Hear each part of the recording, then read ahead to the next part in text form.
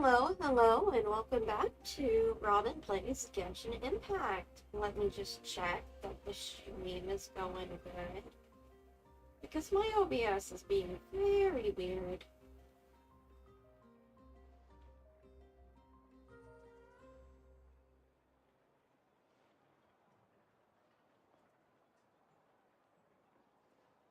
Stream is going good. Alrighty.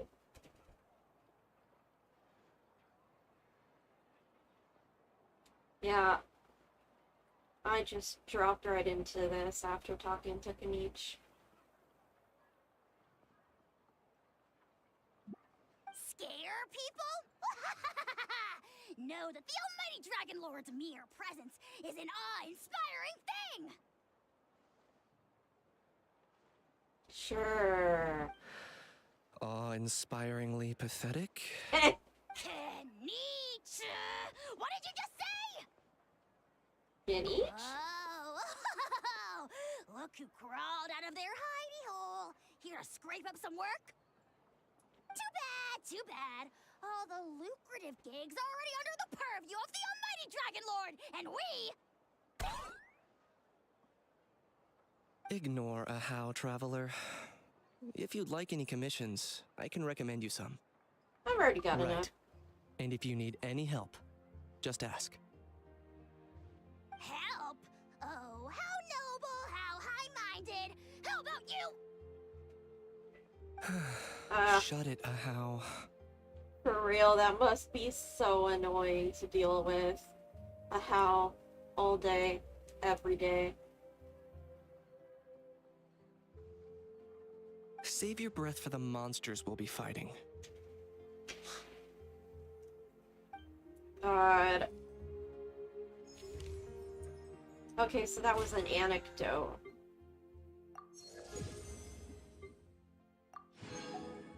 I was like, did I accidentally waltz right into a quest?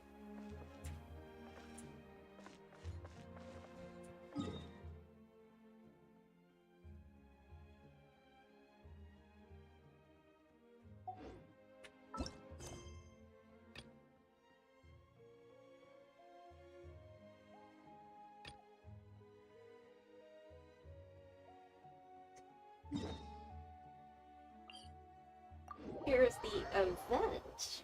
What is this event that is going on that literally just started?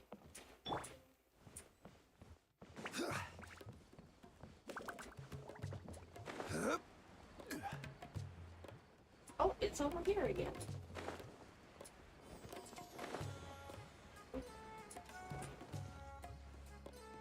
Hello, you three unknown researchers.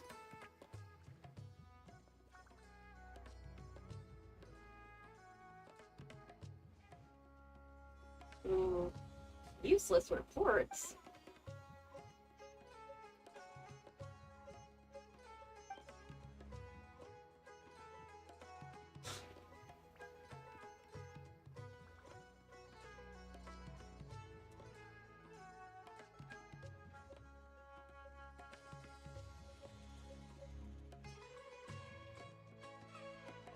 Lordy.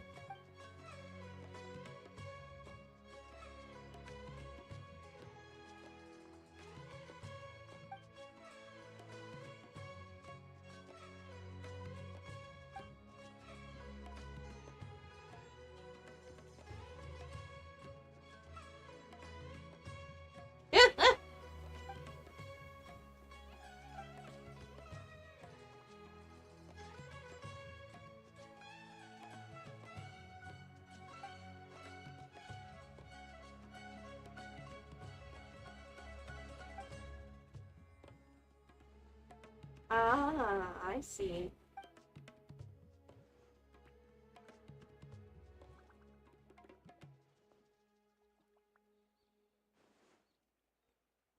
Damn.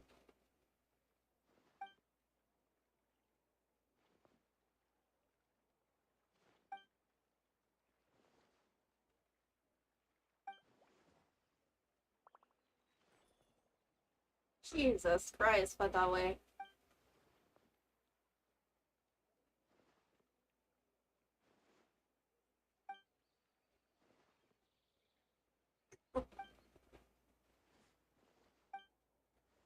She's so biased.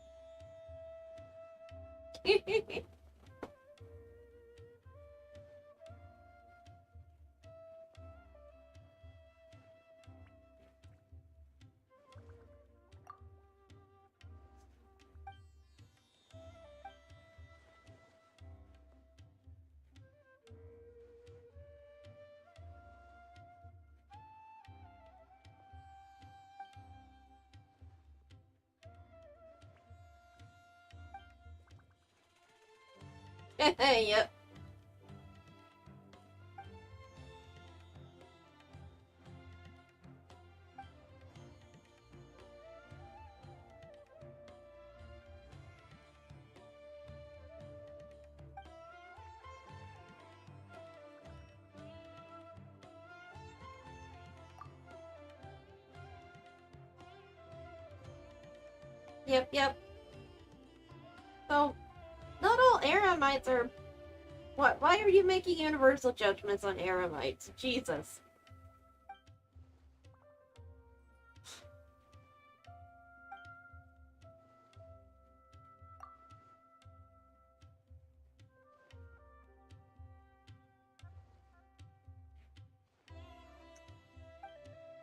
Sure, Paimon, tell yourself that.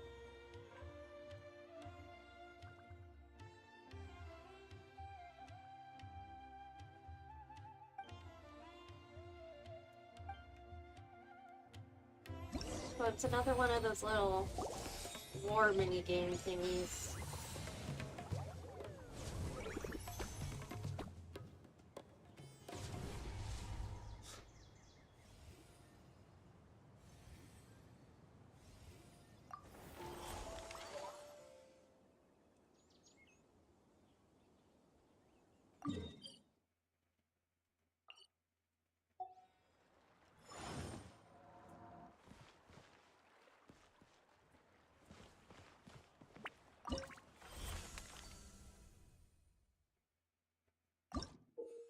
Oh! It's a matching game, okay.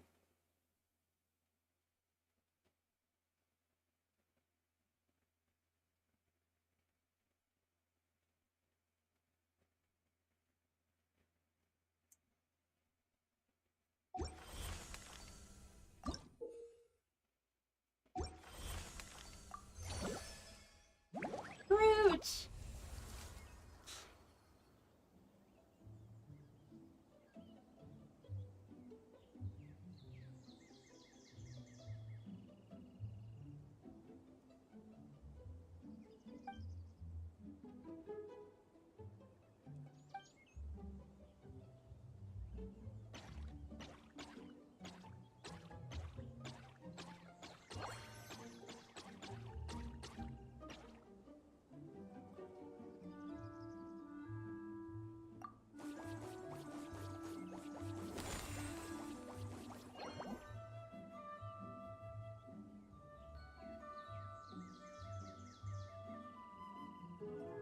Hmm.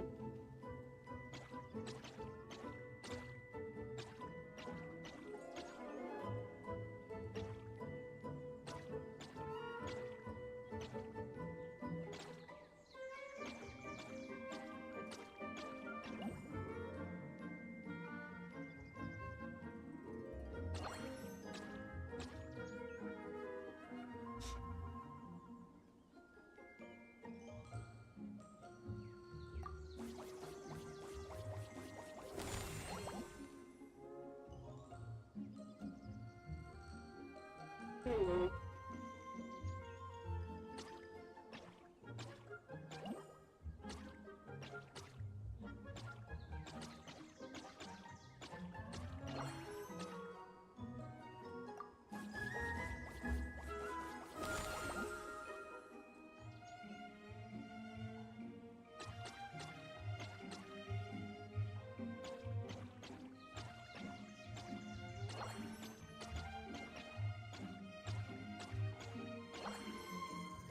Uh-huh.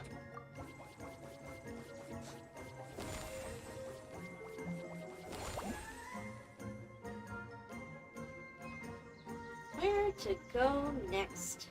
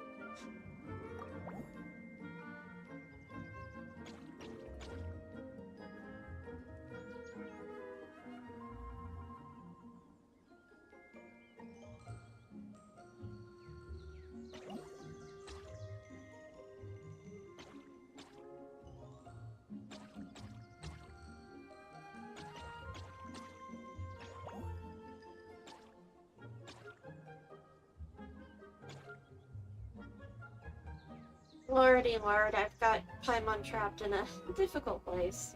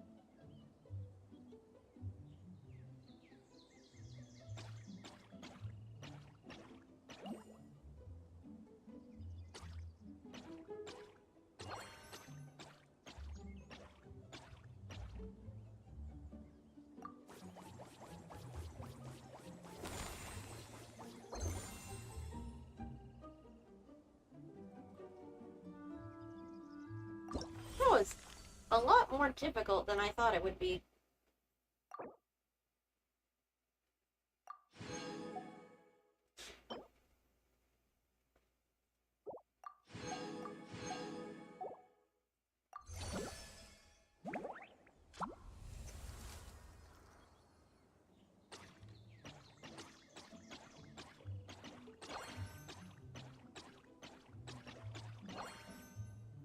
Ooh, an entire 20. Nice.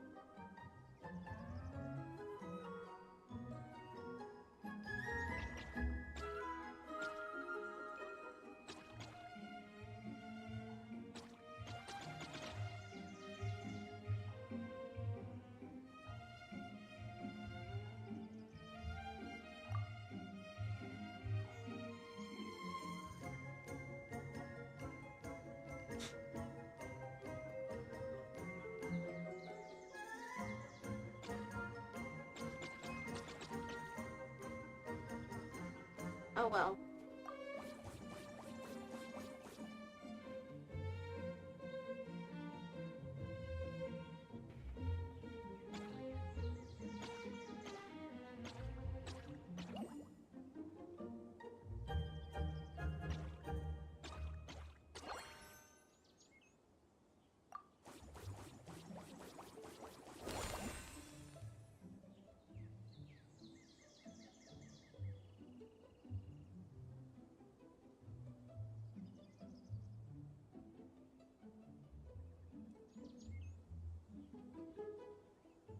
Hmm.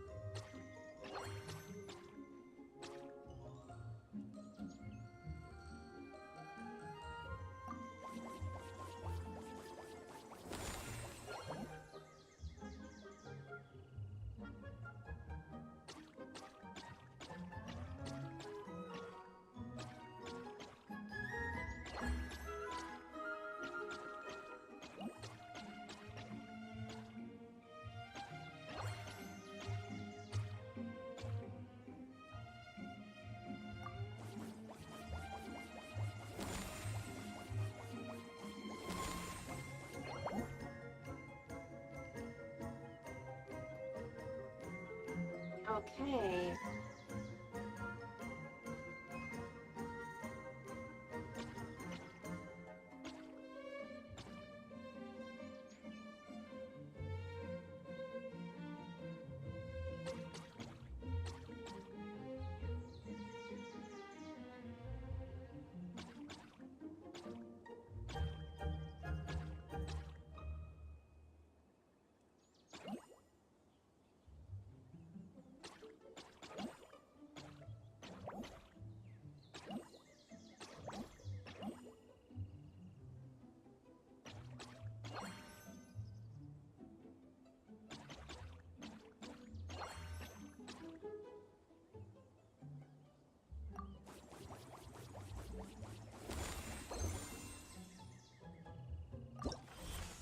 Whew.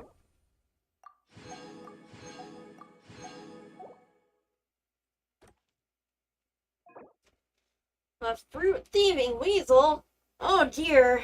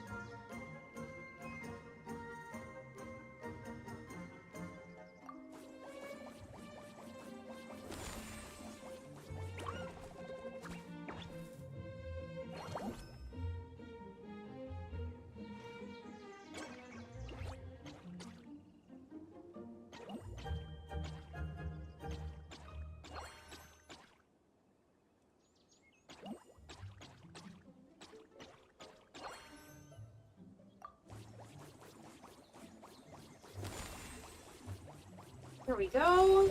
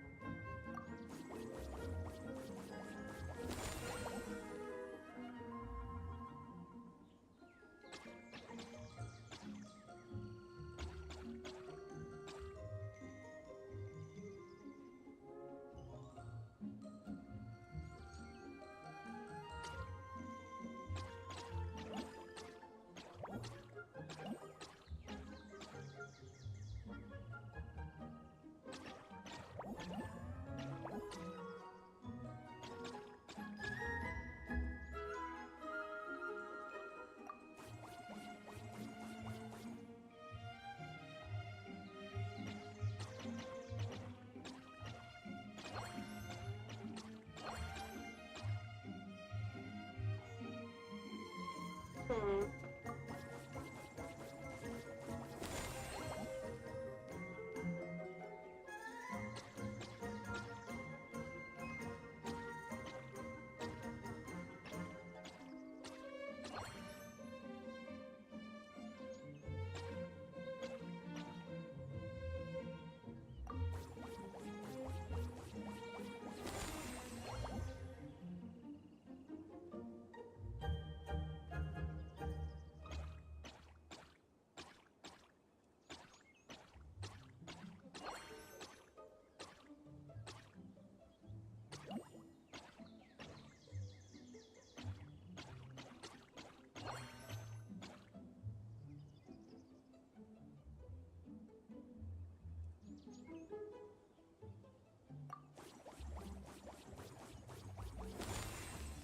So many fruits.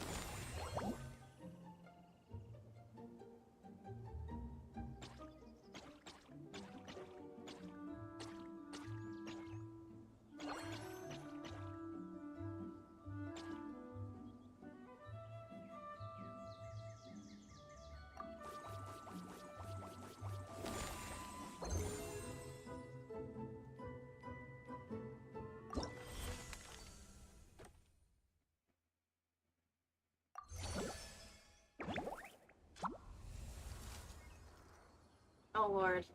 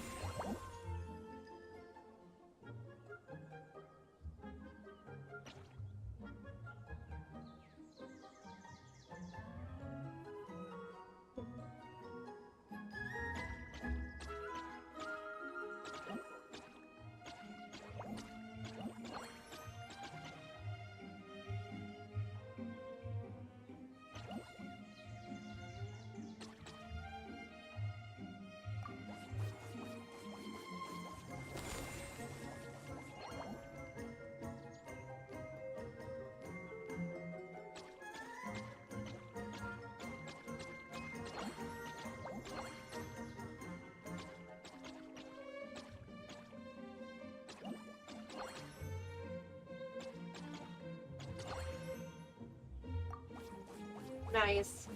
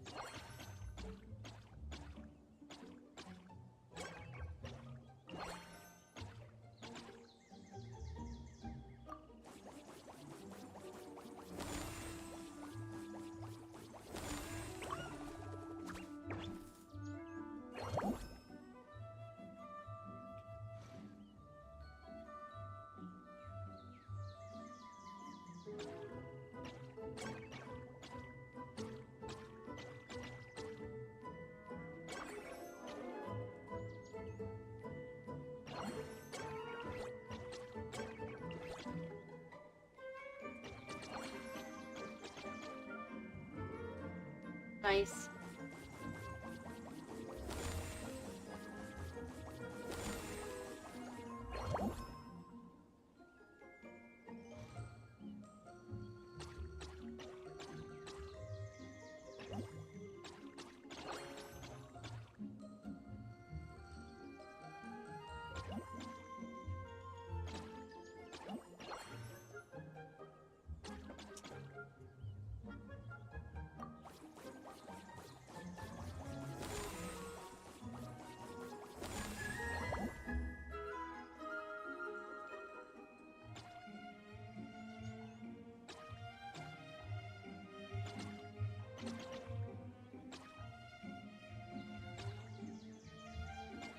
Hmm.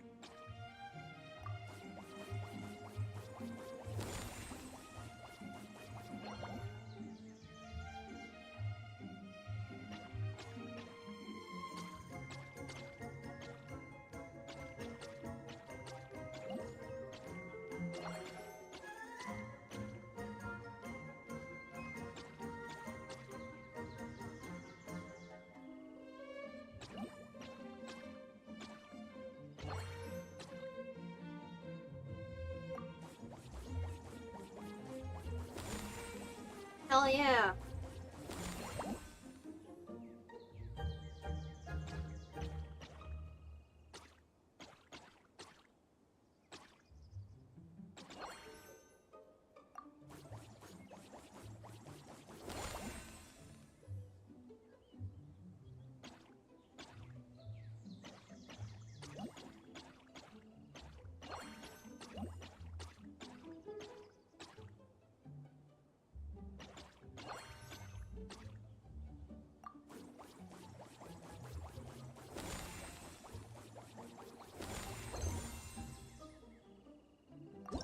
I'm a berry gathering master.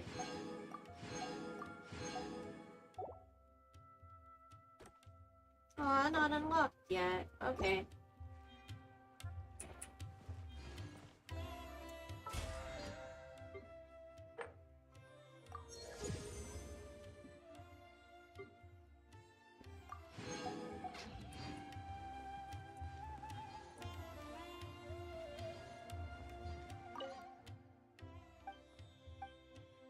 Let's begin. Woo!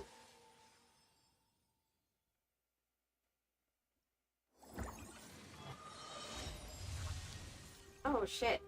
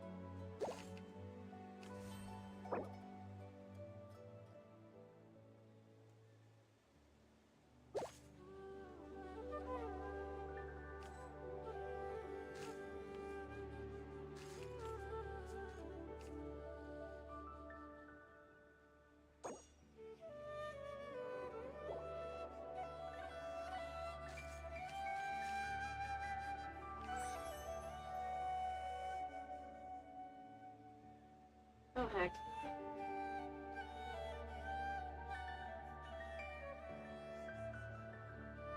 Probably shouldn't have, Oh well, I still won.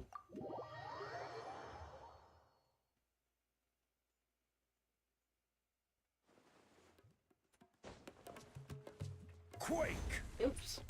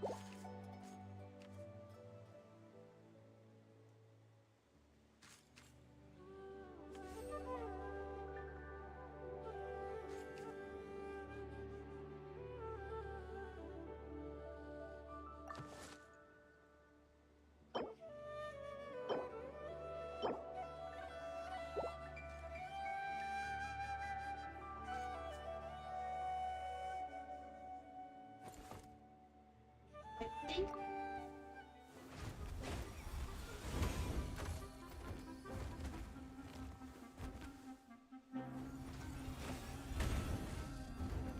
Here we go.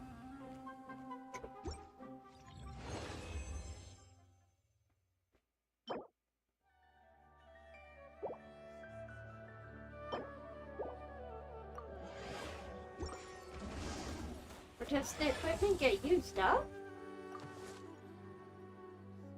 Oh no, it's just equipped.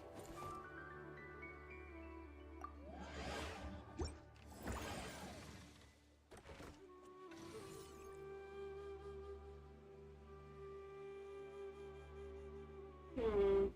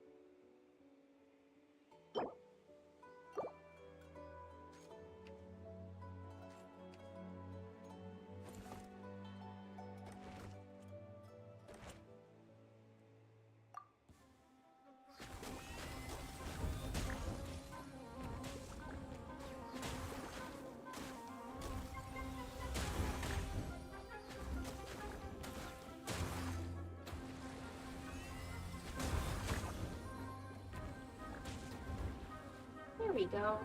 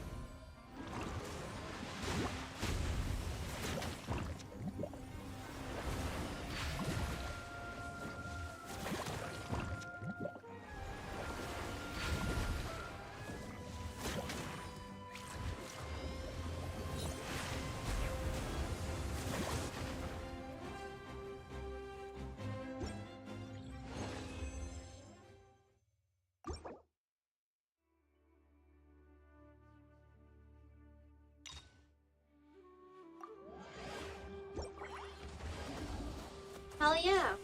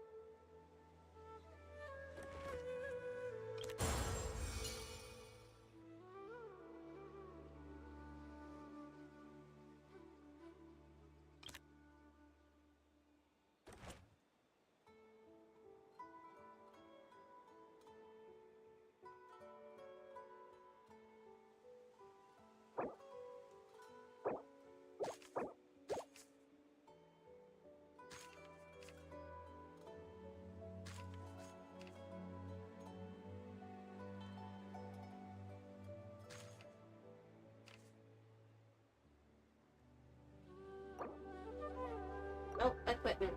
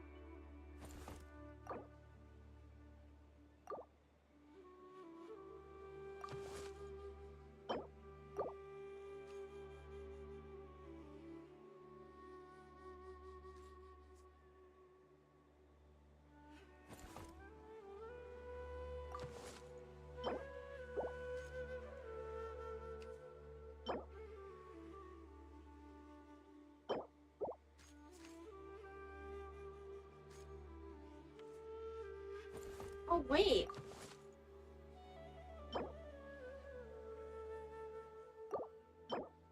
I can equip multiple things.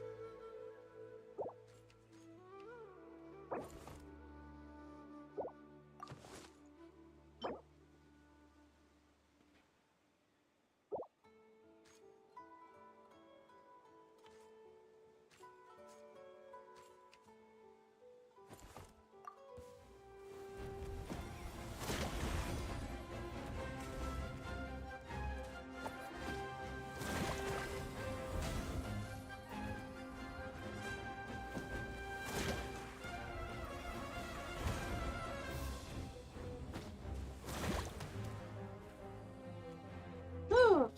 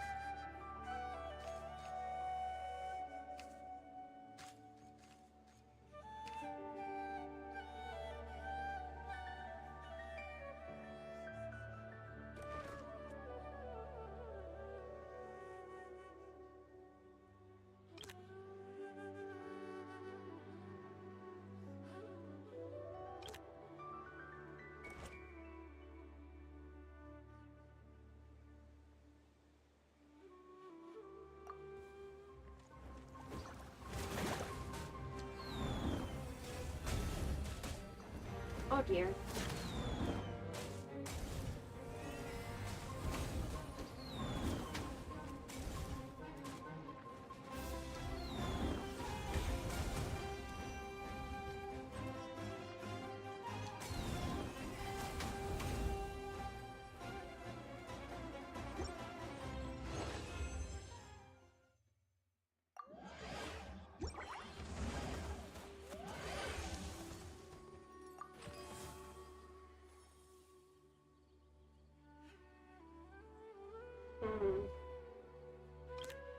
What?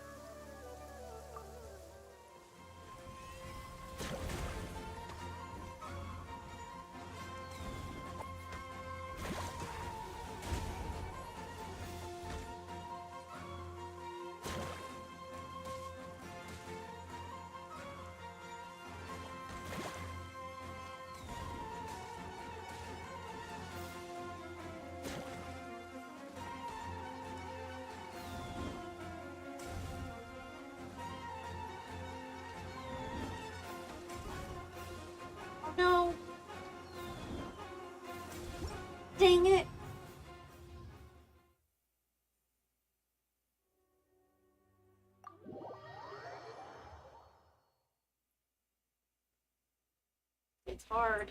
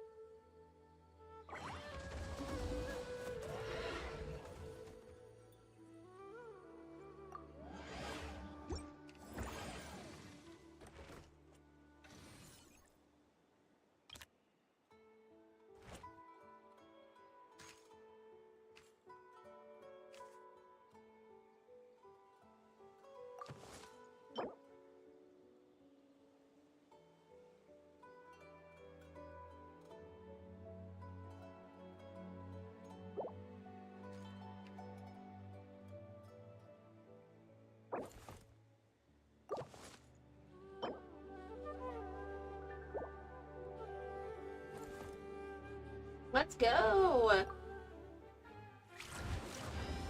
Oh shit, I forgot to recruit more companions, I think.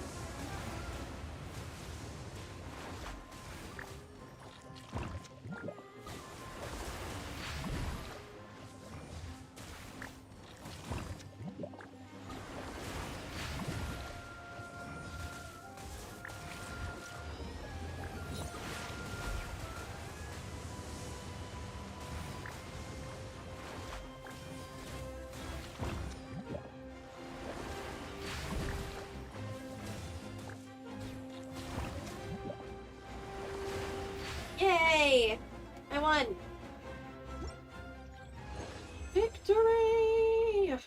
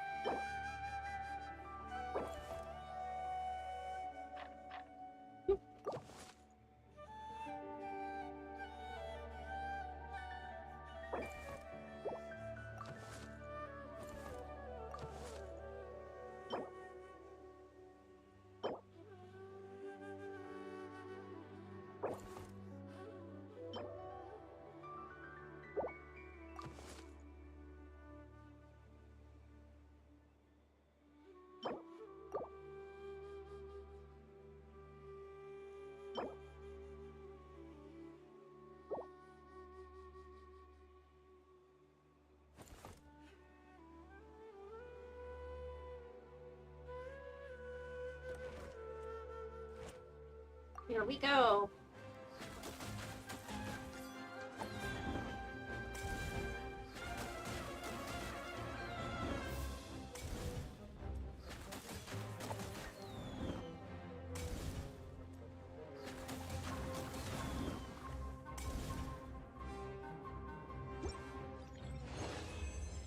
Huzzah!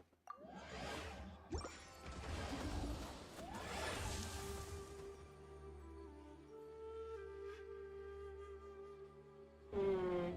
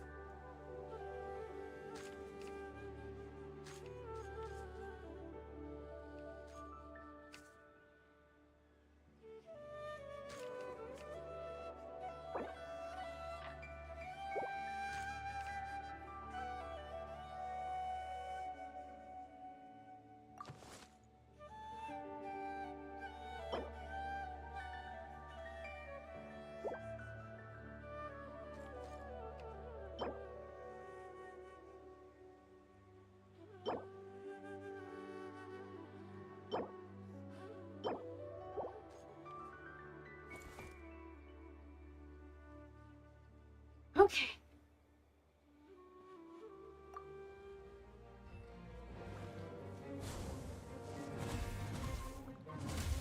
Oh lord, oh lord, oh lord.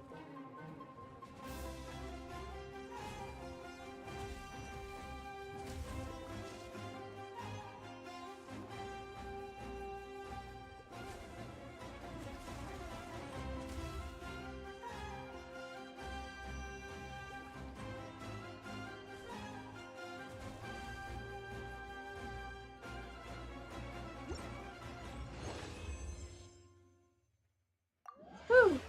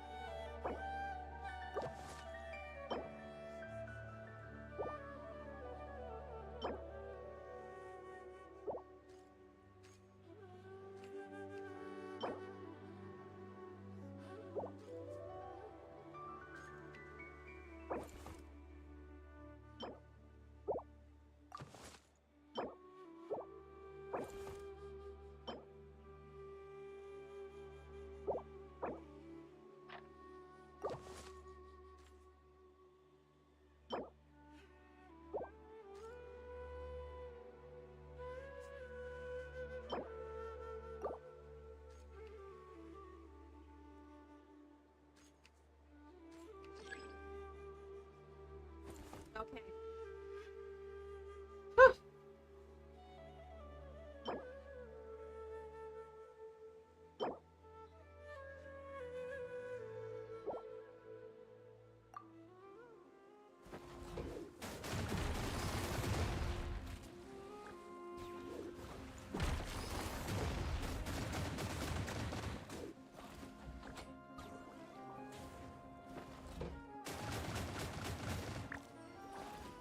Oh hell.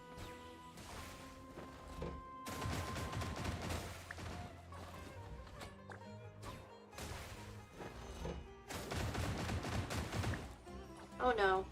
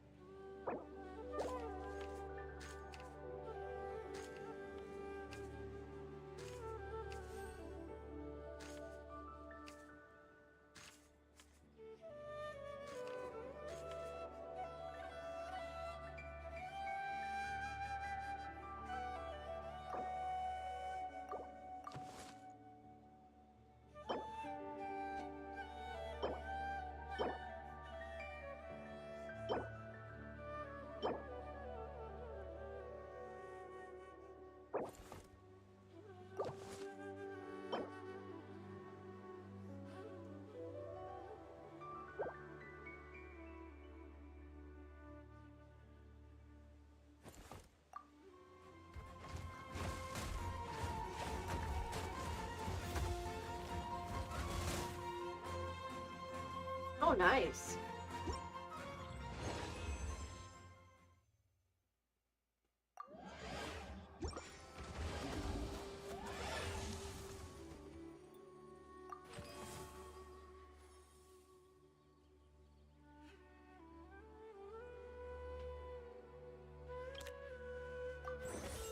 Haha.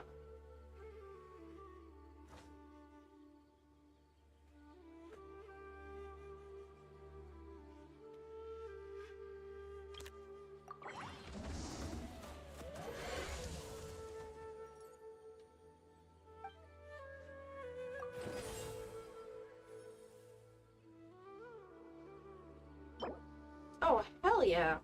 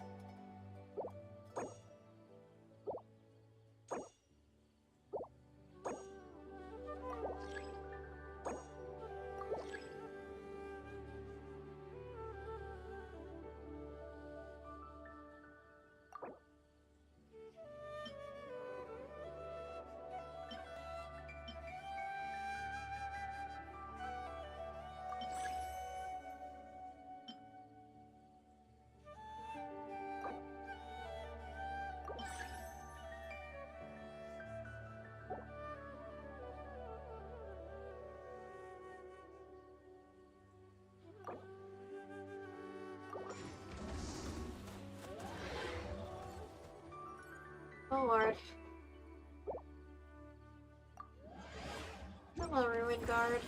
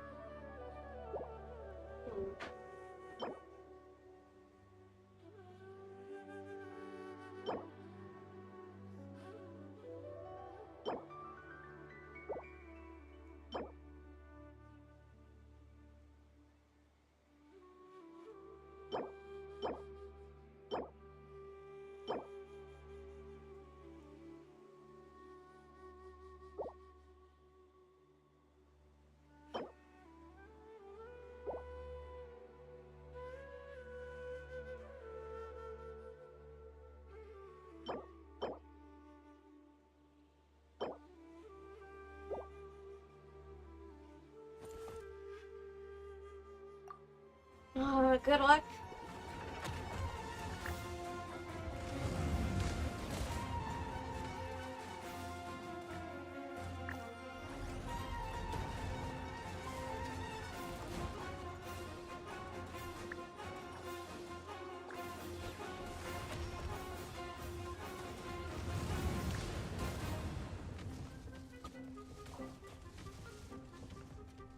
on, hold on.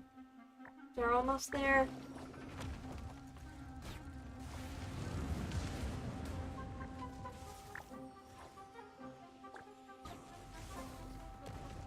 Hell yeah.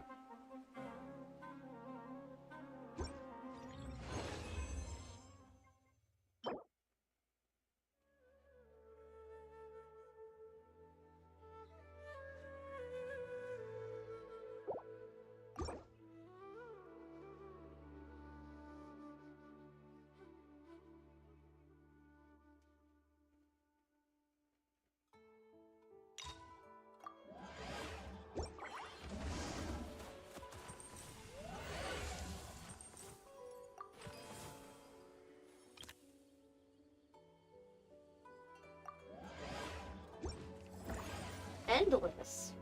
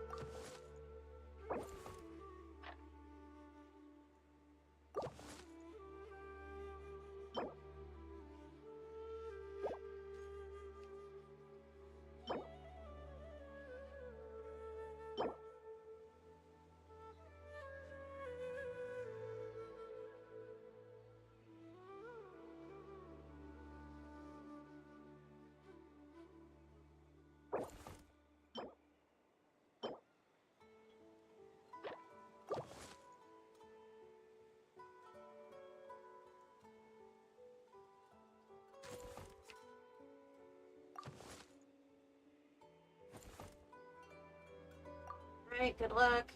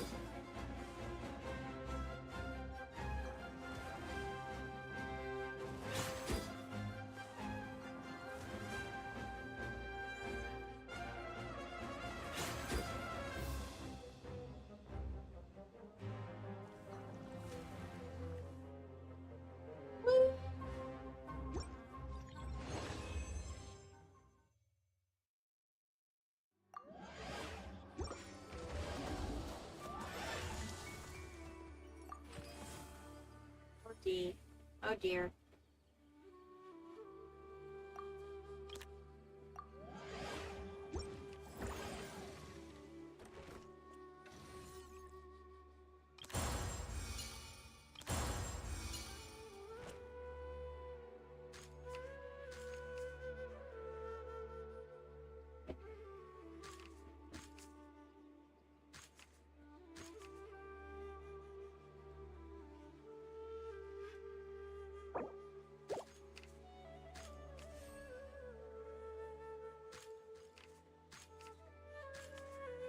Hmm.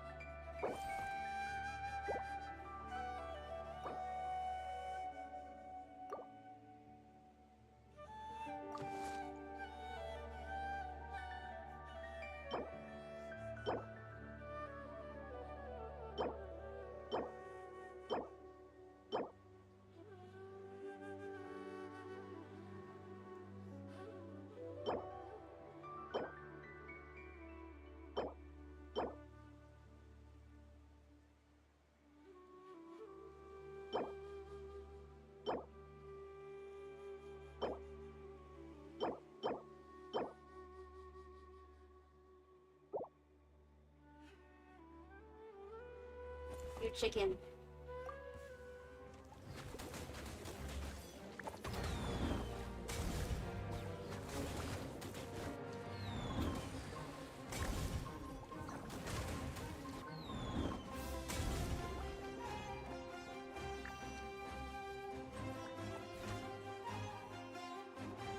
Hell yeah.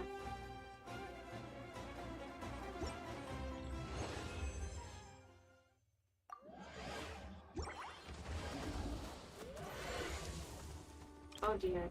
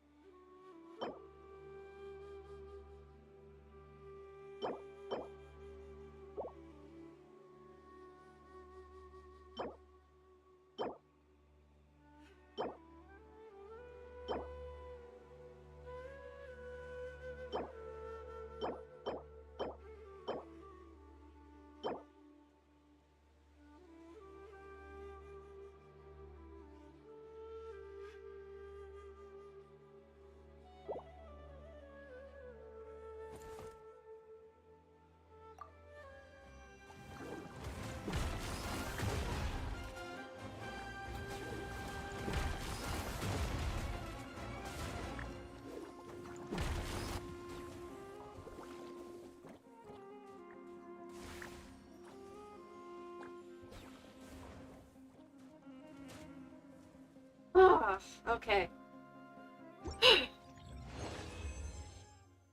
Scary.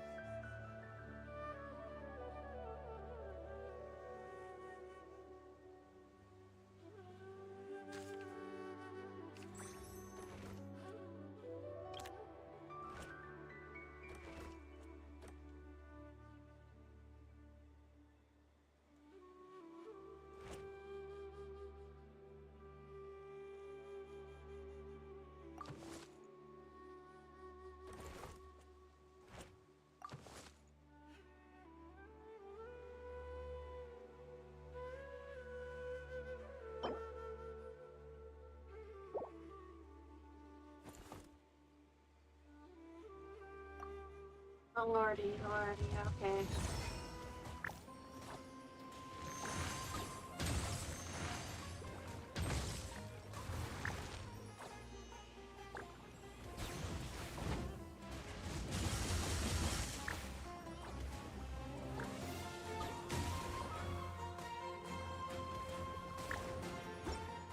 Here we go!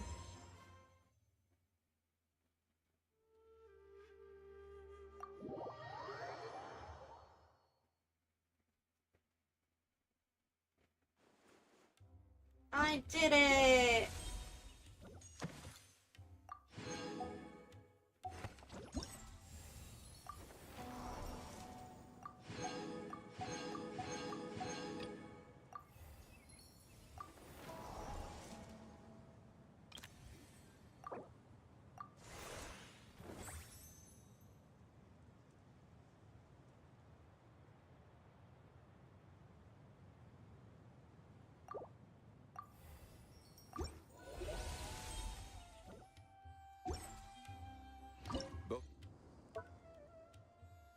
rest of Some that made for unlocks in transferring a day. commodities back and forth.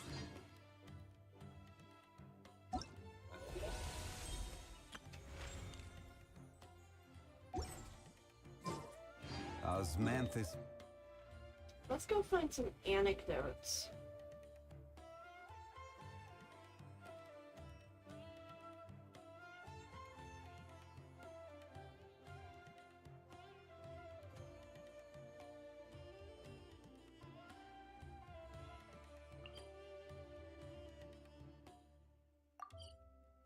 Oh, Femine's underwater.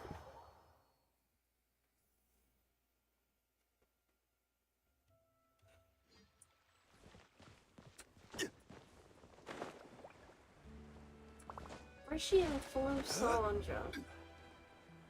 Nope, she's right here. Bro, Charlotte, why are you being a fucking creep?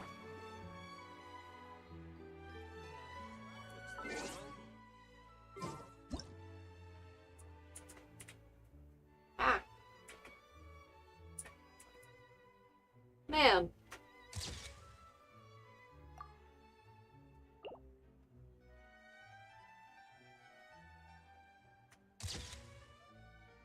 Ayato's about to take her out.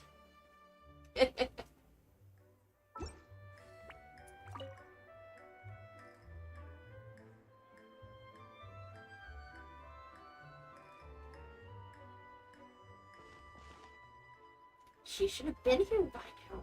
Is she skipping her coffee today? Charlotte, why are you being a stalker? No, no way. Today's blend is her favorite flavor. She'll be here. Well, if it is a reporter, Charlotte from the state. What? You scared me half to death. Didn't anyone teach you not to sneak up on people? I only called your name like a bunch of times. Huh? You did? Sorry, then. I'm so focused on the report and the photos, I didn't hear you. Yeah, no shit.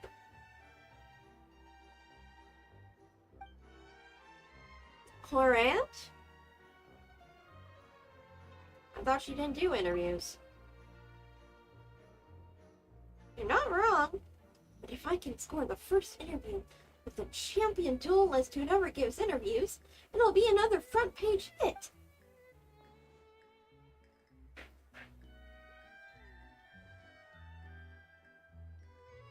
Of course, I'd get rejected if, like all the other reporters, if I simply marched up to her, so I decided to take a more roundabout approach to the problem. First, I worked out a complete dossier, including all her usual haunts and routines. Next, I'll camp out in those spots at specific times to await the perfect chance encounter. I'm even learning how to play tabletop games so I can visit the tabletop troupe in a few days and play through a new script with them. And maybe even be the game master. If I can be the game master for a game Clorant is in, I could use the role to build up my rapport with her. Of course, I never ask inappropriate questions during the session, and I never use off-the-record statements in my reports. Ethically sourced quotes only. Be careful when you run into Navia. Navia, I've heard she's an avid gamer. What's the issue?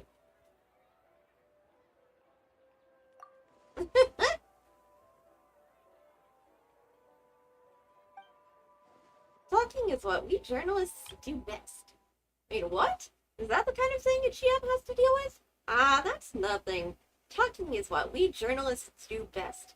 If I ever get stumped by something, I'll dazzle them with my professionally honed spin techniques. Nobody'll be the wiser. Is that how you normally handle things? Wait, so when... No, wait. When I speak with you, it comes straight from the heart. There's nothing I can't say to you. Well, gotta run. I need to get to Hotel de Board. Claire might be on her way to buy some cake there this very second. See you later, traveler. And don't forget, I want an exclusive interview with you next time we get the chance.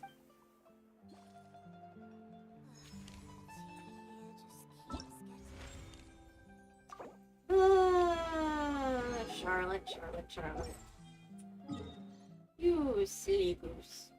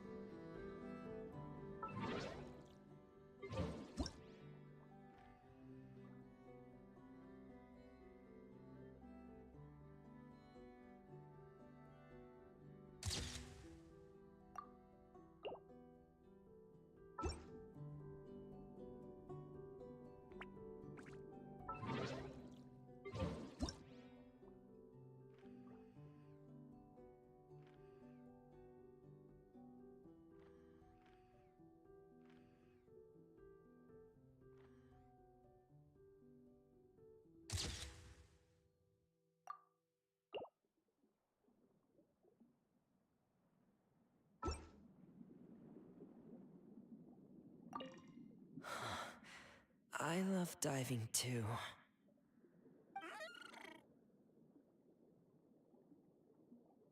Oh, hey. Long time no see. I'm talking with him. Mm-hmm. It might seem odd to you.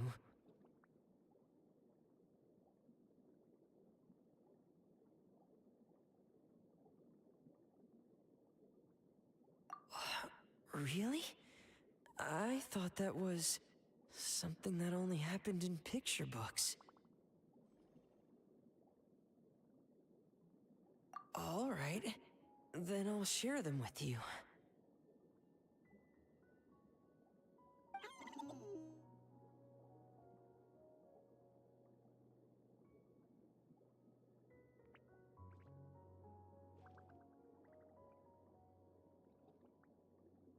Oh, you want to hear them too?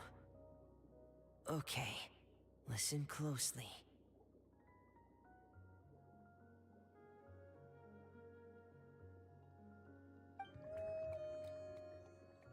Legends speak of a time long, long ago, when there was a blubber beast who strayed from his family and friends, and lived all alone in the pitch-black depths of the sea.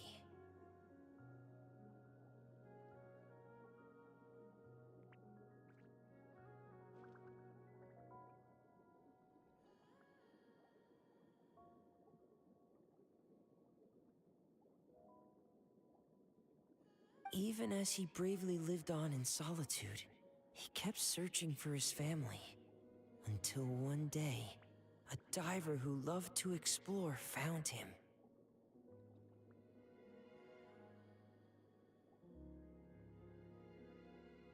The blubber beast had never seen a human before, and was scared at first. But the diver gave him lots of food, and promised to return the next day.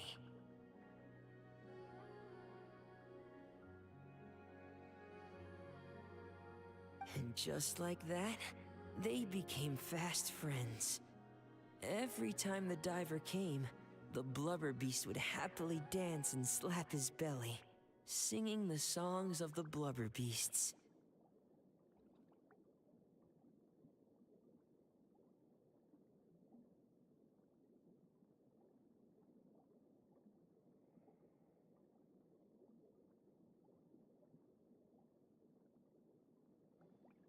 The diver also adored his round belly, and could never resist giving it endless belly rubs.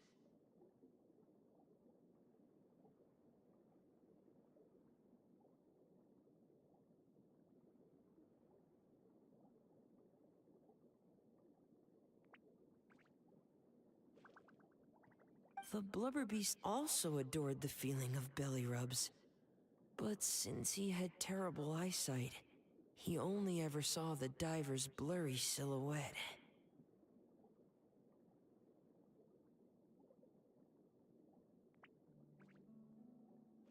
So, whenever he saw a human form approach, he'd happily dance, patting his belly and singing.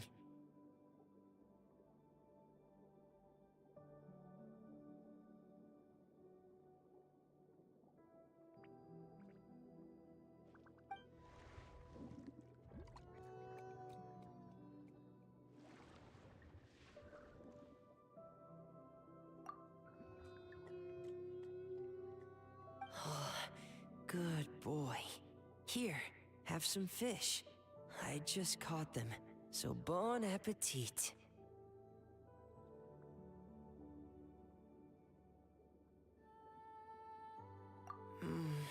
I wish that was where the story ended, but... one day, that diver stopped coming altogether.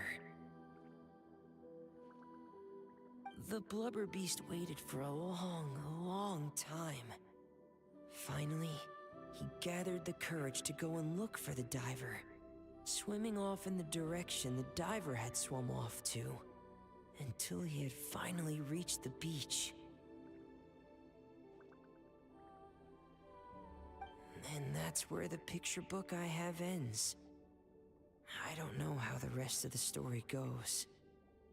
our two friends might have... Oh, don't be sad. It's just a story. It's not real. Yeah. I'm sure it will.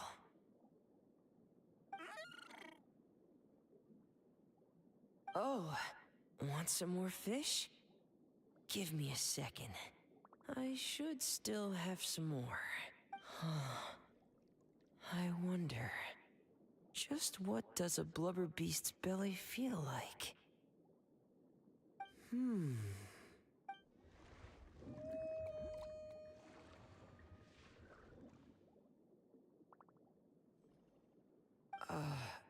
So... I guess I'll go for it then?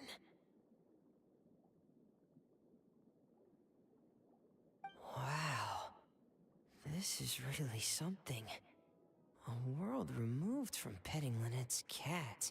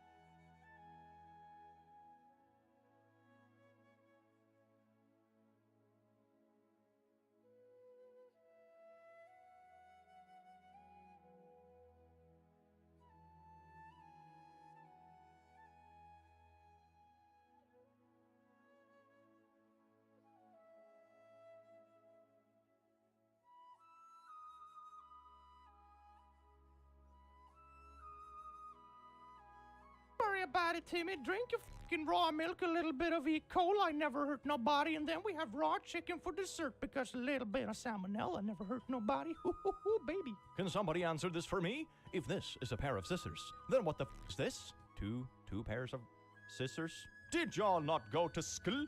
Lamau, the first one is just one scissor. A scissor? Well, the second one is a pair of scissors. I wish I had the confidence to be so wrong about something. It's two pairs of scissors. Duh!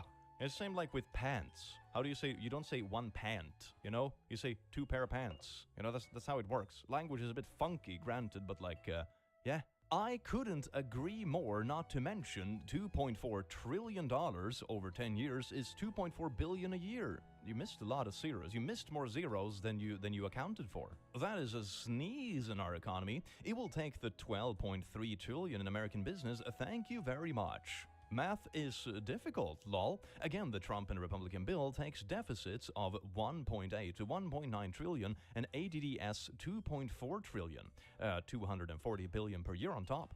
Trump and Republicans ran on lower, not higher deficits. And I don't recall them running deficits exceeding 2 trillion per year. Ah, man, math in comment sections, man. It's absolutely beautiful. I sort of want to make a study and like compare like the fascinating trends in each comment sections. Like Instagram is just racist, hateful brain rot. TikTok is also kind of racist and hateful, but it's more like confidently incorrect math there. Facebook is a combination of like boomers and bots and a lot of AI slop. Twitter is just really toxic, and you know you have all these wonderful little specialties of every platform.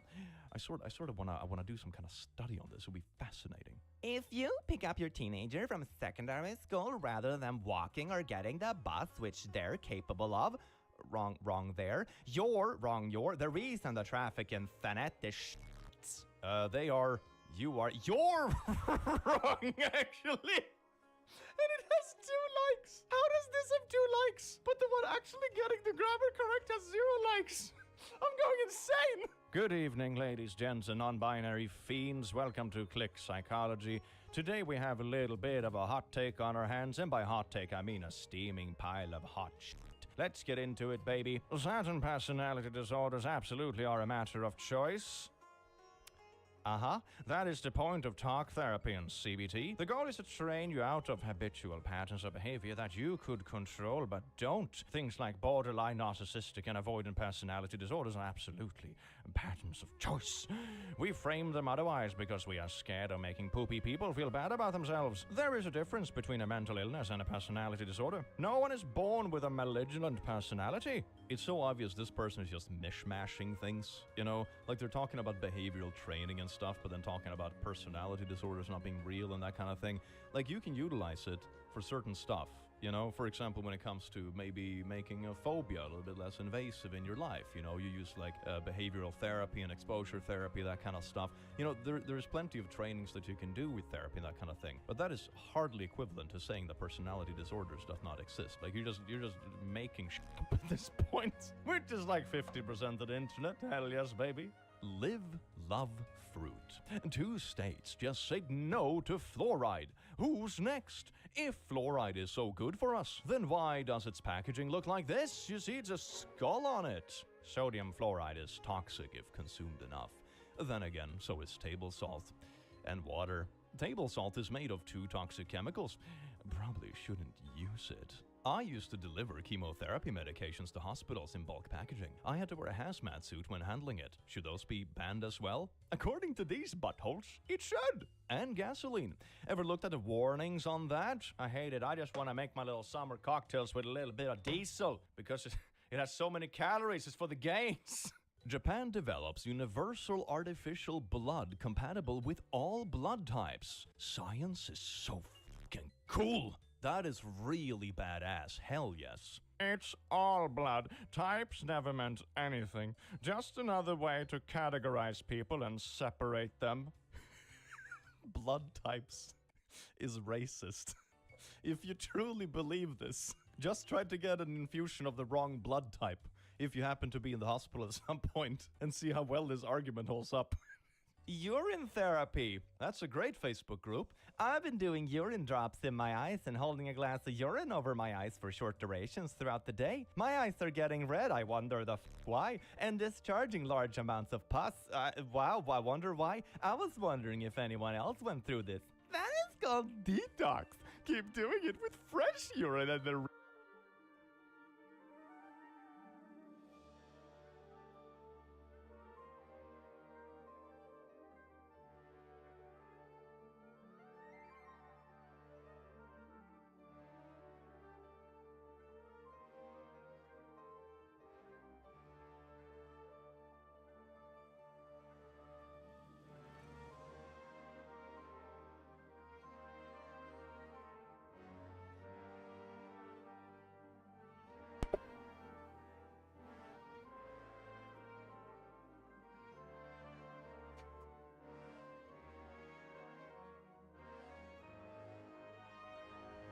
And we are back.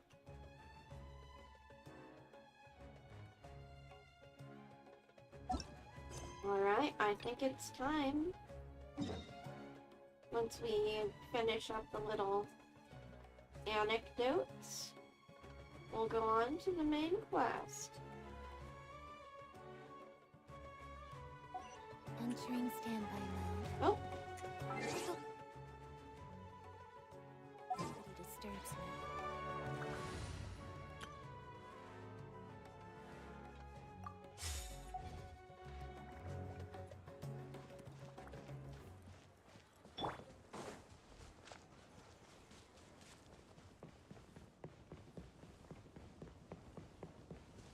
are you looking at mushrooms again, my dude?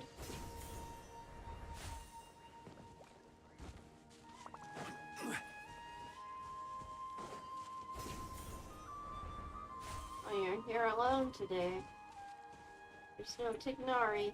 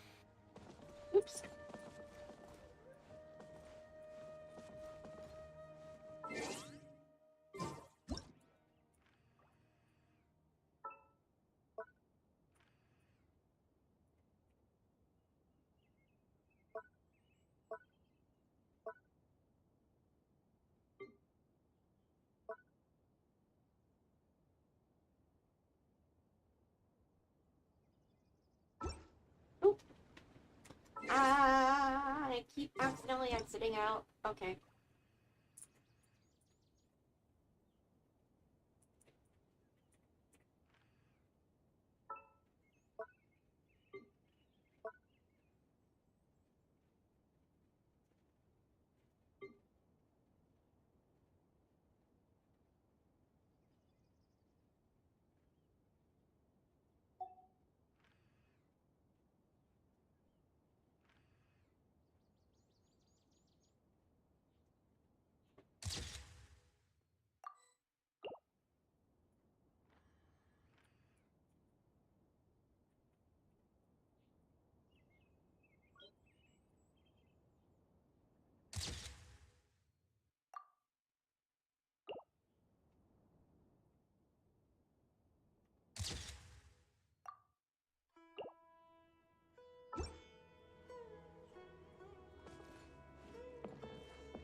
Neat.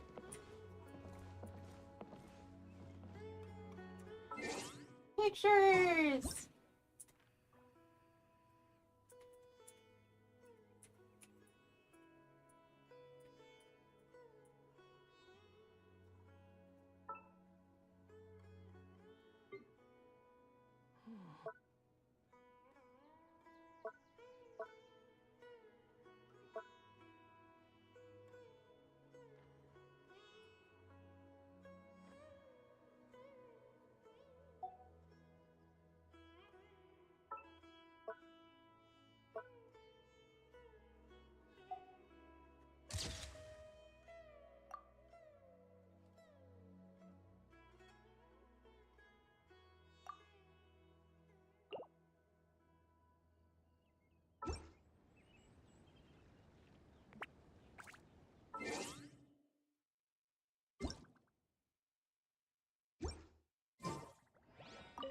There should be enough bark samples. Next, soil collection. I came here to assist Tainari with collecting plant samples. He directed me to come collect bark around here. But these trees are covered in mushrooms, and I have to clear them away. It's not easy. I can't help but wonder just how these mushrooms got to that size. On your metal detectors? Right. Tainari also talked about how the environmental factors influencing the growth of fungi are extremely complex and varied, each interacting with the others. Even the smallest change in one variable can greatly impact their growth process. Since when are you this interested in Amorta's work? No, I've simply been pondering a question these past few days. Always a pun coming. Do you know why fungi only grow on trees and not on grilled meat? Oh, yeah, this is a pun. A joke. Because that's what they've always done. They're all vegetarians.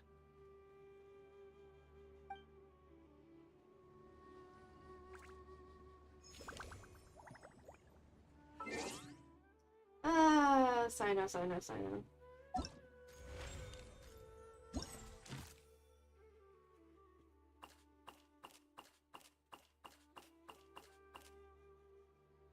Winnie, Lynette, Ayato, Yaimiko, Sayu.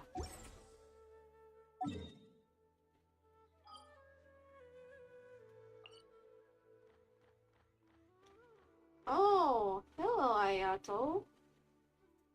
You are over here.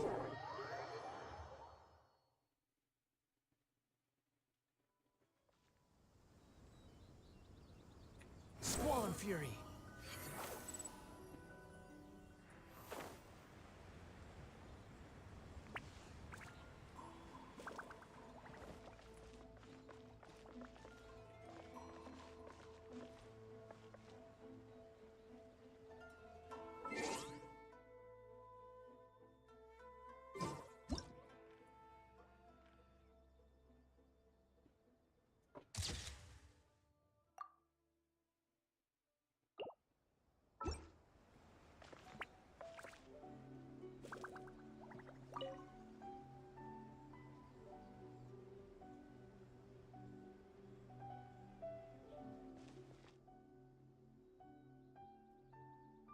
Doing some photoshopping?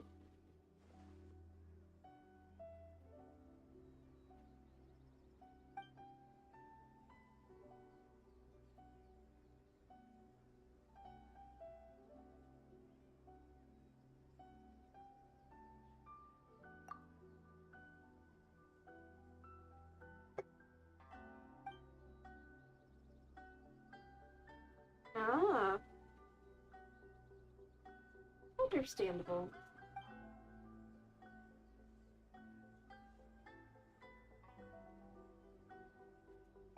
Understandable, yeah.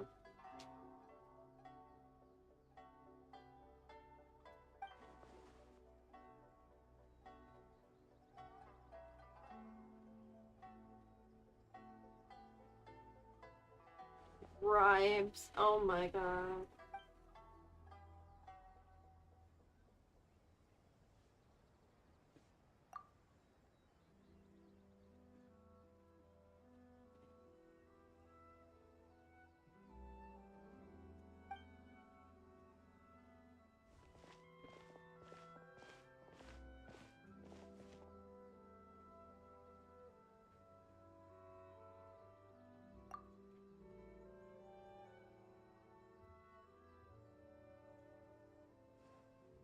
Aw. That's sweet of you, Ayato.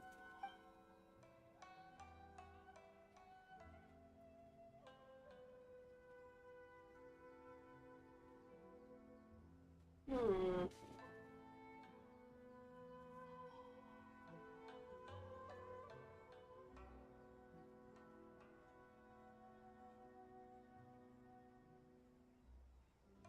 The dark purple may wash Ayaka out a little bit. The pink may be more suited to her. Hold up. Is there a correct answer? Should I look it up?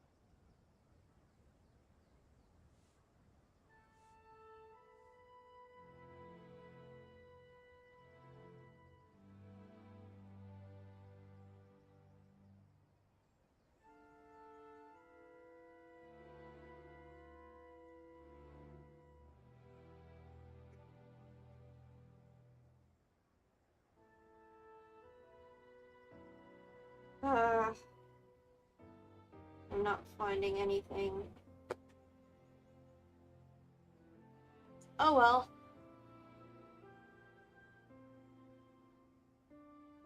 Or, actually...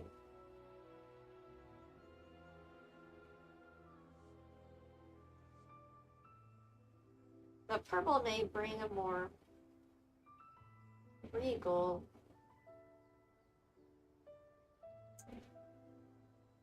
Yeah, let's go with the purple.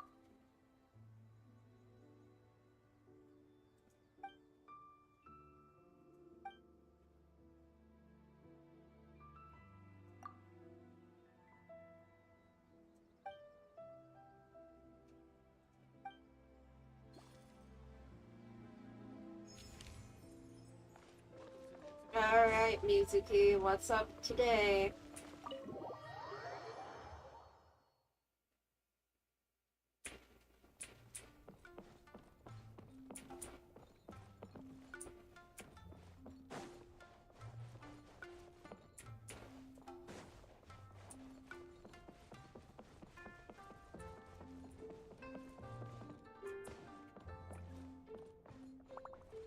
Oh, it's Layla again.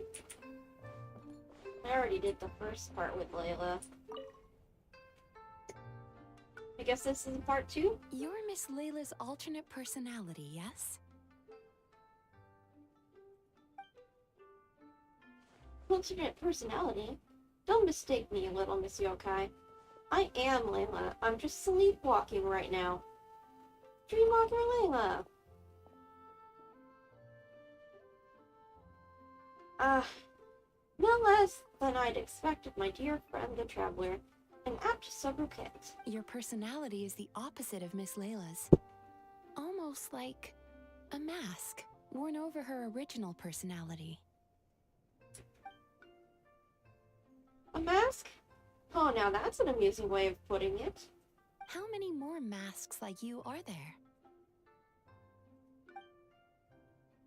That's a nice pose you're striking, little Miss Yokai. What would you do if I were to say more than one? My response depends on your answer, so please do so. But let me be clear, lies are of no use here. Jesus. Oh my, how terrifying. But relax, I'm one of a kind. And what's more, I'm nothing like you assume. At most, I help her with her homework, and draw some star charts after she finally falls asleep. She's been pushing herself harder lately, piling more pressure on herself. Not that she'd admit it, but I know absolutely everything that goes on in her mind.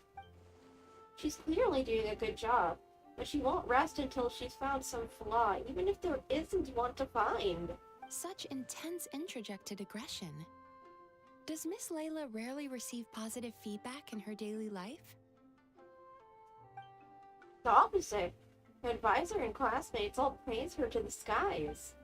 But she ignores what she's already accomplished, fixating instead on every little imperfection or unfulfilled gap. I understand. I'll adjust her treatment plan accordingly going forward. Just a word of caution. If Miss Layla does recover, you will disappear. Is that so? Great. Looking forward to it. Huh? What? Confused? Little Miss Yokai, I am Layla. I always have been. Rather than disappearing, I'd just be the mask being dropped. Traveler, would you mind supporting me a bit? I think she's about ready to wake.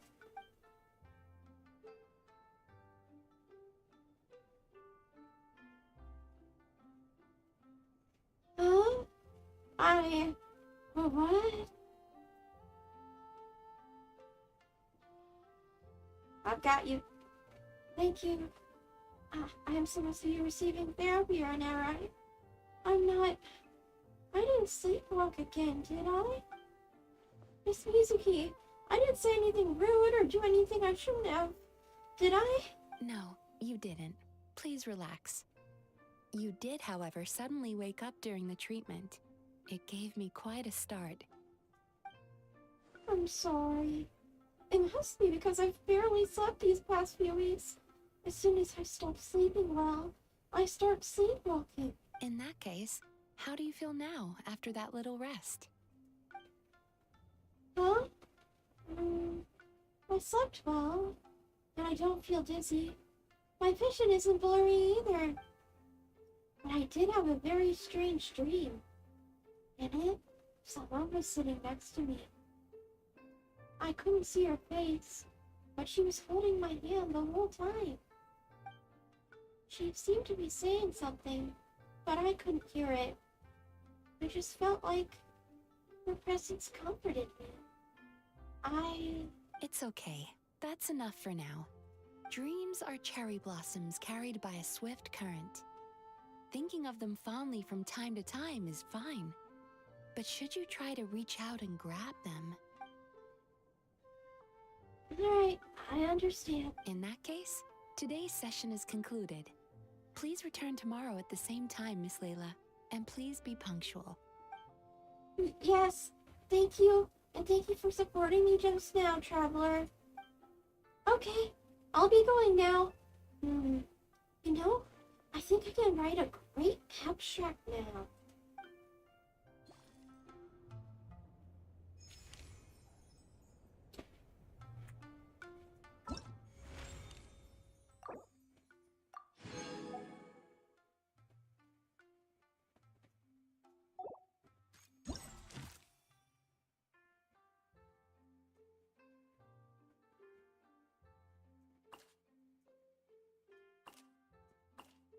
So it'd be Lenny, Lynette, Yay, Miko, and Sayu, but I don't have yet. Ah.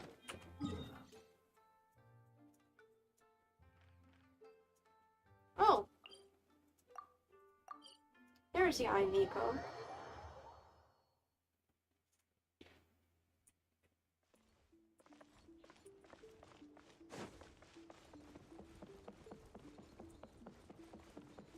Oh. Oh? Hello, traveler. Are you here for a fortune slip? Apologies, but now isn't the best time. I mean, I still see 3 boxes, so your stall's ready, right? It is, and so are the bamboo slips within. However, we've run out of the corresponding fortune slips. That is, the paper slips expounding on the fortune. That's the thing that happens? That depends on your fortune. We are currently preparing new slips. And how do I check that fortune? Draw a slip. And when can I draw a That slip? depends on your fortune. And how long are we going to do Till this? right about now. Congratulations on your great fortune. Wait, how do you know that? Oh my. I was just wondering who wandered by. Oh Why, boy. it's you, little one. Are you here for a fortune slip? Ringo here said they were long That gone. they are, yes. Everyone in Inazuma seems to be getting more anxious by the year. Oh, won't someone think of the rising paper consumption? We just restocked earlier too, and poof, gone again. Even the great fortune slips are nearly gone. Oh, truly, the troubles of being a Guji never cease.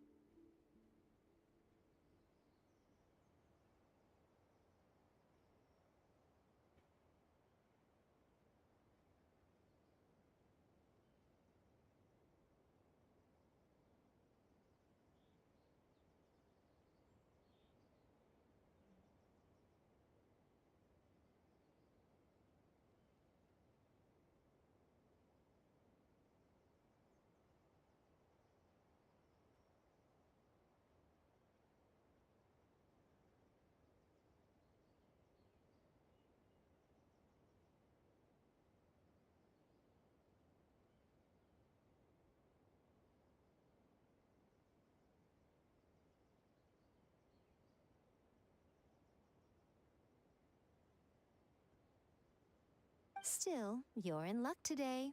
Here you are, Ringo. 300 fresh, good fortune slips written by yours truly in a single sitting. Should be enough to tide us over.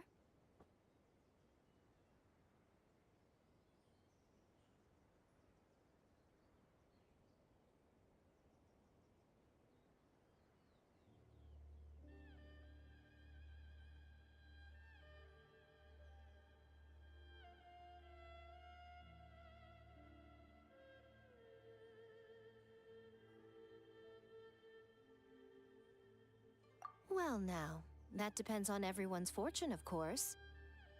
Now, little one, aren't you here to seek yours? Go on. I'll cover your eyes while you draw a slip. Jesus, Miko. Now be sure to draw well. These aren't your everyday fortunes, you know. These are Guji Yai's special slips.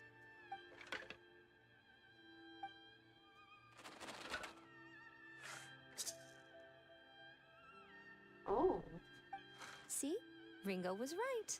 Yours is a great fortune after all. Miko, did you? Now, don't let the whole world know, or yokai might come and snatch your good luck away. This fortune slip was personally written by the current Guji of the Grand Narukami Shrine herself, Yai Miko, so it's quite potent. Guard it well, lest it ends up in the hands of a tanuki or baku. All right then. As always, I leave the rest to you, Ringo.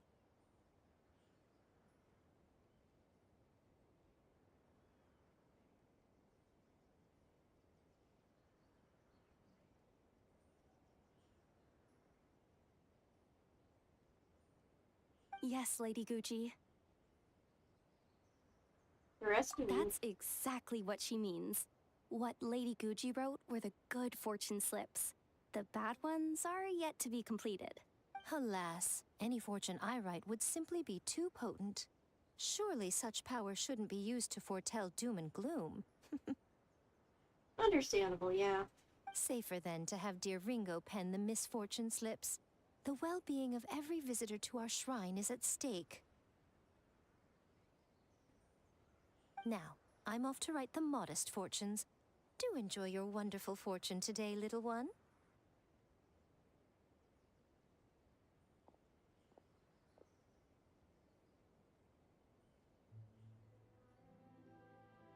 Please enjoy your wonderful fortune today, traveler.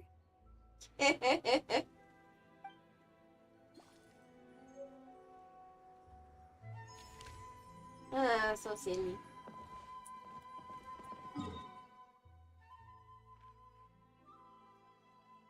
Oh, Hazo suddenly is. That he wasn't there before.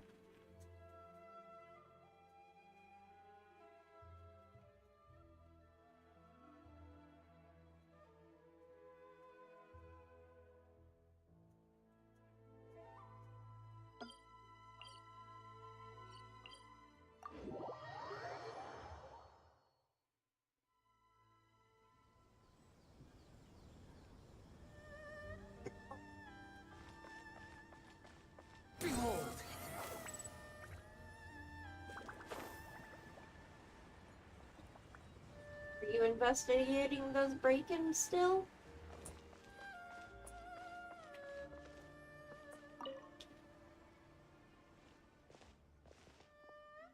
And just like that, she's left.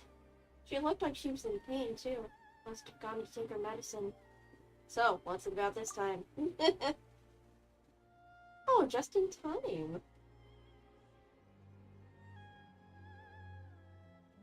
Yeah, ain't that a quinky dink?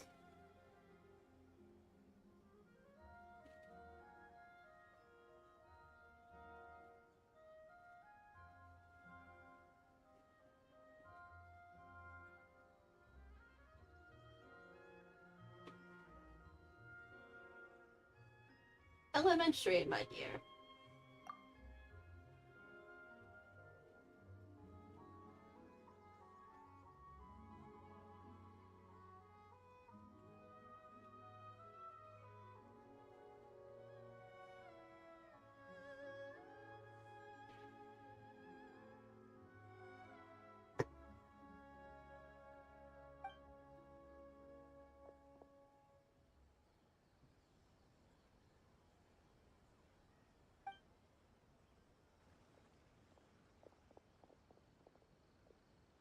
Oh.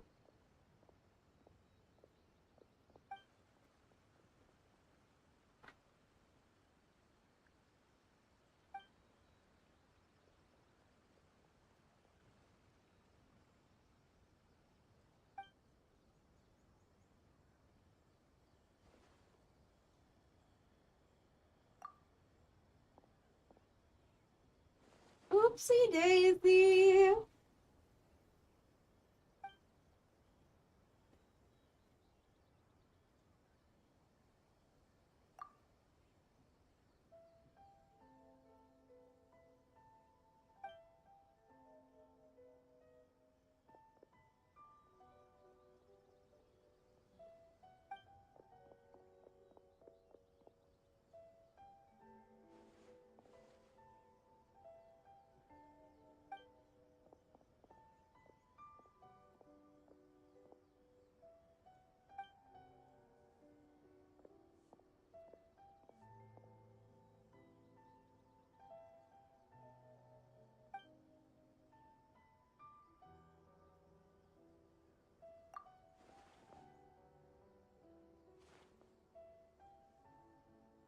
Oops.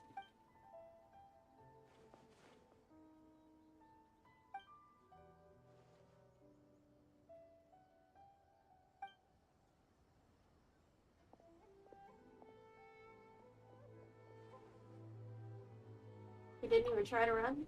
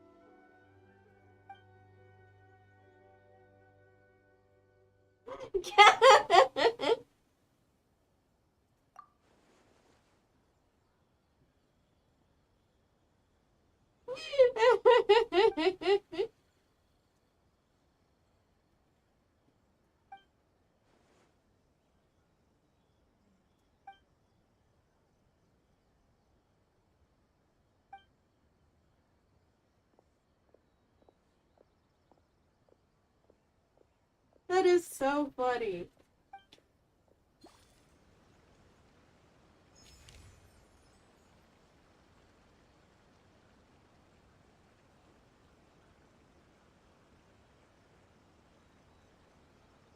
Ah. The poor kid. There's At no least need to it wasn't exchange pleasantries. malicious. It's rather pathetic to force a conversation just to occupy silence.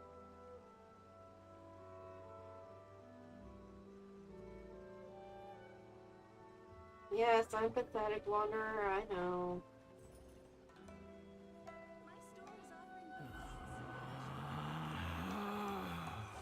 Relax.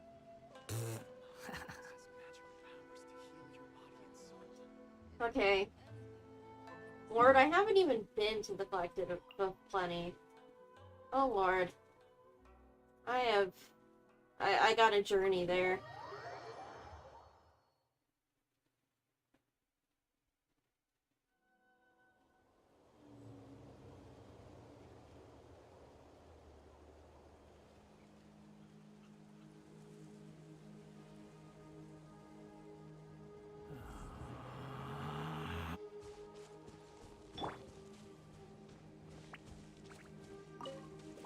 Or I should probably switch my party.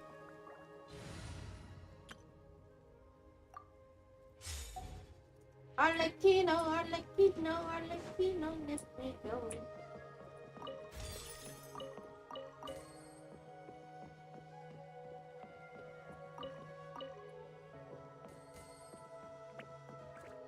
Ooh.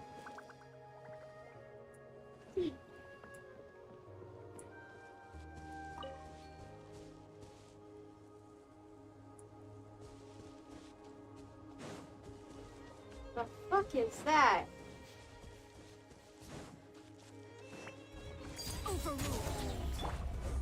Stabilize.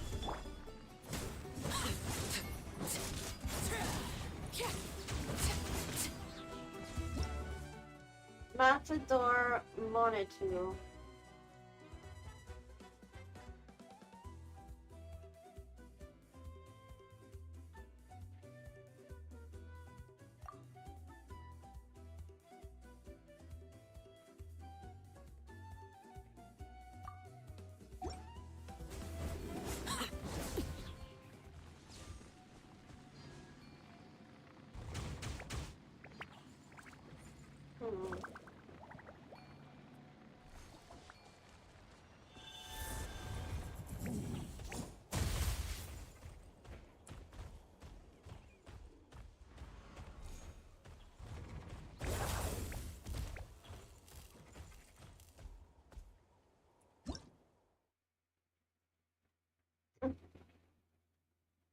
Oh, I need to sprint at it.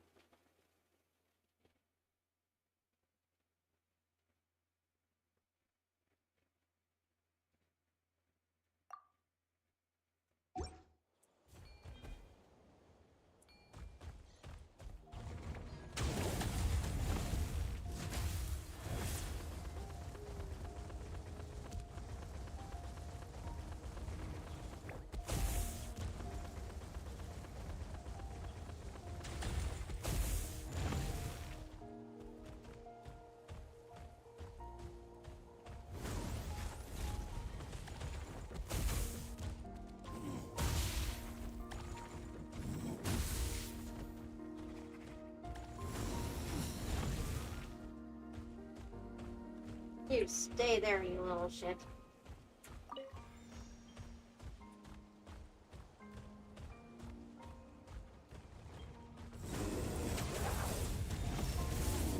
There we go.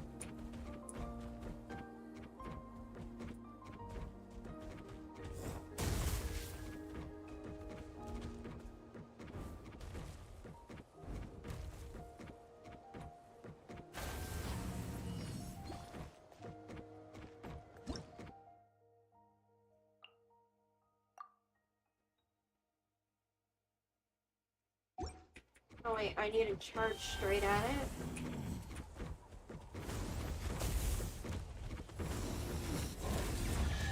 There we go.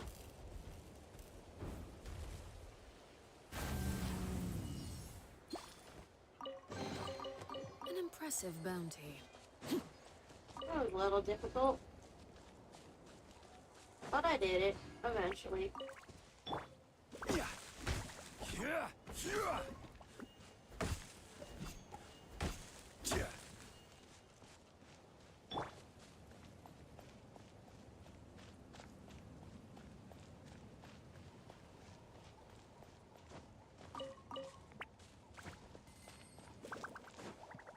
Oh.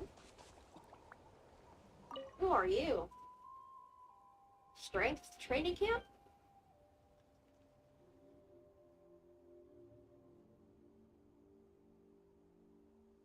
I'll have you know I can send a highly troll flying with one punch.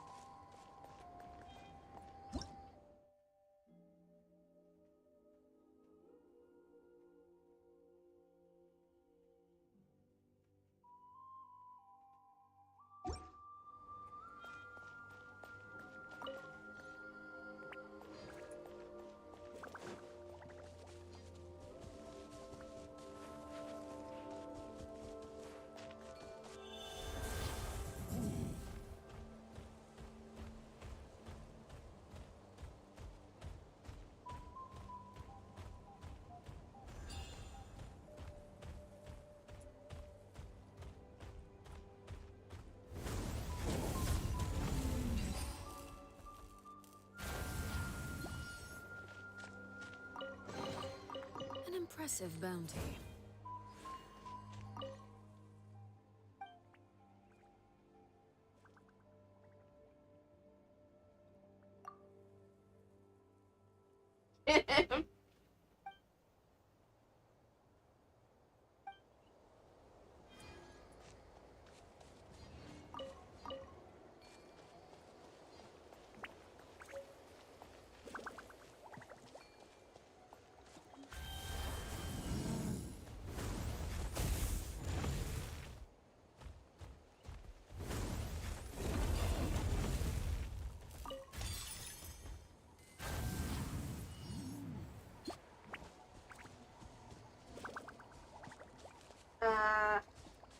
I don't like the Tatanka Sword's mechanics. Very clunky.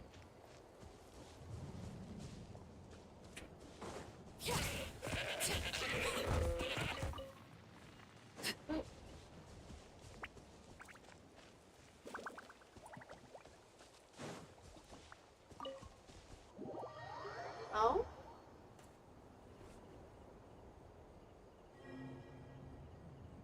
Oh, Chosen of Dragons, the Sacred Mountain lies before you. Enemy cloaked in shadow. Oh dear lord.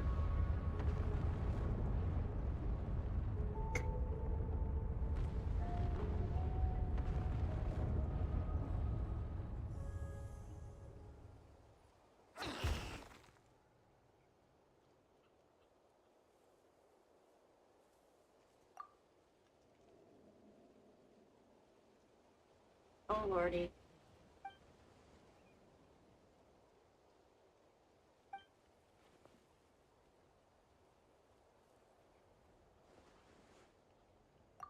We saw some sort of truth, alright? Dear lord.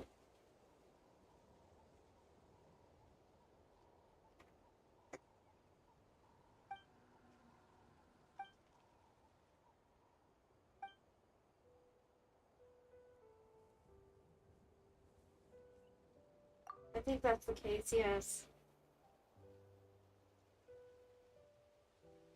Bad news all around.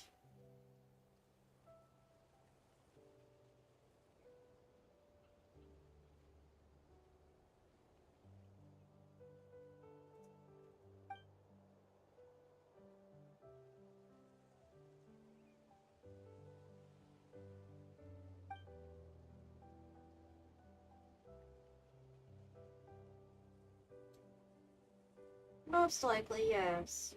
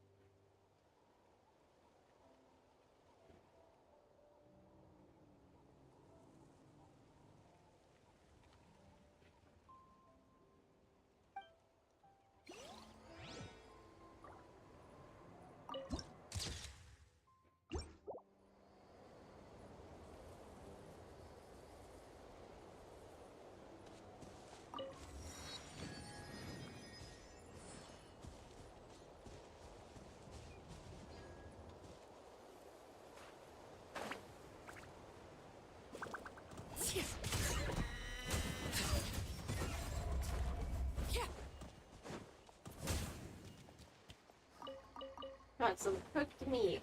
Hell yeah.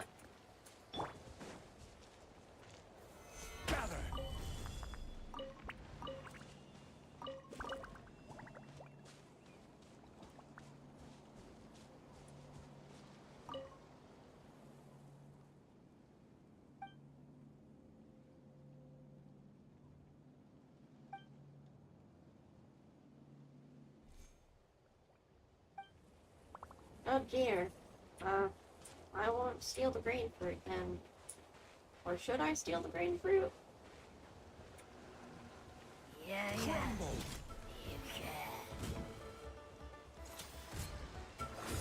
Solidify! Transfixed.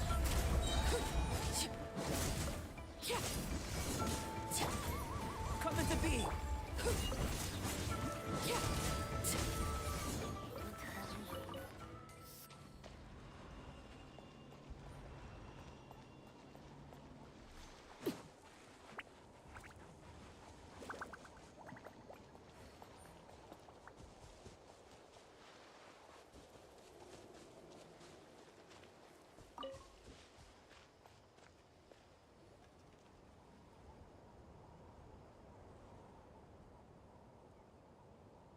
Hello.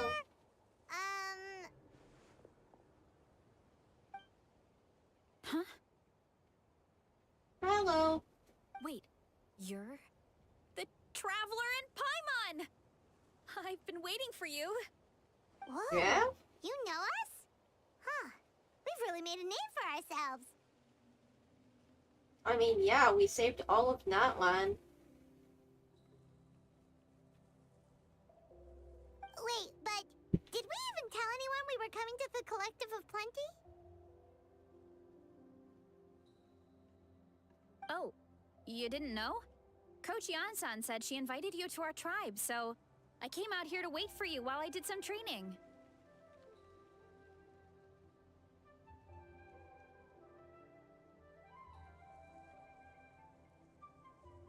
Neat.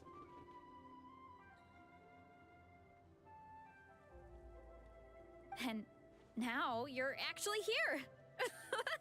I can't believe it. This is great. Oh?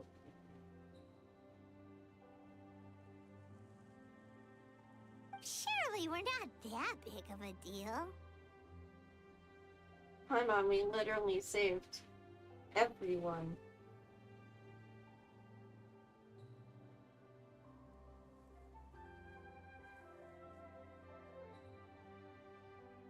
You're the heroes who defeated the Abyss.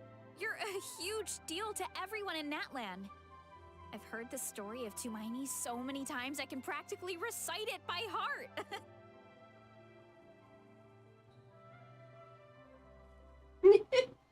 I mean, yeah, we won a war. I've been so Against the excited Abyss. to meet you ever since Coach Yan-san told me you might be coming. Oh, my name's Marissa, by the way. Not sure if Coach mentioned me before. Oh, yeah! The name sounds familiar.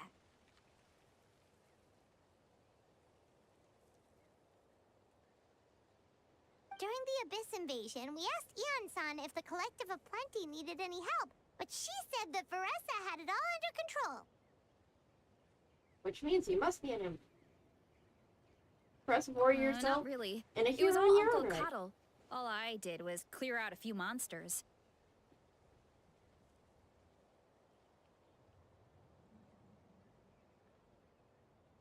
Just thinking about the invasion gives me chills even now. But that's in the past. The Collective of Plenty fared pretty well, all things considered. We finished our repairs, so now it's just a matter of helping out the other tribes. Hell yeah. Come on, I'll take you to our camp.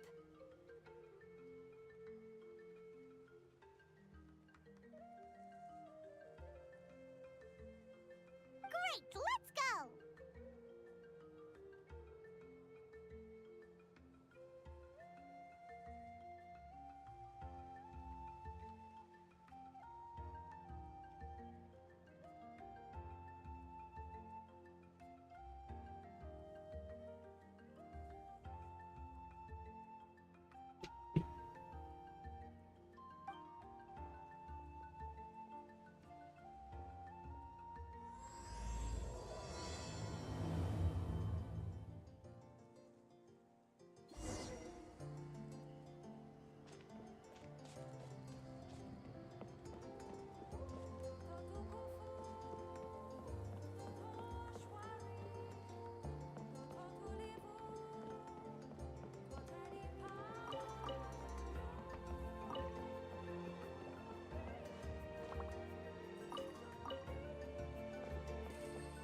Oh, just a heads up.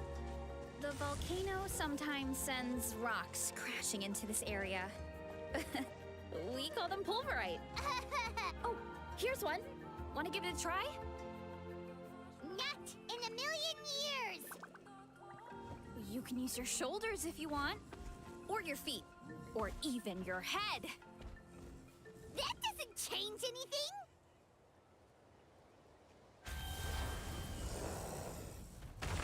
See? There's nothing to it. Whoa! There's treasure inside these rocks! Okay, so maybe a little pain isn't too bad? Of course you'd think that, Paimon. What greater pleasure is there than the unexpected?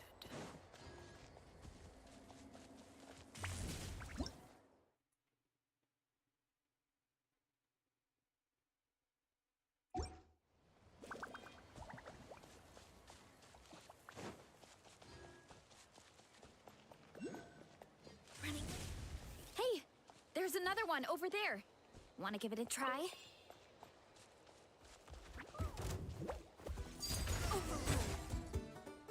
Oops. Huh?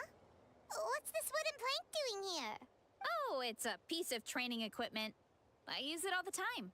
Training equipment? For what? Yeah, it's kind of hard to explain. Let me show you instead. Here goes nothing. Woo! That is totally not lined up with the dialogue, but oh well.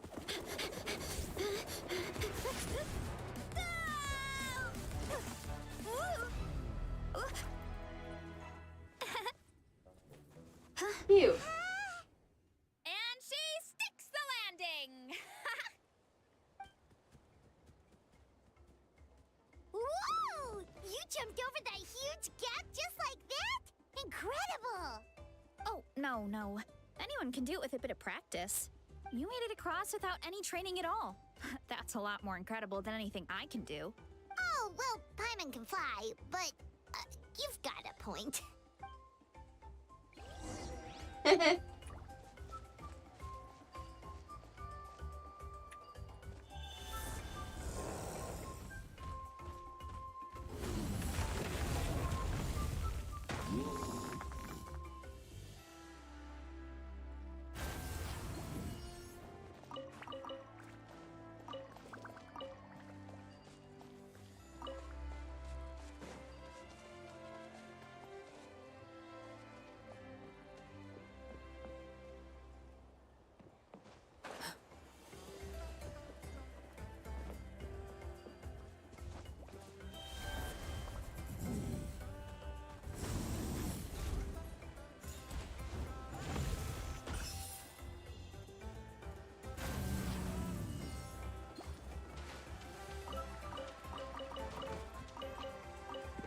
Capybara!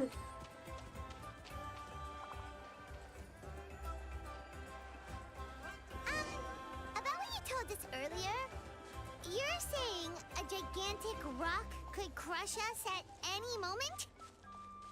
Well, not at any moment. It's a pretty rare phenomenon. Many adventurers come here and never even get to see it, so I wouldn't worry too much. Yeah, okay. It's not like we're that unlucky. Come on, don't jinx it. You're gonna jinx it. You fucking jinxed it.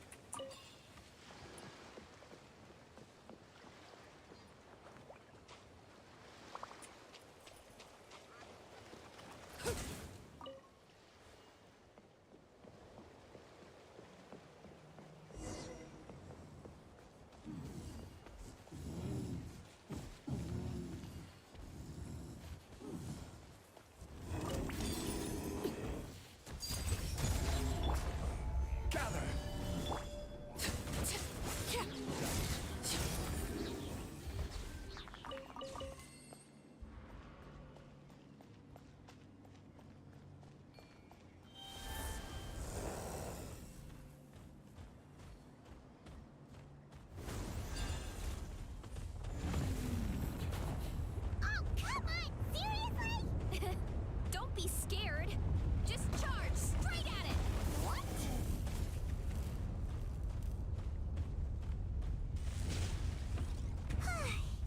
Thanks for that. I can't believe you smashed something that big in a single hit. It was nothing. All it takes is a bit of training.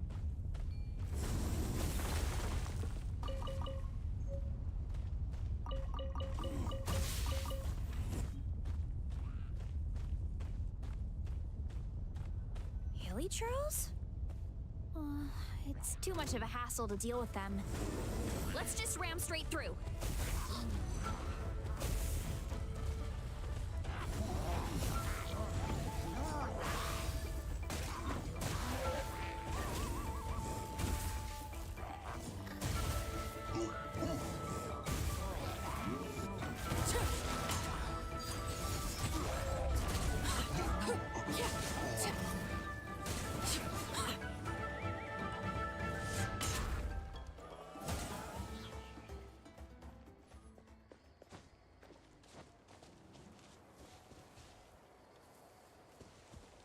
Dear Lord.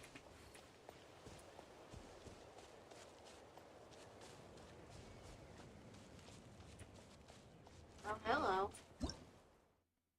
Ring of Speed.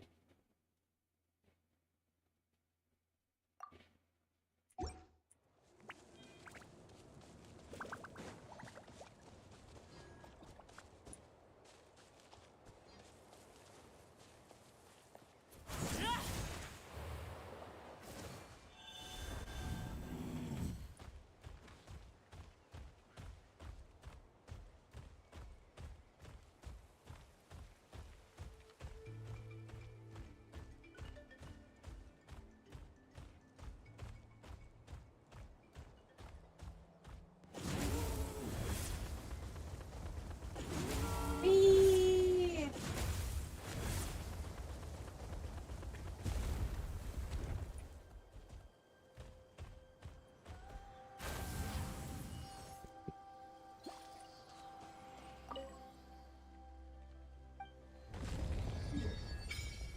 Hell yeah.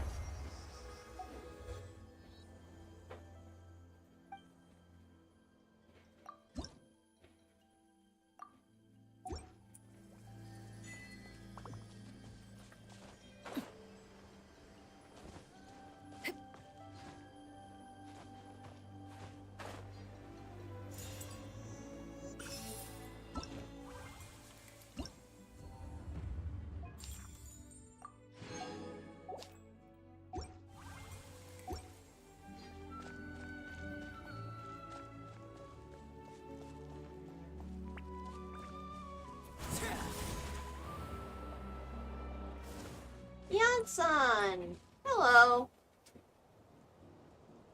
Oh, Tulani and Paimon. Fancy that. I didn't expect to run into you two here. Oh, hey, Coach Yansan. What are you doing here all by yourself? Just so you know, Paimon didn't come here to train. Paimon's not looking to sign up for any diet plan or bodybuilding class right now. All right, got it.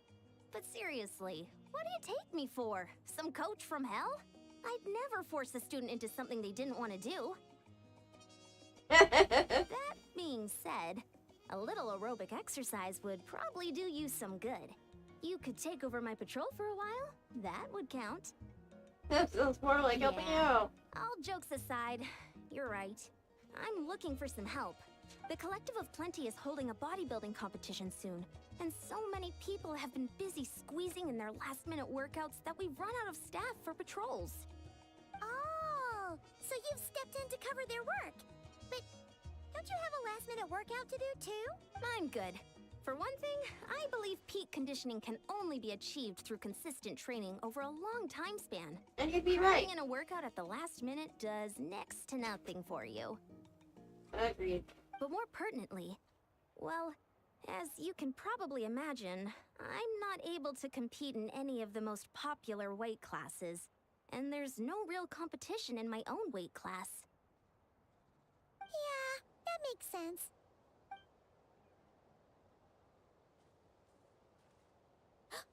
Oh no! Don't look at Paimon like that. We are not the same weight class, and no way is Paimon competing against you. Traveler, let's just help with the patrol, all right? Otherwise, Yan-san's gonna make Paimon enter a bodybuilding competition. Perfect. I managed to get you on board with just one look. Thank you both. It should be pretty routine. Just keep your eyes peeled and make sure nothing strange is going on in the area. That'll free me up to check the other section. Let's meet back at the settlement when we're both done. Sure thing. Just leave it to us. We're experts at strolling and patrolling, don't you worry. Man, Paimon's new voice sounds so much better.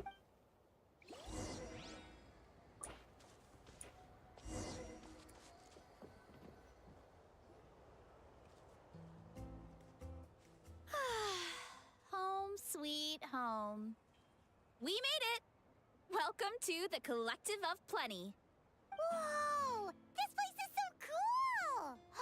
That platform shaped like the head of a bull is awesome! That's the Resonating Arena. It's where we hold all our competitions. Thank you! Don't mention it. It was no trouble at all. I wish I could show you around, but I need to get home. Oh, did you remember something important? You really hit the ground running when we ran into those hilly trails back there. Hope we didn't hold you up. Oh, no, not at all. We made it in time.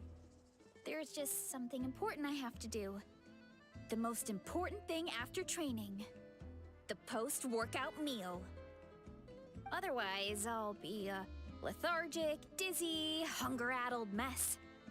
The perils of an empty stomach. It's terrible. Anyway, I'm What's sorry, that? but I gotta get some food in me. Like, yesterday. You should grab something too. We can meet back up at the arena. See you soon! Whoop! And she's off. Wow, talk about whiplash. 1 second she's chill and laid back, and then the next she's charging headfirst into danger. Literally. It's the spirit of youth. The spirit of youth. Sure, whatever you say, old-timer. Paimon thinks we're still young. You are. I am not. Anyway, why don't we take a look around in the meantime? We can head to the arena in a little bit. The view must be amazing from up there.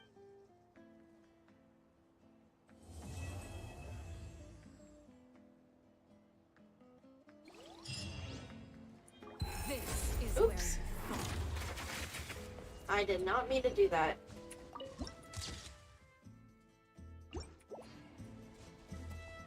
Finger goes to Nippy.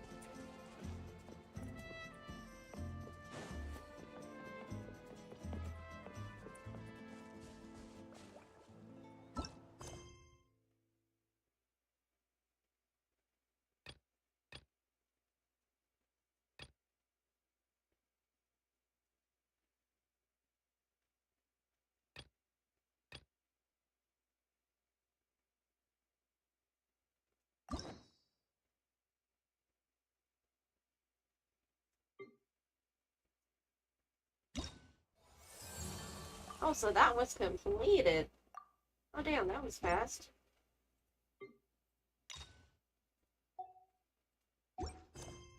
Ah.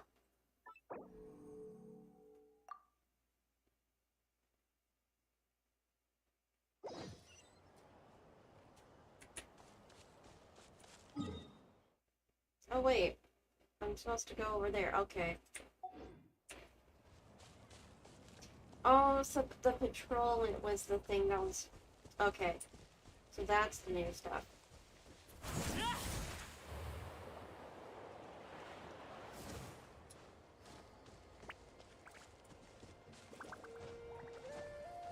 Hop like a gazelle.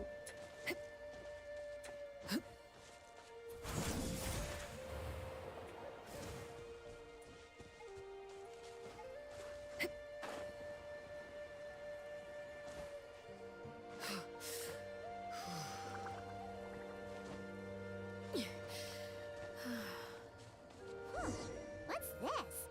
Was there always a cave here? Oh? We should go take a look, right? Seems... A cave?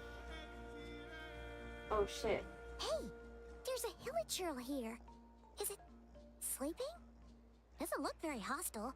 Why is it hiding away here? Ah! You woke it up! Huh? It ran away. Hmm. Guess our reputation in Natland is more fearsome than we thought. Even hilichurls don't want to mess with us now. There's something on the ground. You mean that shiny thing? Huh. Must have dropped it as it ran off. Huh. Paimon bets that hilichurl thought it was a priceless treasure. It was probably planning to hide it here for safekeeping. Until we showed up. Let Paimon take a look. Hilichurls aren't the brightest, so it might not be worth much, but still. Yes! What is it? You look so serious all of a sudden. Isn't this just a regular old key? The style is unusual, though. Doesn't look Natlanese. Where do you think it's from? Hibernation chamber on the spaceship? What do you mean? What hibernation chamber? What spaceship? Wait. You mean the spaceship? The one that brought you to Teyvat? That's the one. So, how did that key show up here? Are you sure you didn't just drop it? I still have mine. Whoa! Yeah! These look identical! So, if one of them's yours, does that mean the other one is... Knew it! Huh! The keys to a spaceship! Huh! Somehow that really rams home the fact that you really are an actual alien! Oh, wait, no. Descender. But anyway, now we know where it came from. The question is, how did it get here? The simplest explanation is that your sister lost her key somewhere not far from here. Then that hilichurl found it and ducked into the nearest cave to hide it. If that's true, it means your sister was here recently. And by extension, the Abyss Order was probably here as well.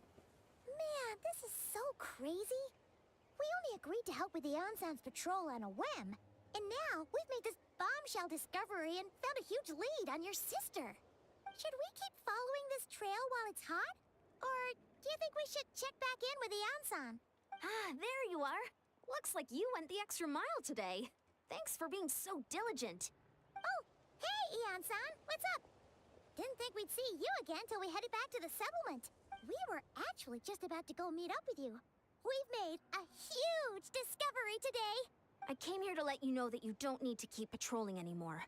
The bodybuilding competition has just been cancelled, so the usual squad will be resuming their normal duties. They'll be here to take over shortly. Wait, cancelled? Why? What happened? Presumably Abyss Order? The Abyss Order attacked. Huh? Didn't expect our suspicions to be confirmed so quickly. Sounds like Lumia is on the move again.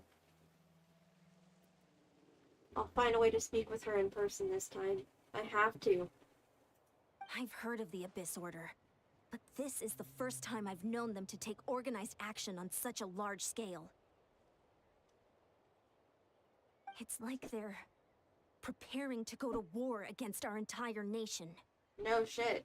One little sect versus the entire nation of war? How are they expecting to pull that off? Paimon. Dummy. Based on everything we've seen from them so far, they usually prefer to act in the shadows. So, what's different about it this time? What could they— No clue. All we know is that they've attacked our tribe, but that doesn't tell us much. Our defenses are holding strong so far, so I'm gonna head to the Stadium of the Sacred Flame and see what Malika knows. If there's any information out there, she's the one people report to. Oh, want to come with me? I'm sure everyone will feel better knowing that the hero of Natlan is on the case. Great, then let's head Alrighty. over together. Oh, lordy lord.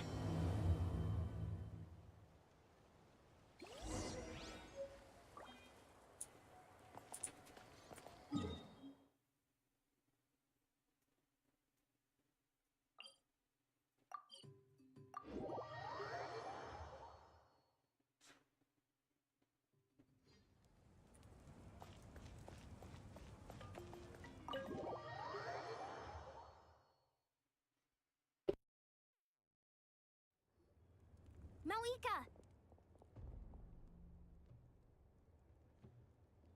Oh? Ah, great timing, Eon-san. I was just about to send someone for you. And it's good to see the travelers with you.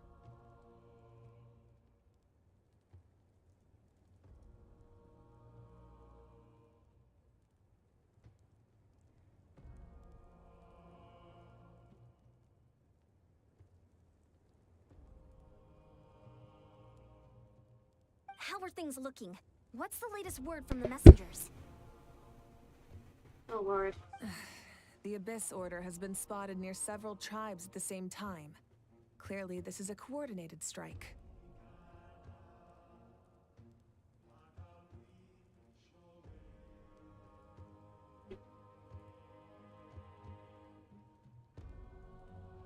Yep. Also, their numbers are much higher than expected. Their organization appears to have grown considerably, but because they're usually so secretive, this is the first we're learning of it.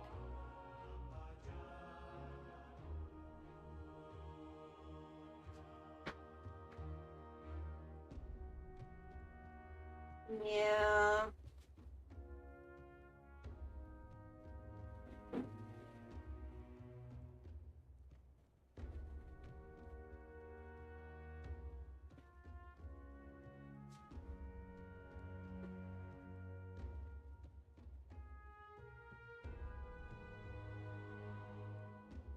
Stuff's gonna go down.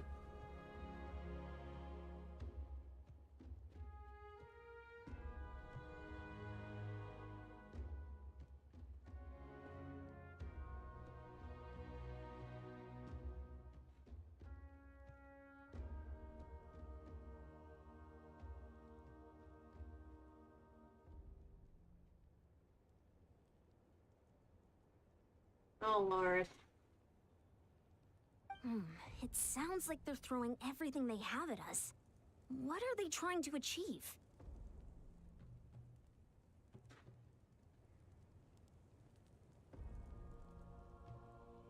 That's what I'd like to know as well.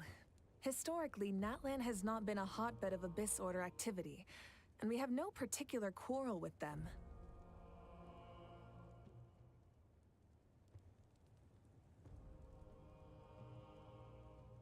Could it be revenge, perhaps? Would they want to get back at us for a recent victory over the Abyss?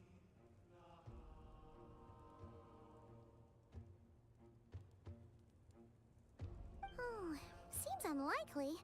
But then again, Paimon wouldn't put anything past the Abyss Order.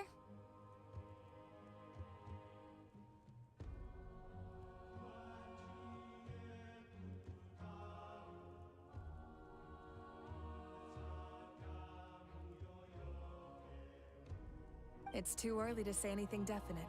For the time being, we should continue monitoring the situation.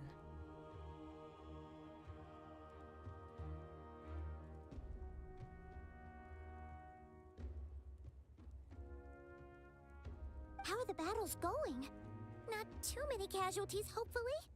Well, even if they're committing all their forces to the fight, they're in for a tough time. Our brave warriors have just emerged victorious from an all-out fight against the Abyss itself.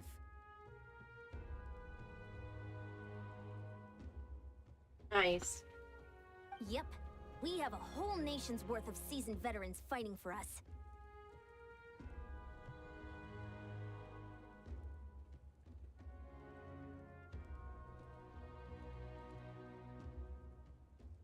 Compared to the true Abyss, the Abyss Order poses a far smaller threat. They cannot endlessly replenish their forces for starters.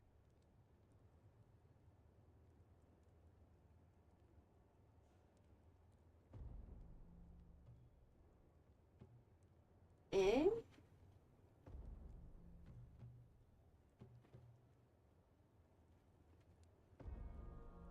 However, this is still a war, so we must give it our all and do our utmost to minimize casualties.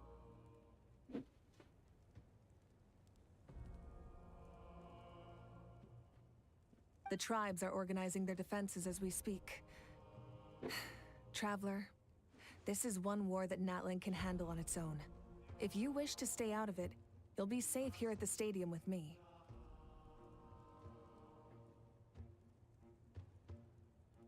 Nah, I got personal things with the Abyss Order. Oh, legit! Oh? In what way? Yeah, I should probably...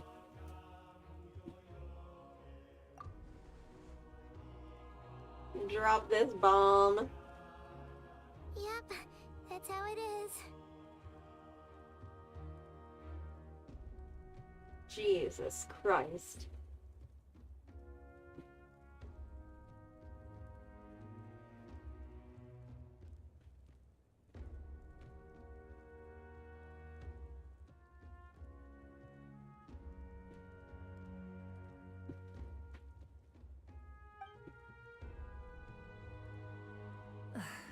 I see.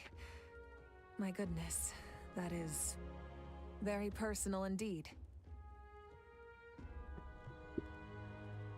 If you don't mind me asking, do you have any idea what her goal could be? That's what I want to know as well. Safe to say, they're not exactly on the best terms at the moment. Ever since Paimon met the Traveler, he's been trying to track his sister down and get some answers. But she's been avoiding him. I see. So you two have fallen out. Huh. A pretty common occurrence between siblings.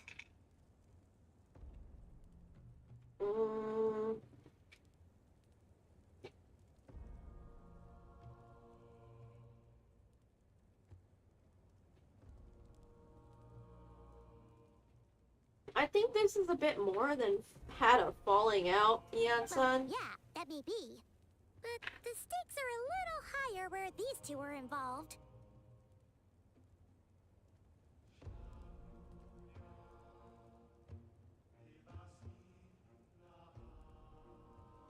Yeah, more than a little.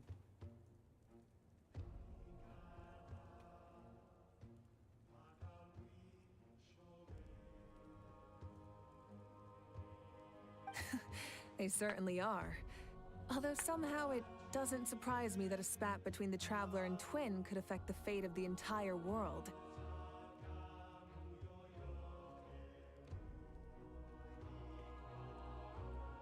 No kidding. Just so I'm clear, you're still on Natlan's side, and you have no idea what your sibling is after.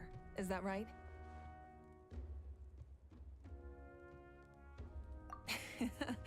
Well, that's a relief. When you first mentioned your sibling, I was worried we were about to be thrust into an impossible position.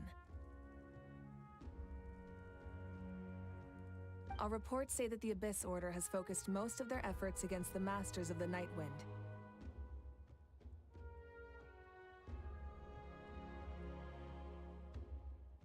If you don't plan on staying here with me, I'd recommend going there to lend them a hand. I'll join you. Right now, the Collective of Plenty isn't facing a serious threat, so we should support the other tribes.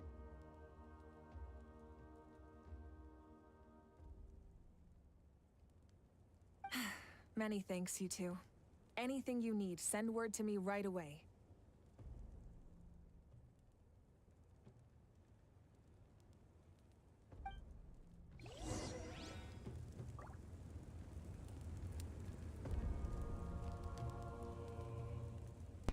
Alright, I think I'm gonna take another break to launch real quick. We'll be right back.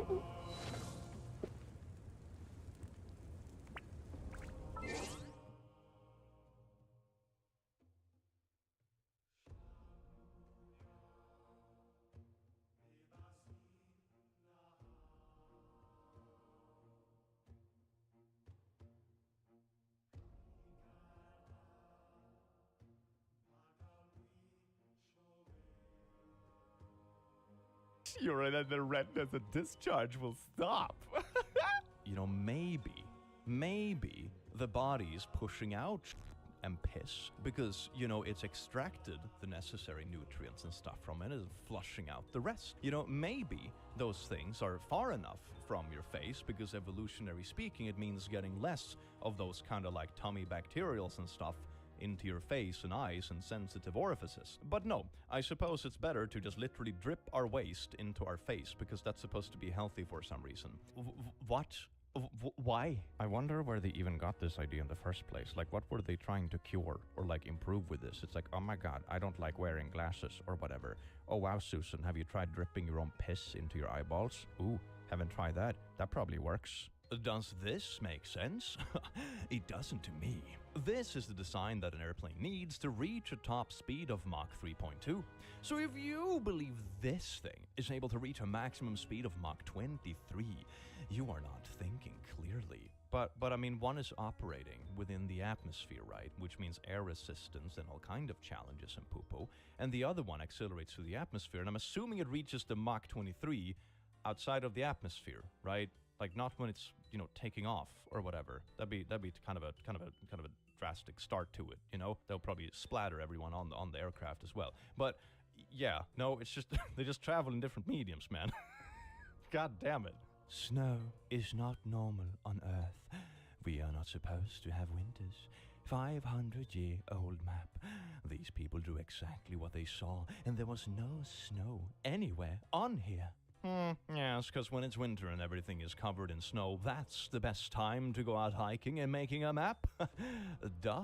You know, I wonder if there's going to be an equivalent of this guy in 1,000 years from now that, you know, find our modern maps, like a little plastic globes that you can buy in Walmart and be like, oh my god, there is no snow anywhere except for like the poles or whatever. That means there were no winters anywhere else on the world currently in 2025. The same logic, man. It's the same logic. First they spray this, how the weather works, then they turn these on, picture of something causing this. Aluminum, barium, strontium, nanoparticles are receptive, and voila. That is a bone apple tea right there. I guess they mean voila, not voila. And the voila! Climate change! And the bone apple tea just adds to it. Oh my god, you spent like half a Saturday making this like shitty little conspiracy meme, and you couldn't even spell check voila. Man, this is modern science, baby. Hell yeah. Meanwhile, in the UK, citizens in England are so sick of having the government constantly block out the sun that many have resorted to creating and installing natural cloud busters. Yes, this is where we're at in 2025. Oh, my editor is from the UK. Hey, so maybe you can confirm if this is true. So the UK government has reached a point where it controls the weather, and in turn, the UK citizens have individually reached such a technologically advanced level, they're building cloudbusters from little sticks and in their backyards. Can you confirm whether or not this is true for the lovely viewers at home? Yes, this is very real. This is my homemade cloudbuster. As you can see, the energy gets sent up through here and then busts the clouds.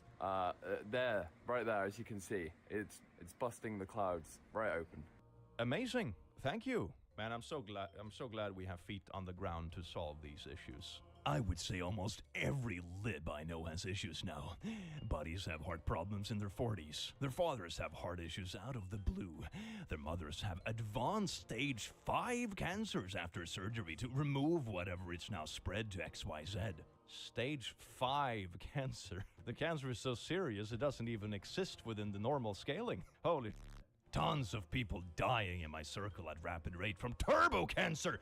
Turbo stage 5 cancer. Had someone I know's husband die another 3 months. Turbo style. Then her best friend had the same thing happen to her. Turbo style cancer. And died a week later in a different state also from turbo cancer. All liberals and vaxxers. Uncle crashed his car and died after going into cardiac arrest. Cancer has 4 stages. Just saying. No. It's stage 5. Turbo cancer. This reminds me of that infamous Facebook post from a couple of years ago when someone was like, oh my god, my daughter died after getting a vaccine. And then someone was like, Susan, she died in a car crash. It's like, she technically died after the vaccine, you know? But, you know, correlation isn't really causation in many instances. What if low vitamin K at birth is part of nature's intelligent design? Do newborn babies really need vitamin K shots? Question everything. Early vaccines erase memory. Yeah, that's why we don't remember anything before the age of like 3 or whatever. It's totally not just because you were a little blobbering slime ball and, you know, your permanent memories don't really set in the same way at that young of an age. It's the vaccines. It's the vaccines, man. Yes, indeed. Nature's intelligent design. You know, the same nature that randomly gives us tumors and shit, you know, that we have developed medicine to fix, you know, that kind of jazz, or like disease or whatever. Maybe nature isn't like a super benevolent force. Maybe it's just like a little bit of a random little mismatchy hoopy doodle, and sometimes we can use our brains to like not make it so hipsky gopsky, you know? It's kind of a cool thing. If nature really gave us legs, why the do we have cars? Checkmate, atheist. If the Earth is flat, why don't we see sunlight 24 hours a day? The same reason why this light bulb can't illuminate the entire wall. The light is small and localized. You can still see the light bulb. Oh, that's amazing. Yeah, because the thing is that what you see of the wall is like the reflected light, obviously.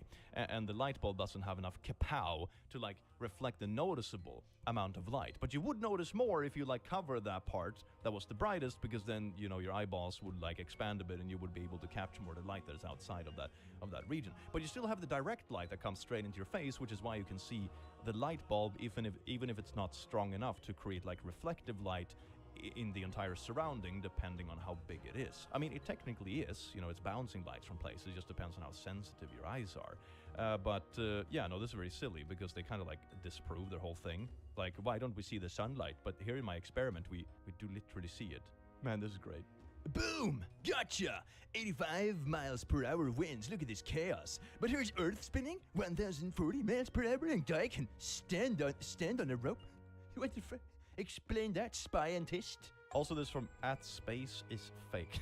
I always wonder why people like this don't do the very, very simple and accessible experiments that would kind of like disprove this sort of logic. For example, if you're going on a train and you have a little thing that you toss up and down like this, and you'll find that it comes right down into your hand. It doesn't go like flying somewhere. And the reason is that the moment it leaves your hand, it has the same speed as you and the train. And also the air inside the train is also moving in the same speed, so there's no like air resistance drastically slowing it down, right? Meaning that it's gonna come down in the same place. What you feel when stuff is moving and that kind of stuff is either, for example, if you're doing it outdoors, so the air outside of the car or whatever is like standing still, so you have enough air resistance where the thing flies back, or, you know, you have acceleration. That is what you feel. People always seem to mix up acceleration with speed.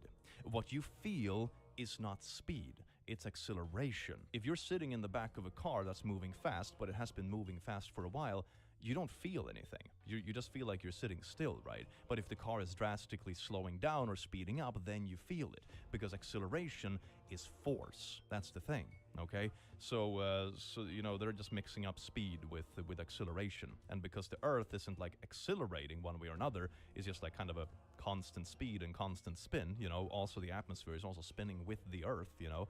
That's why you don't feel the speed because it's constant. Same thing as when if you were to sit on a train, you know, you don't feel the speed. From my old notes, the moon can be split in two parts by missiles to create similar moons to Mars's. The result, the Earth will become the new Mars, allowing Venus to become the new Earth, and Mercury will become the new moon for the new Earth. It is amazing that this video of the moon being hit by a missile came with new pictures from NASA, showing the surface of Mars with all sorts of man-made objects. If we nuke the moon, Venus will be transformed into Earth? What? Male Splooshies is alive. Its living cells, when it's injected into you, it swims and swims until it crashes headlong into a wall. Then it attaches and burrows into your flesh. Wow, okay, I don't think it does that. If it's in your mouth, it swims and climbs into your nasal passages, inner ear and behind your eyes. This is a text written by like some Puritan fear-mongering, isn't it? Then it digs in. It enters your bloodstream and collects in your brain and spine. Oh, yes, indeed, you have sploosh brain. Like something out of a sci-fi movie. It becomes a part of you and you can't get rid of it. We are only now beginning to understand the full power and ramifications of naughty intercourse. Splooshies is swimming around in your eyeballs. Know that guy from Tinder you hooked up with the night you met him? He lives inside of you now. Forever. Casual not is just a scoosh tag. Stop. Oh, is it this old theory? It's that old theory that, like, DNA remains in you forever if you have, like, casual bloopies, you know, or whatever. This is insane, and it's not real. It's still being spread. You have a new wave of this stuff coming every, like, couple of years or so. It's astounding at this point. Is this a coincidence? Barium, aluminum, the two metals consistently discovered in chemtrails. If you believe it's all a coincidence, you still don't understand. Black magic. That's why plane tickets are so expensive. They have to fit all the black magic on board. It all makes sense now. I can sort of get behind that. Just a reminder, contrails versus chemtrails is not hard. Water evaporates, chemtrails don't. These aren't contrails, these aren't contrails, these aren't contrails. But, dear Facebook, water is also a chemical. It doesn't mean what you think it means. Parasite cleanse or detox? Tell me all I need to know. My 7-year-old complains multiple times daily of belly pain.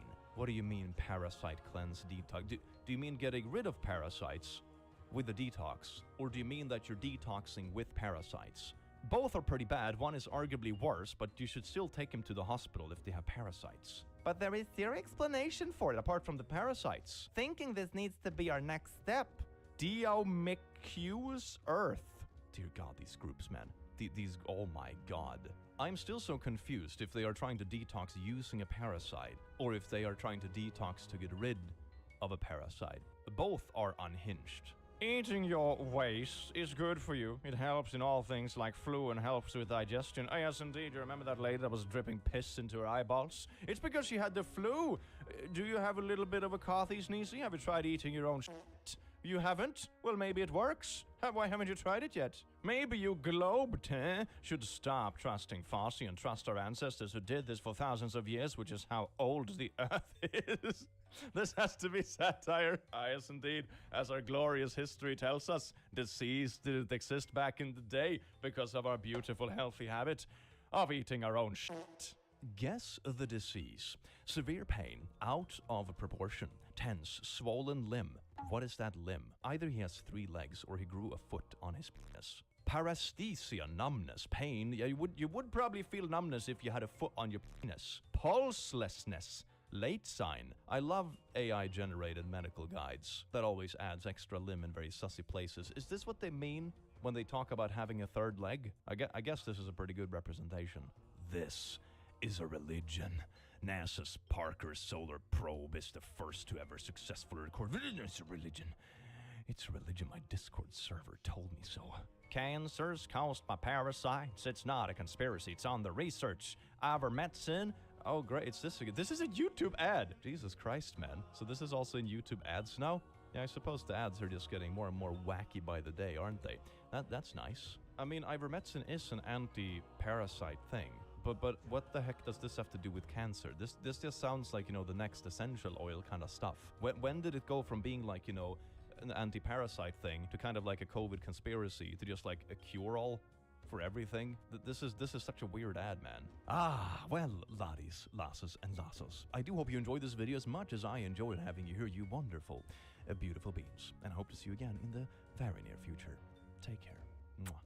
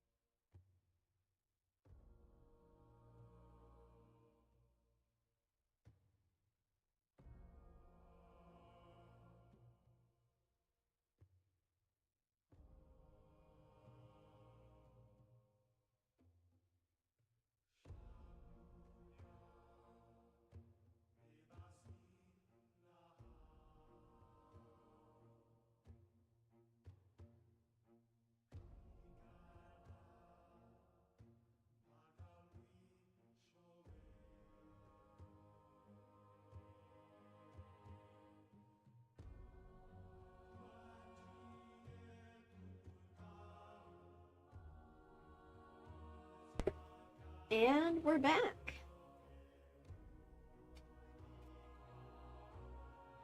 I would just like to reiterate, I am glad that they replaced Paimon's voice actor.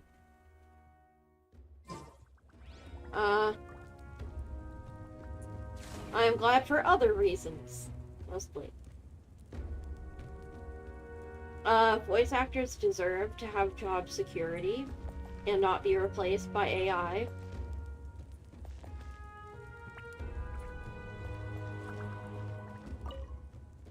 And don't worry, you're still Natlan's hero. I'm not gonna blame you for something your sibling has done. Still, if we manage to find your sister, you wouldn't mind if I gave her a good punch to teach her a lesson, would you? Heh.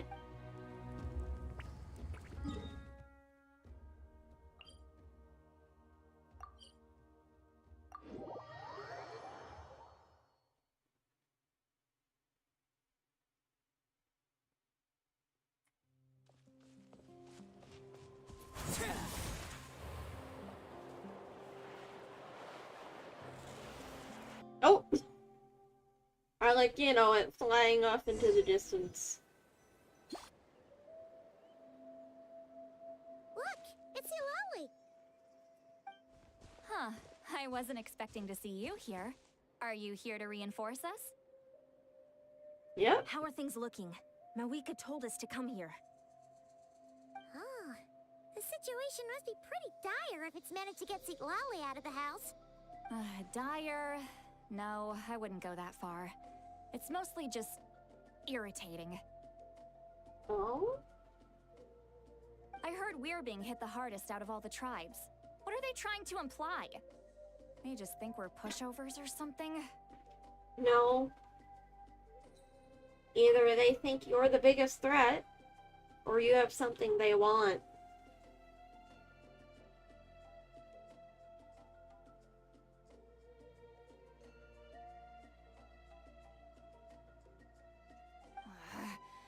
The more I thought about it, the angrier I got. I couldn't exactly concentrate on my novel after that, so... well, here I am.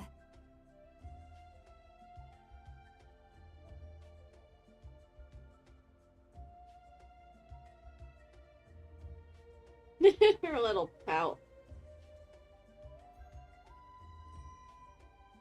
So, that's how they earned the ire of Granny Eatsley, huh? They call themselves the Abyss Order, yes? Ugh, so tasteless. It's exactly the kind of two-dimensional name a clueless writer picks because they don't trust the rest of their writing to persuade the reader of who the real villains are. Is that some sort of self-own for the Genshin writers? Hey! She's saying your sister has poor taste.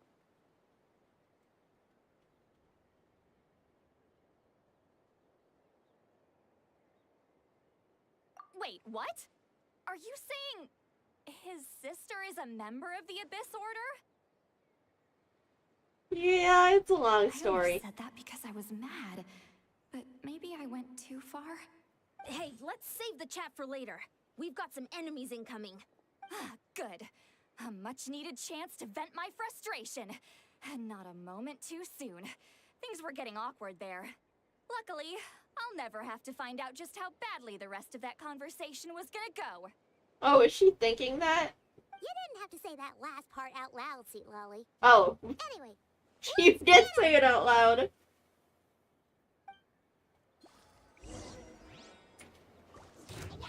Show no mercy!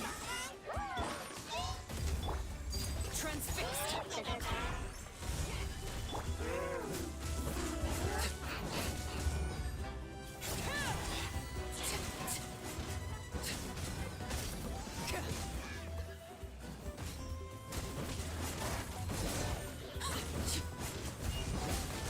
Overruled.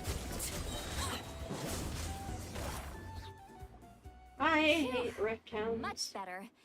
That's more like it. Oh, impressive work, Granny Eatsley. If I'd known you were on the case already, I might have reconsidered whether your tribe really needed reinforcements. If anyone should be reconsidering, it's the Abyss Order. They picked the wrong target this time. Experience says that if we head in the direction they were attacking from, we should find their stronghold. Why don't we press our advantage and destroy their base? They won't know what hit them. Hey, was there a battle here just now? Need any help? The warriors from the Masters of the Nightwind are here! The battle against the Abyss is still fresh on our minds, so everyone's used to working together. Well, morale's high and everyone's here. Let's go take down that stronghold!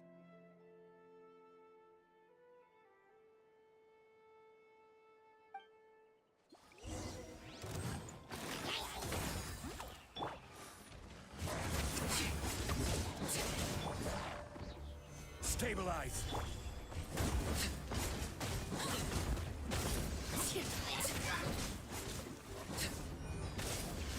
Forward! Crush them!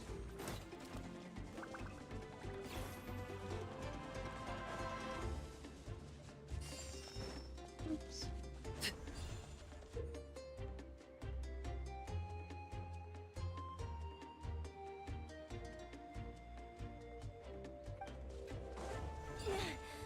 What is that thing?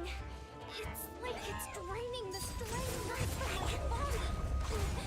Find a way to destroy it!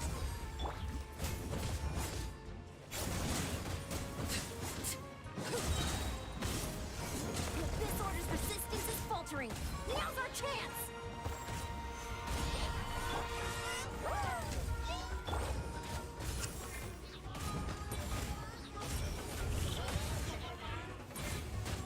Get to work! You two! Time to end them!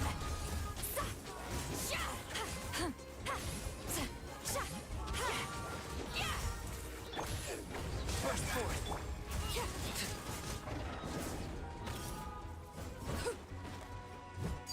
Late Solidify! Live!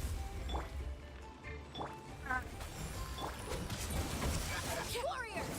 Attack! After them!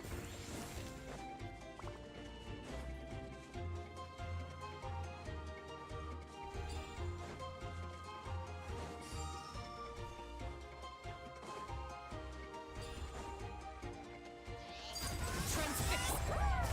Gather! Burst forth! Show no mercy! You must be the boss here. Time to show you what happens when you mess with the Masters of the Nightwind! All who resist the Abyss will pay the price!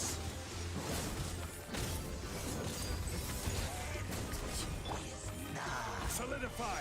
Order guide you!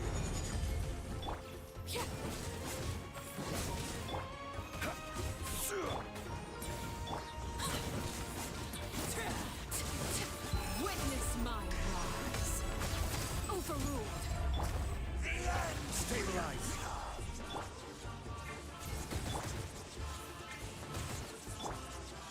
Come into being! Abyss shall rise! This stronghold is neutralized. Good work, everyone. Huh! The Abyss orders all bark and no bite. To be honest, this was anticlimactic. I was hoping for a personal apology at the very least. And ideally, a whole speech acknowledging the superior might of the Masters of the Nightwind. Well, whatever. I'll just have to make up for it with some extra wine at the victory feast. With the stronghold cleared, this area should be safe for the time being. But still, something tells me we can't afford to let our guard down yet.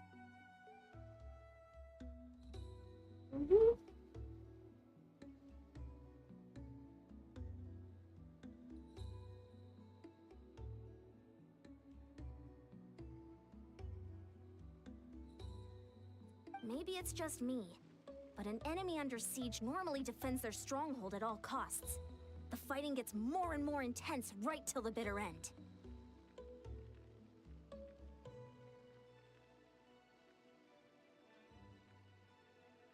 It's probably because this wasn't a stronghold at all. But this time was different. With a few exceptions, most of the enemies here gave up and fled the moment that...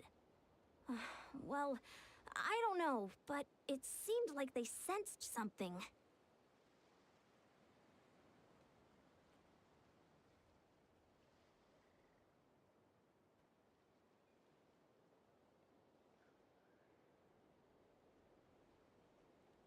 Huh? Not sure I follow. They did a tactical retreat, that's all. It's just a different strategy. Unless they saw me coming. I'm not convinced. Don't forget, they're radicals who chose to wage war on an entire nation. They don't do things in half measures.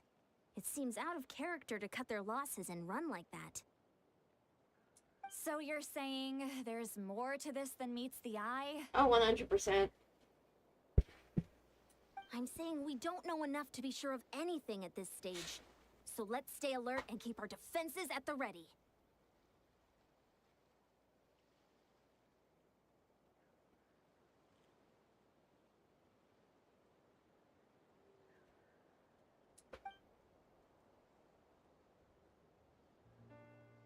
So we're no wiser as to the Abyss Order's objective. Back to square one.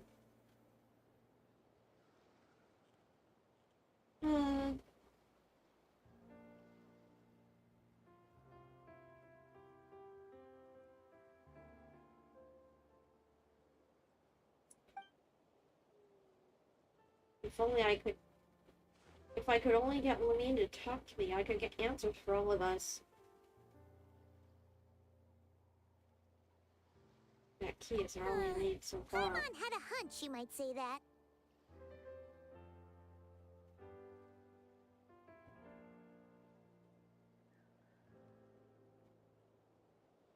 But you're right. If we can somehow use that key to track down your sibling, maybe we can end this war before things get serious. And maybe you can finally get some answers.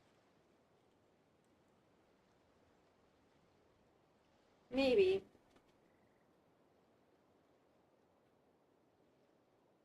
Wait, you're leaving? But I was still debating whether to invite you to the first victory feast. Go ahead, you two. See, Lolly and I will take care of things here.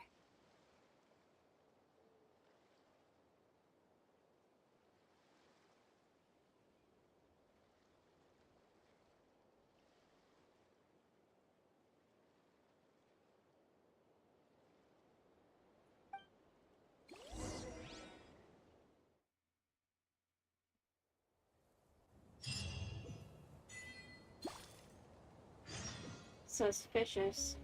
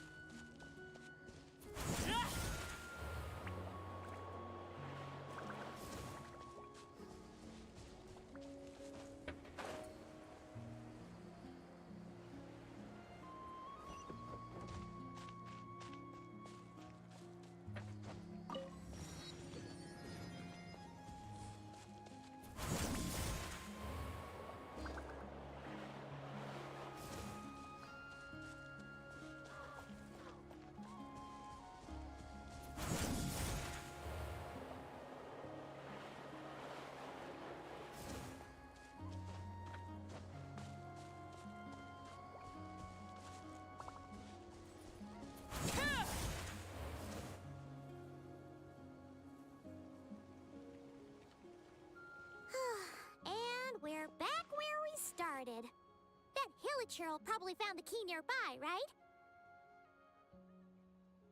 Let's look around for clues. There's no time to waste. The Ansan and Lolly are waiting for us.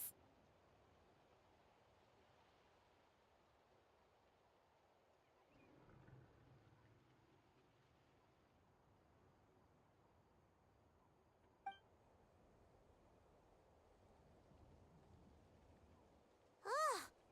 We've scoured the entire area, but still nothing. How the heck did the key end up in that Hilichurl's hands?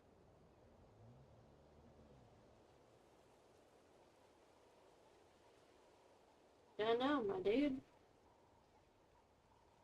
Are we supposed to believe that it just fell out of your sister's pocket as she passed by? Seems kind of ludicrous to lose something so important in such a dumb way. But then again, who knows? Sometimes in life, things just go missing and that's that.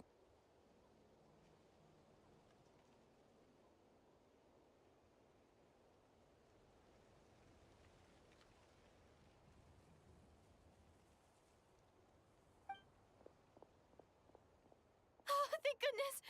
Someone's here. Please help me. You've got the Conrian flower on you. Who are you? What happened?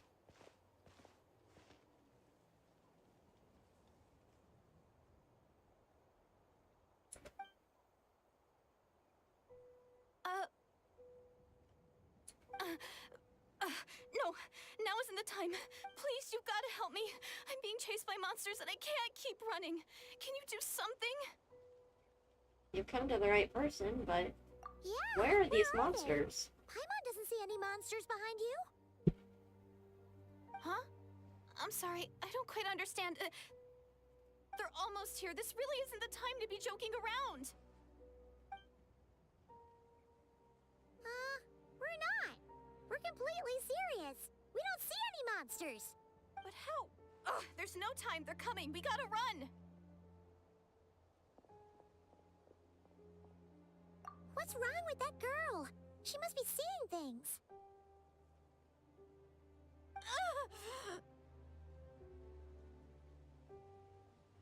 Oh no!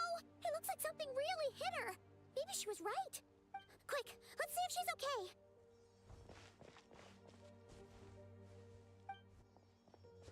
What's wrong? Are you hurt? What was that? The monsters! They're right there! You need to get out of here. It's too dangerous. Let me help you out. Huh?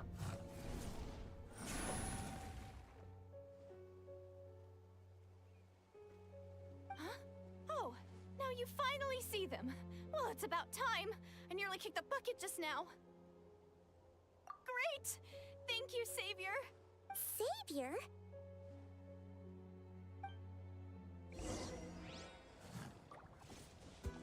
Lay to bear. Solidify! Burst forth.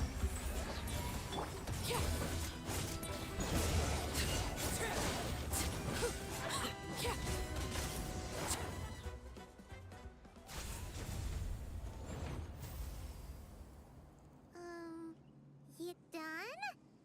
Paimon still can't see anything, so she can't tell. It just looked like you were slicing at thin air. Kind of funny, actually.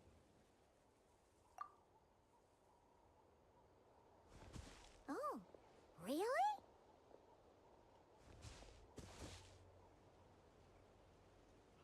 Sure.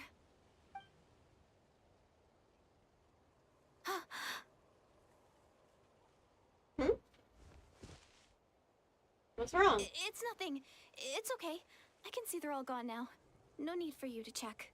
I didn't think much of it when the monsters were breathing down our necks, but now that I've calmed down, holding hands with you like this, I'm just a little shy, that's all. Huh? Have you never shaken hands with someone before? Paimon, that's not it. Flustered easily. Well, anyway, I haven't had the chance to introduce myself yet. I'm Deirdith. Thanks for, saving me just now. I'm really grateful for your help.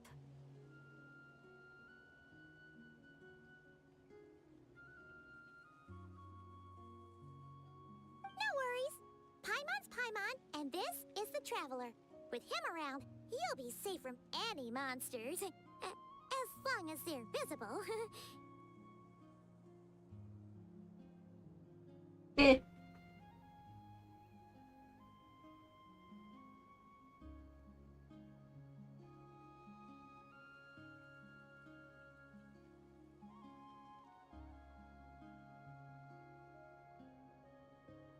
So, what was the deal with those monsters just now, anyway? Your guess is as good as mine. I could see them the whole time, so when you said you couldn't, I thought you were making fun of me.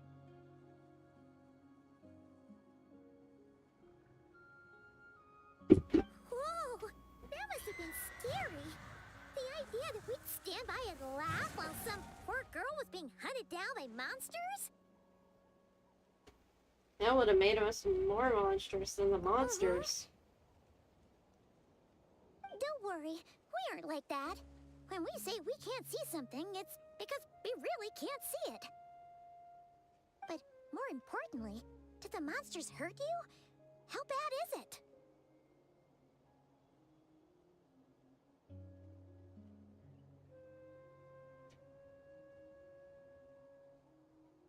It's nothing serious.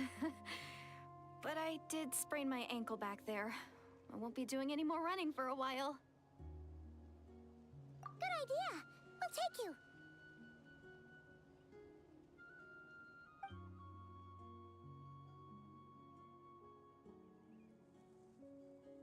Phew, thank you so much.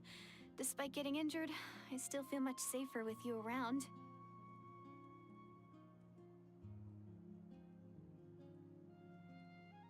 This is so sus. I'm gonna stay here until I heal up. Don't want to risk running into any more monsters.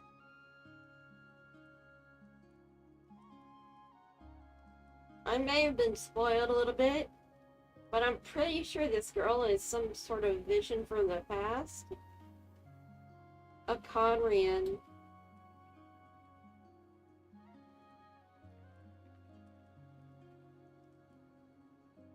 I wonder, did she die? Yeah, you already took a big enough risk coming out here all on your own. So, where are you from, Deirdre? A small village, far away from here. I walked for what seemed like forever and lost my way, so... yeah, I have no idea where I am anymore.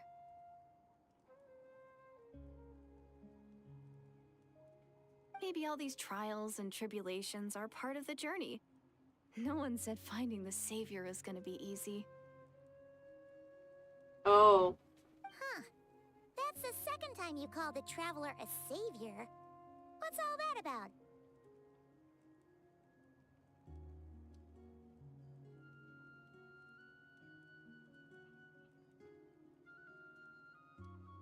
Oh, sorry. It just slipped out. I was caught off guard. The resemblance is so uncanny. Anyway, let me start from the beginning. There was once a sage who passed through my village. People got the sense that she was truly omniscient.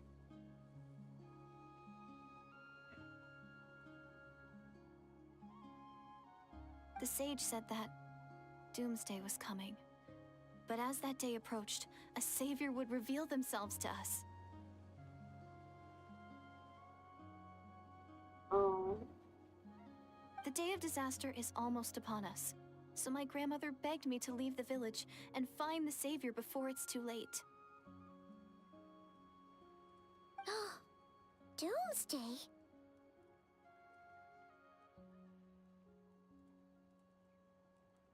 Uh-oh. I've heard people talk about the savior since I was a kid. Growing up, it really made an impression on me. The description is practically etched into my mind.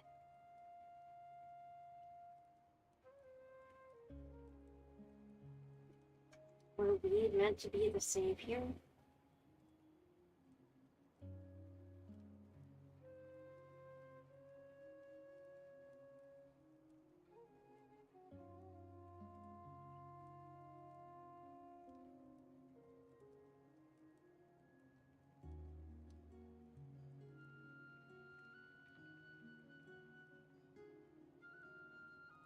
So when I saw your golden hair for the first time, it was like this image that's existed in my mind's eye all these years suddenly came to life.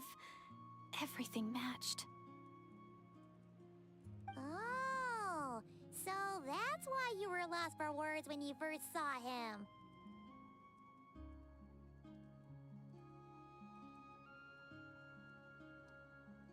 Well, the Traveler's definitely got what it takes to be a savior. And he's already got a ton of titles, so he won't mind one extra. Maybe ask me first. Actually, I don't think it's him. What? But didn't you say that everything matched? Everything except the gender. The savior was described as a young woman. Ah. So it's Lumine. Oh, for goodness sake. There are gender requirements to be a savior? Really? Oh, of course. If it's not you, then it's gotta be her. Who? Who is it? My sister. You have a sister? Well, then that's it. Oh, it's her. It has to be. Oh, thank goodness. Please, can you take me to see her? Huh. Maybe, if you're lucky. It just depends if we can find her. Huh? But isn't she your sister? Sorry. Looks like Paimon steered this conversation back to the fallout between you two. It wasn't on purpose, but that's the reality, so it's hard to avoid.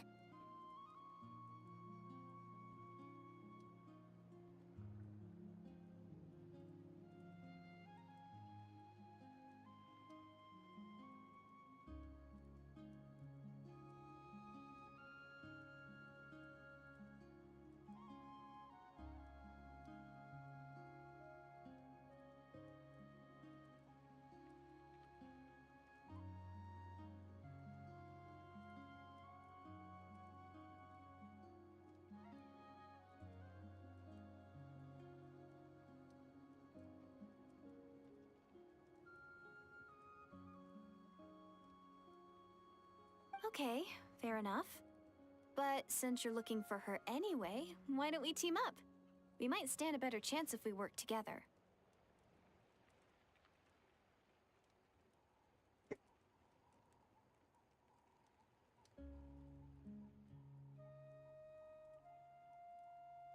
Yes, everyone says that the disaster is inevitable.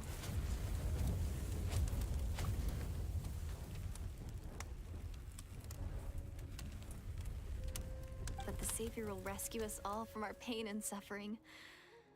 I've always dreamed of meeting the Savior.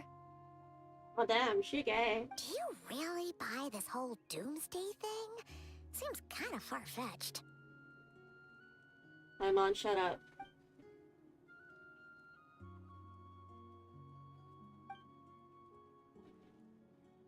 It's not. It's something that already happened.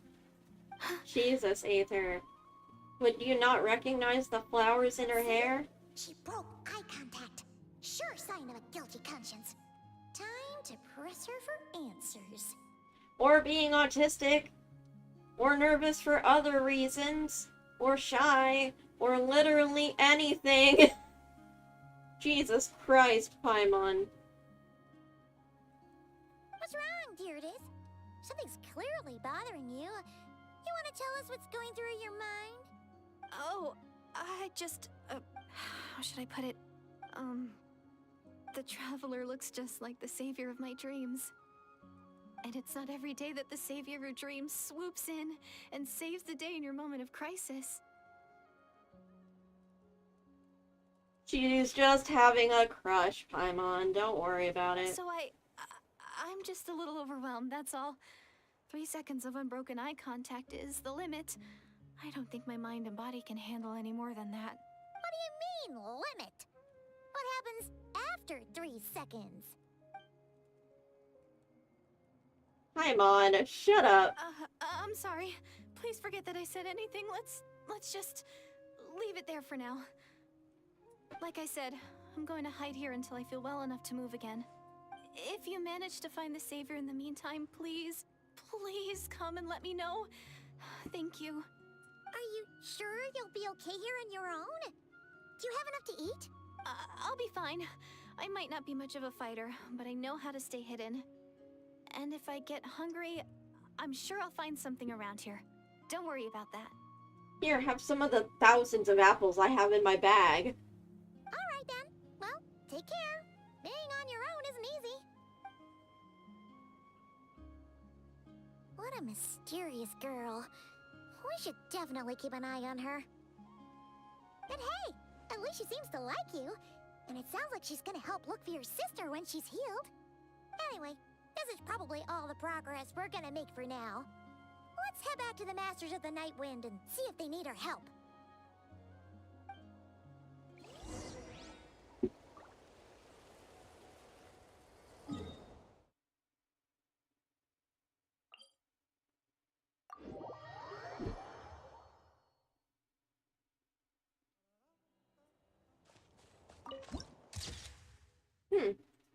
Can't believe I didn't get that.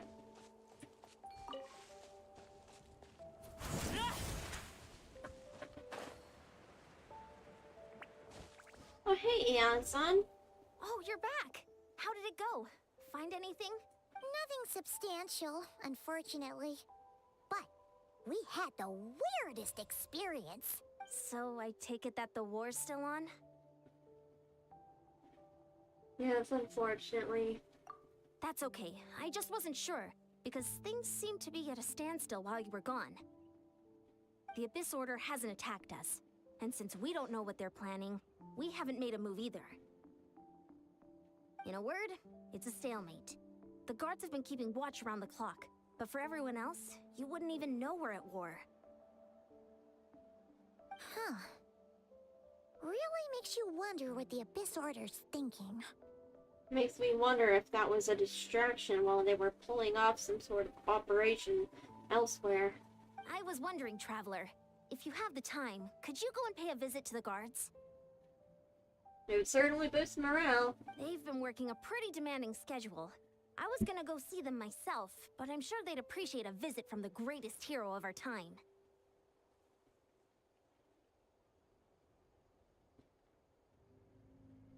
Oh, but you're a great hero too, Eon-san. Well, since you asked. Great. Thanks, you two. Since you asked so nicely.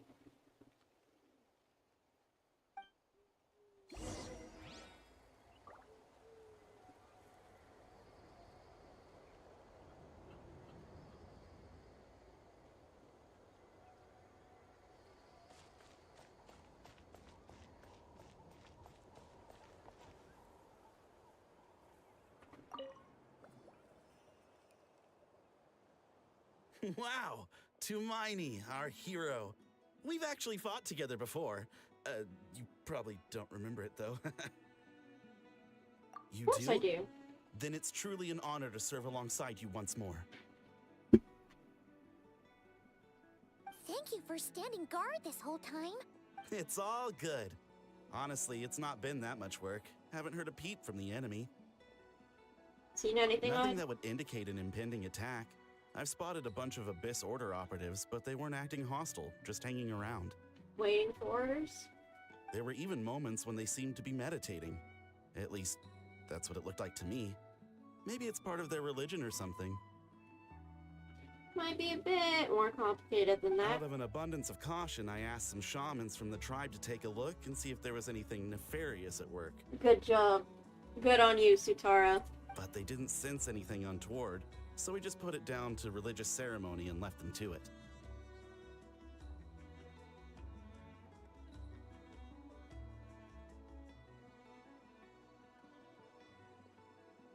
Huh. Interesting. Oh well. The more time they spend meditating, the less time they spend trying to beat us to a pulp. It seems suspicious, though. Could this be related to their true objective? Well, the shamans didn't raise any concerns, so how bad could it be? As far as I'm Very. concerned, so long as they don't pose an active threat, they can do all the cult worship activities they want. Besides, as soon as everything's in place and we're ready for an all-out offensive, there'll be no match for us. I wouldn't be so sure about that. Huh. Sounds like morale is pretty high. Guess there's strength and confidence in numbers. Let's keep going, Traveler. Nice talking to you. Don't worry, I'm sure they'll show up soon.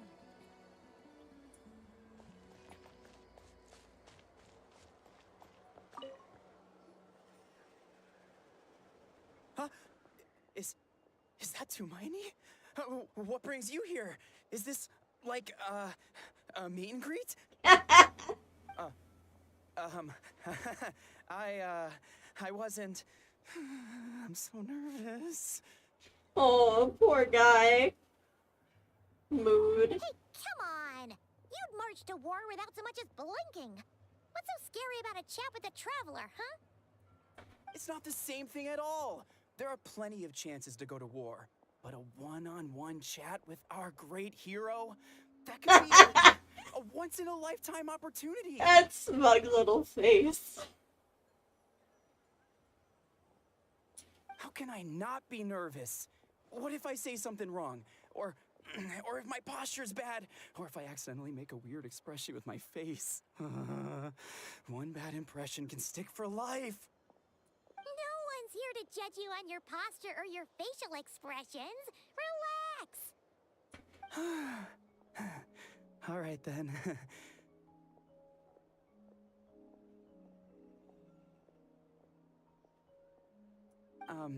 I'm sorry, great hero, but I have a small favor to ask. Let Paimon guess. An autograph, right? That's easy. May I challenge you to a fight? What? How can you be so audacious and so sheepish at the same time? Huh. Paimon's starting to think your nervousness is all just an act. No, of course not. I just figured that if I don't ask now, I'll regret it for the rest of my life. Aww. But I am still on patrol, so please, Great Paimon, if you wouldn't mind taking over for me for just a few minutes? Ugh, again with the sheepish audacity. Just pick one or the other, will you? What are you waiting for? Bring it on! You're gonna get your ass beat.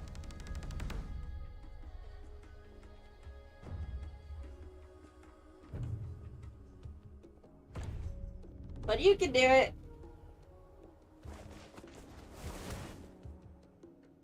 Obviously, I never expected to win, but until now, I didn't appreciate just how great the gulf was between us.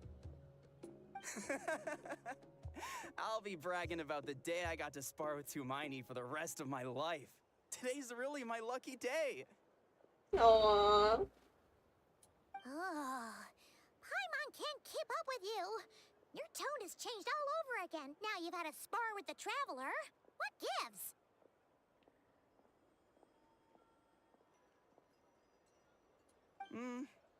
Well, some people connect through conversation, but we warriors bond by sparring. And now that I've had a bout with the hero, we're no longer strangers. Nothing to be nervous about anymore. Okay. Well, to each their own. But Paimon's still gonna stick to conversation. Have you noticed anything out of the Not ordinary? at all. We haven't spotted any new enemy movements. As Paimon expected, nothing here either. Let's do another lap and get back to Yan-san. You're back. So, did the guards find anything? Nothing much, no. Someone mentioned that the Abyss Order has been doing some kind of meditation or prayer, but apparently it seemed harmless. Paimon wants to lodge a complaint about one of the guards, though. His name's Kentaro. Paimon, shut up. Traveler? You're back already? And no one thought to wake me up, huh? In fairness, you look pretty hungover. Can't imagine anyone wanting to wake you up in that state. I'll have you know I'm perfectly sober when I'm hungover. Okay. I'll admit that sounds strange at face value, but regardless, what I meant to say is, I heard something about the Abyss Order engaging in meditation. Yeah, that's right. Does that mean anything to you, Sweet Lolly? I sensed something strange in my dream. It was vague, but It seemed as if some noise had found its way into Natlan's ley lines. Oh. Oh, what does that mean? Uh-oh. Hard to say. I don't think it had any tangible effect on the Night Kingdom or on our ley lines, but still. It's like a signal that exists on a different dimension of reality. It might not interfere with ours or pose any detectable risk, but I just get the sense that something strange is going on. More than a sense.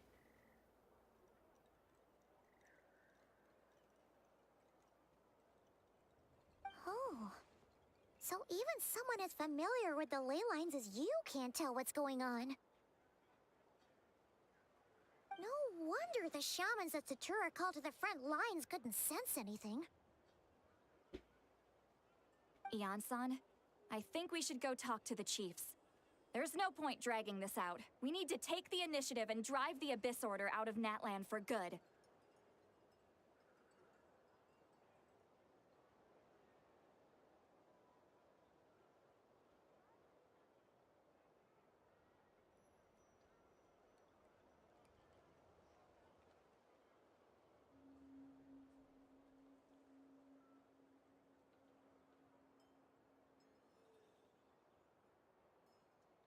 Okay.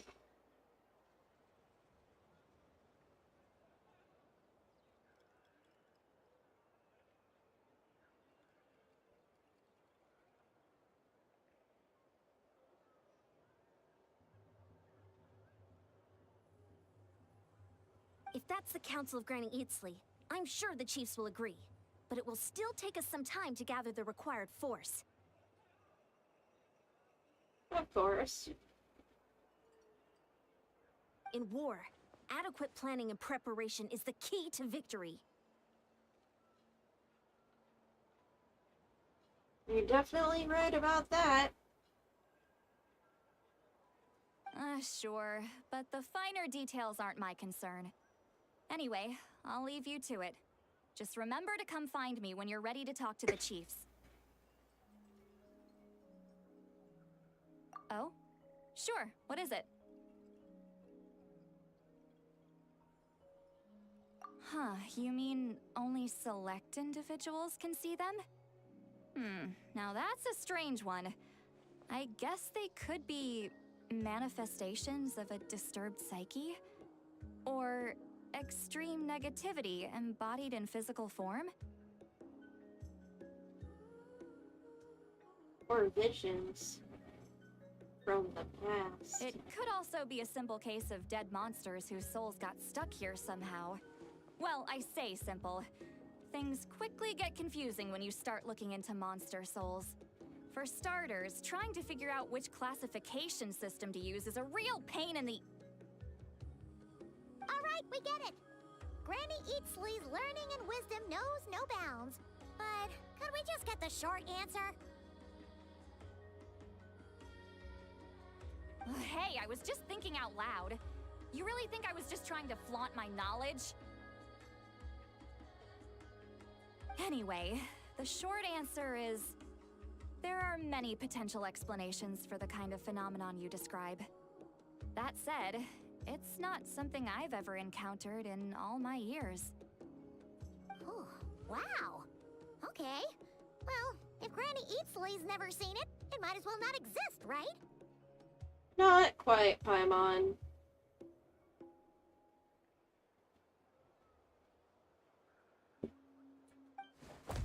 Hey, I'm not that old!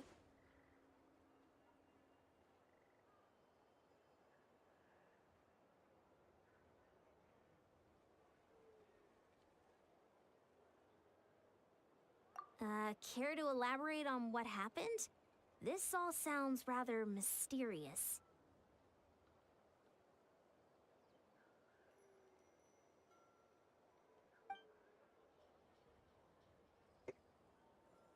Really?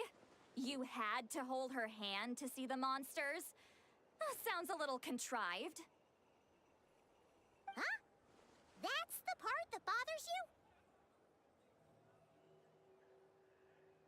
Maybe the point is more that it requires direct physical contact, whether that be hand-holding or otherwise.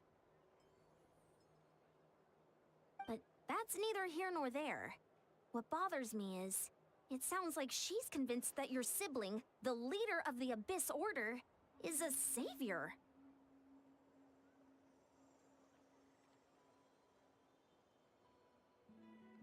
That really makes me question whose side this girl is on, and whether what she told you about her background is actually the truth.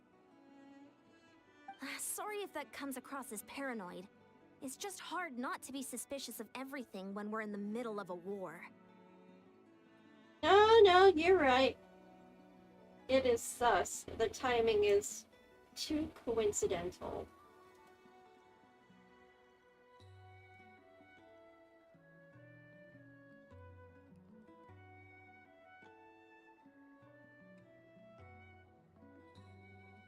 Actually, Paimon feels like you make a fair point.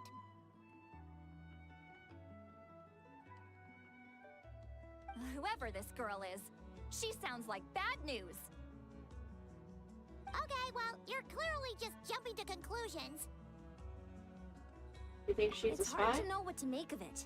A young lady all by herself, lost in the middle of nowhere, sees monsters that no one else can, calls the leader of the Abyss Order her savior.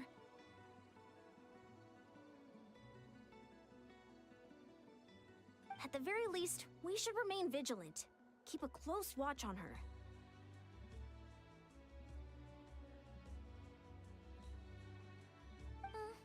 Sounds sensible. On that note, we probably shouldn't have left her by herself in that cave.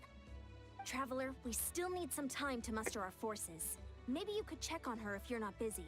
Just be careful. Might as well. It's settled then. Let's go check on her.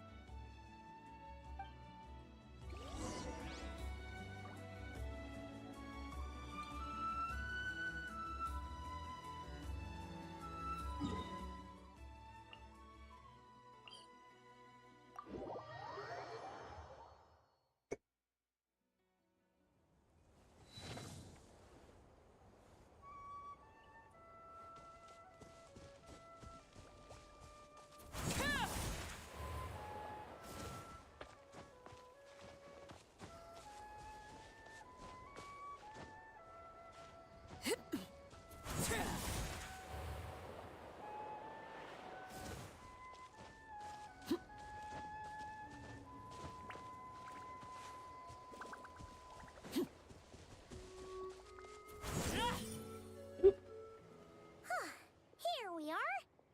Deirdre will still be here, right?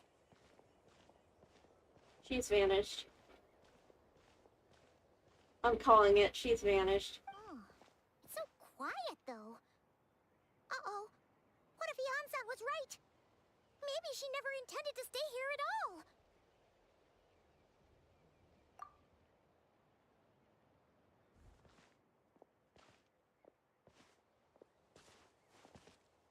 Traveler, watch out!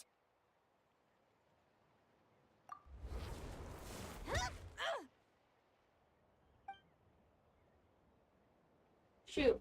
Maybe Deirdre really is a... Oh, sorry. I didn't know it was you. I heard a noise and I thought it was the monsters coming to get me. Did I hurt you? Oh, I'm so sorry. I wasn't thinking straight.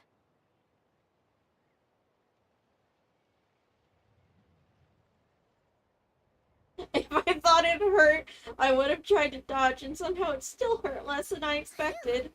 That was scary. Paimon thought we'd walked into a trap.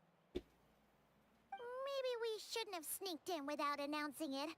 Then you would have known we weren't monsters. To be honest, I've been really on edge since you left. I just have this constant feeling that any second, the monsters are gonna come back and get me. And it's not like I can run from them. There's also no way to cook here. It's good you got back when you did. Another hour and a half and you probably would have found me starved to death. That's weirdly precise. Though, it does explain why your attack on the Traveler was so weak. Damn, Paimon. Ruthless. Wait, if you really thought you were gonna starve or get killed by monsters, why'd you promise that you'd be okay here on your own? I just didn't want to lose face in front of my hero. He already saved my life once. That's more than enough. I just don't want to come across as a constant burden. Huh. For someone on the brink of starvation, you're pretty preoccupied with your image. What's the real reason? What? That is the real reason. I'm kind of bearing my soul here, you know?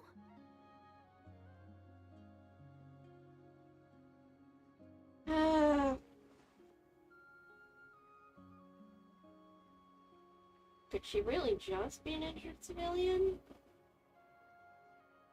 Anyway, so, could you make me some food now?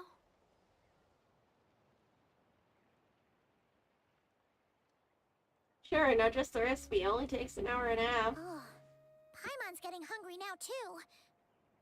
Go on, then. You can join us for dinner.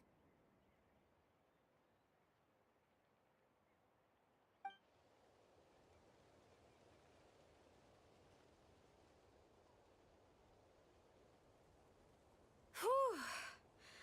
I am so full. Thanks for saving me, again. Starvation feels like a distant memory now. You can really pack it away, Deardith. Guess that explains how you had the energy to make it this far. Jesus. That is so funny.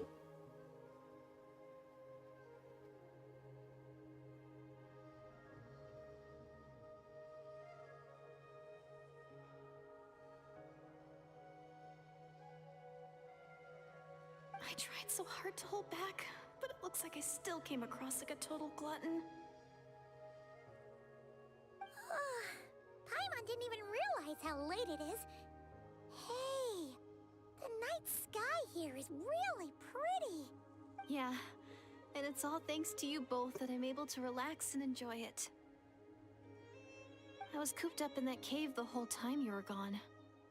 Now, I'm finally out. The air seems fresher, and the stars more beautiful than ever before.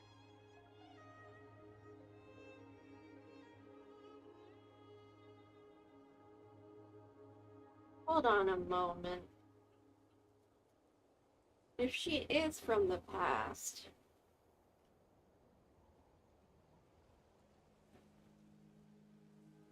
she is from Conria. You weren't in there that long. Time probably passed unbearably slowly. When I was young, I used to lie on the roof of my house, gazing up at the stars. And often, my mind would drift to this question. Is this starry sky actually real? Oh damn, she knows about the firmament. But my grandma would tell me, the answer to that question doesn't really matter. Think of all the people in our village who spend their entire lives here, she'd say. To them, that little village is their whole world. And so, if it's our destiny to live beneath this sky all our lives, then whatever may or may not lie beyond, this is our world, and that sky is real to us. Interesting perspective, but a bit flawed. Paimon kinda gets you, but also not really.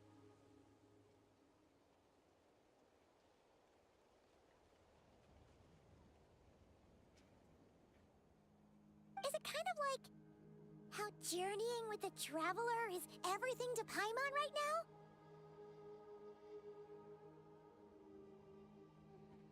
But also not really. I really treasured my world for a really long time. The village was my everything.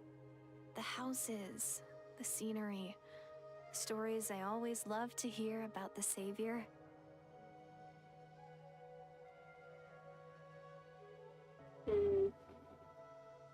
But I could never bring myself to agree with Grandma. Even if the village was my entire world, I still had to know what lay outside its borders.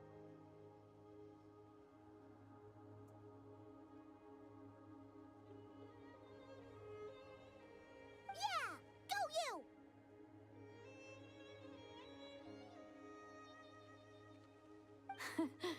So, I finally ventured out and set off on my journey to find the Savior.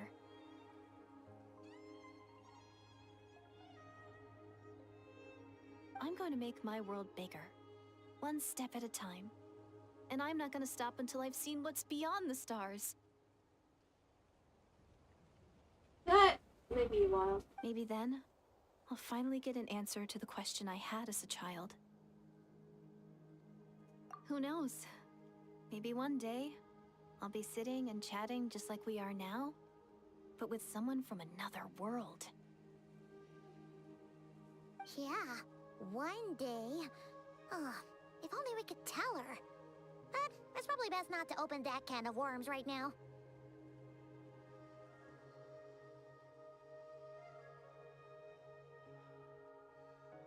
I need to find the Savior and protect my world. Then, I can make sure it continues to grow. That's the most worthwhile thing I could think of doing, so I've been giving it everything I've got. She's sweet. You know what?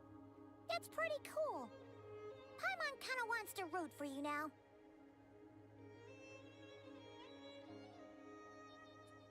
Sorry. I got a little carried away. I always get chatty after a hearty meal. Just like my grandma.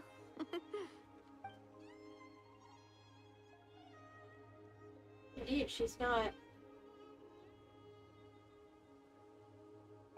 Hold on. Shh. It's them. The monsters are back. Where? Oh, still invisible, huh? Guess we gotta try that trick again.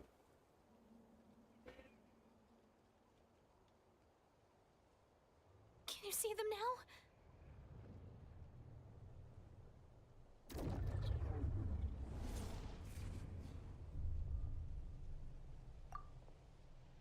Stay back. I'll handle him. I got it.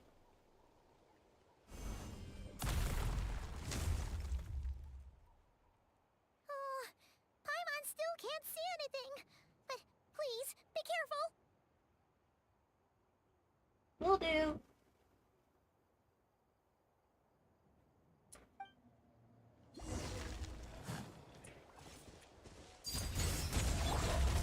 Stabilize. Live!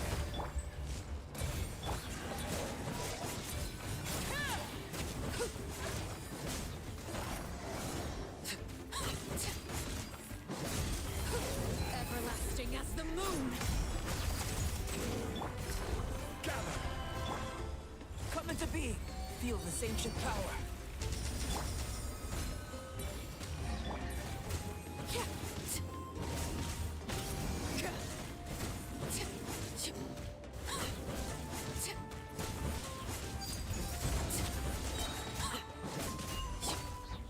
Stabilize.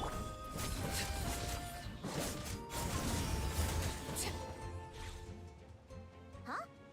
Wow, that was fast. Did you get all of them? Oh, Paimon's slowly but surely getting used to the sight of you fighting thin air.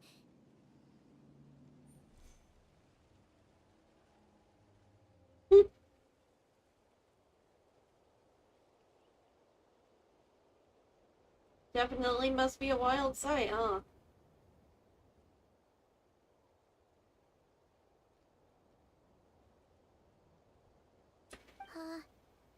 You doing all right, Deirdith?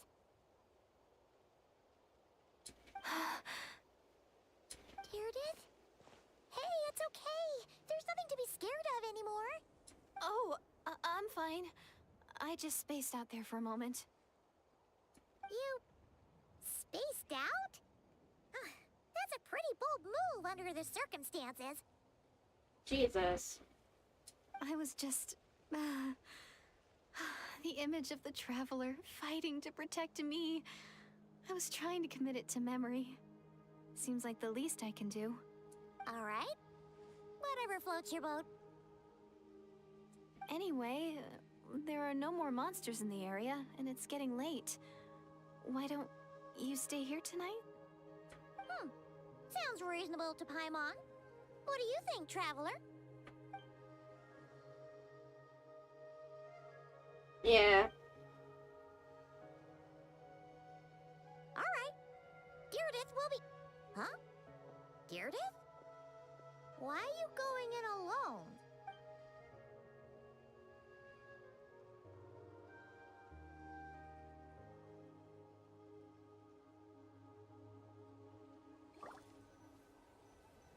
A vivid dream? Oh, we get to see the dream. It's the Night Kingdom again. How come we keep ending up here in our dreams? What time is this?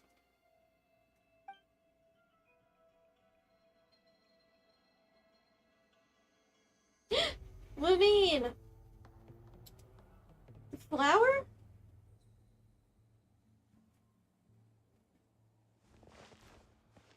Levine?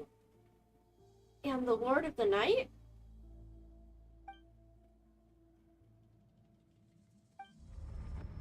Uh-oh.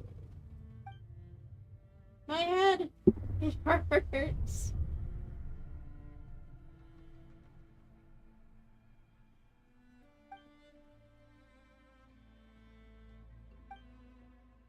My headache. It's gone? Hear a voice in the darkness. Oh, that's spooky.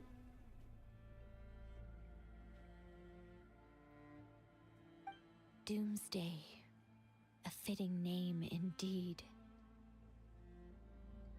Is this Lumine? A blood-red sky.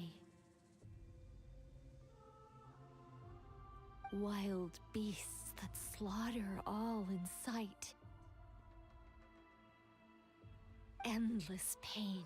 A terrible curse that cannot be reversed. Dear God.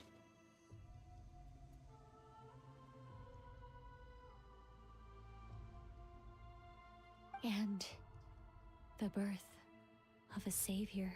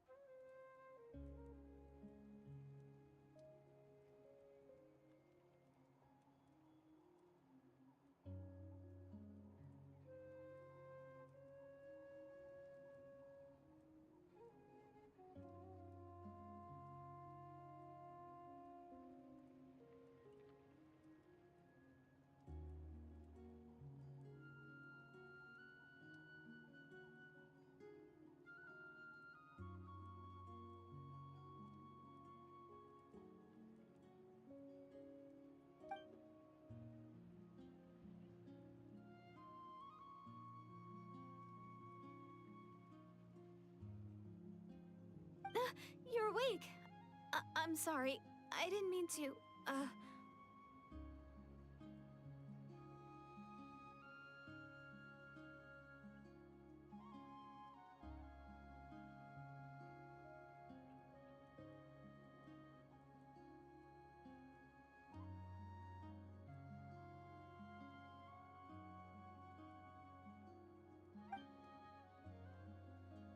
You just look quite distressed, like you were having a nightmare.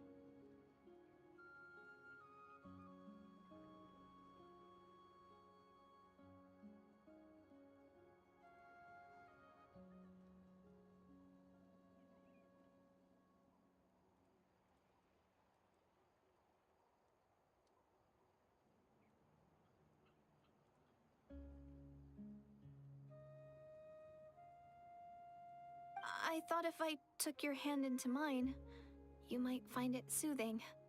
At least, that's what my family always did when I had nightmares. but it didn't seem to work on you. In fact, I think I made it even worse. I'm so sorry. Oh, is that right?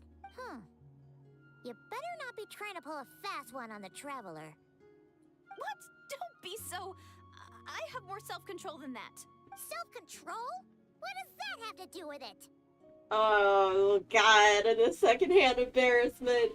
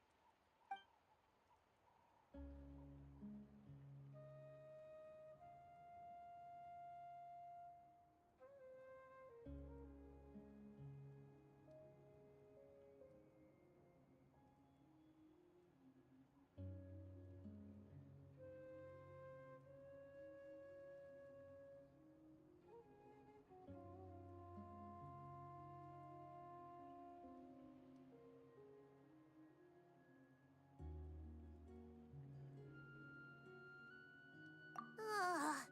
No way is Paimon getting back to sleep after this.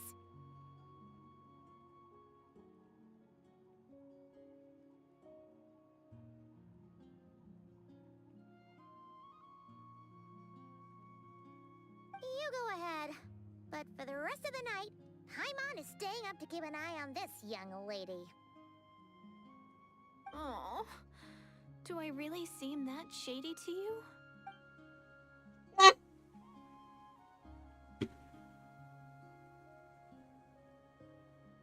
That's so funny. Well, Deirdre, there should be enough food for 3 days. Make sure you eat the perishable stuff first, so nothing goes to waste. You can't tell which stuff is perishable, right? Yeah, I can tell from the ingredients. Thank you so much for making all this for me. 3 days will definitely be enough time for my ankle to heal. Then I'll continue on my journey to find the savior. All right, then we'll be off. Bye for now, Deirdre. See you? Wait! But if this is goodbye, how am I supposed to find you again? Oh, I mean, what if I find your sibling? How am I supposed to let you know? Ah, that's a good point. We share the same goal, but we're constantly on the road, so we've got no fixed address. How do you get your mail, Traveler? How about this? When the time comes, you can just write a letter to Mawika. She'll be able to find us for sure. Mawika? Who's Mawika? Hold on. I think I see something over there. It's the Abyss Order! They're here! But it doesn't look like they're marching to war. More like they're... running away? Where? What are you talking about? A bunch of Abyss Order thugs! You don't see them? They're heading right this way! Wait a second. That's strange. I guess it's my turn to not be able to see the monsters. Tried and tested method. You're right. I see them now. You weren't joking after all. So this is what it's like. What a weird situation. What is making these monsters invisible? Is it Deirdre? Or the monsters themselves? Or is it us?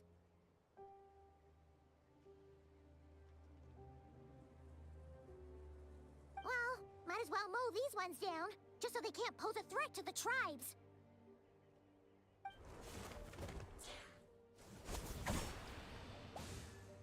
Oh, do I not fight them? All done. Their morale seems super low. Guess they really were on the run, huh? So, there's no more of them, right? I still can't wrap my mind around this. Why couldn't I see them until you took my hand?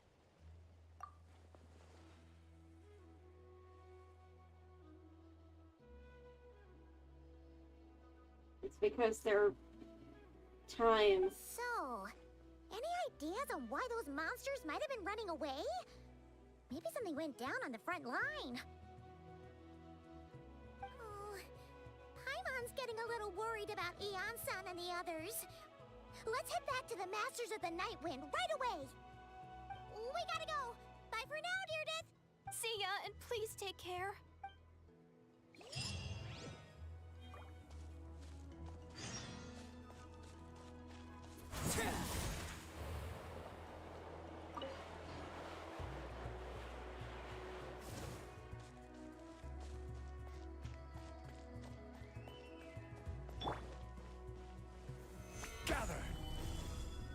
Ooh.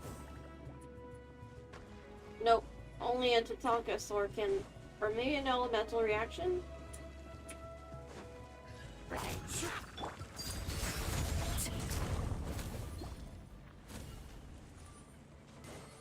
Ooh.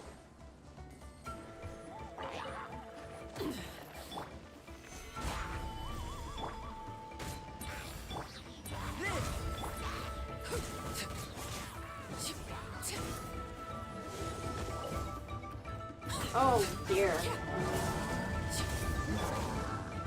Come into being. Witness a great undertaking. Burst forth. Rise. Stabilize. Overruled.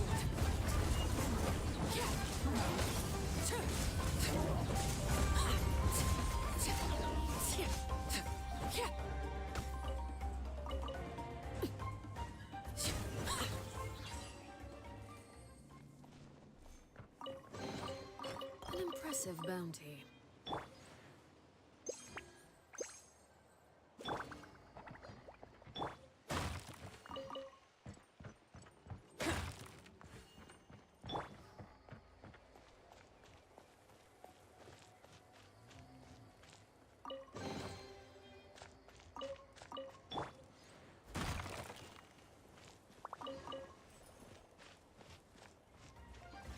Oh.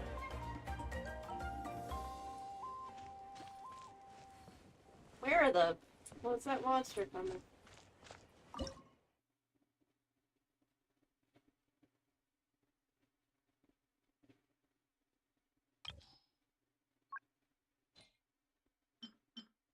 Oh, I need more fish. Dang it.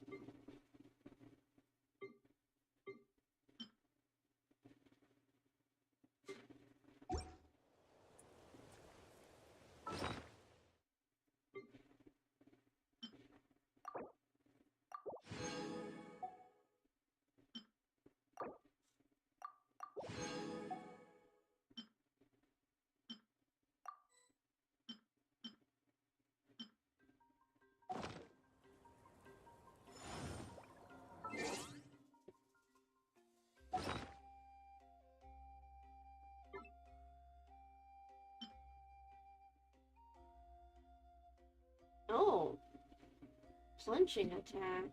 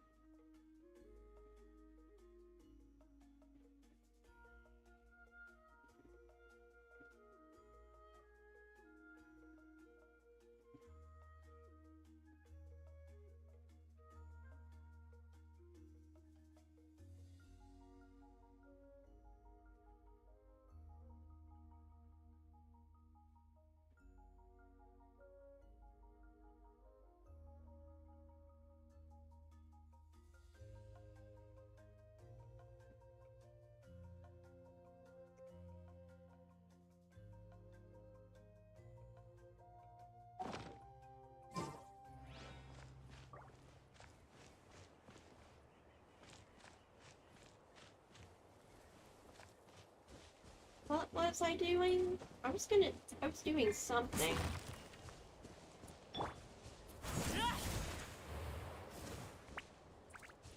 Oh, I think I was looking for a Tonkasaur. Oh well.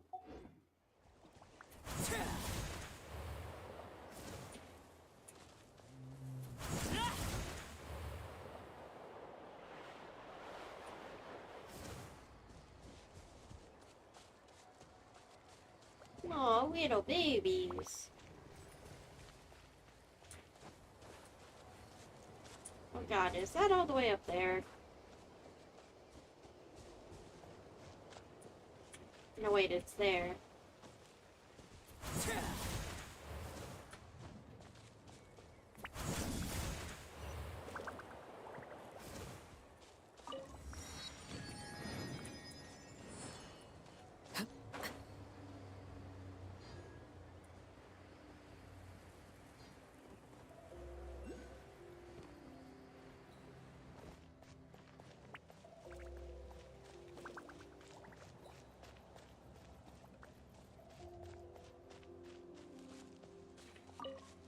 Mushroom, mushroom.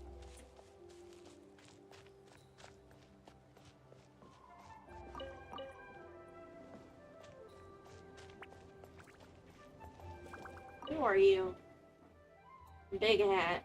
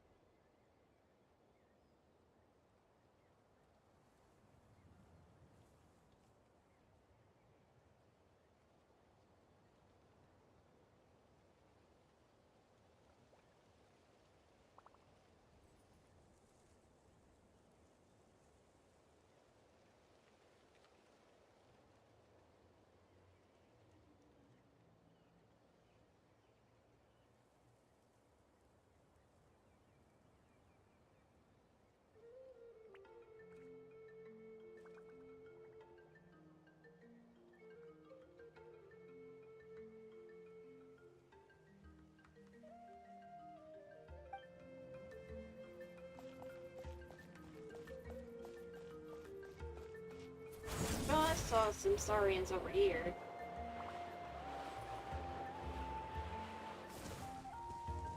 Oh! What the absolute...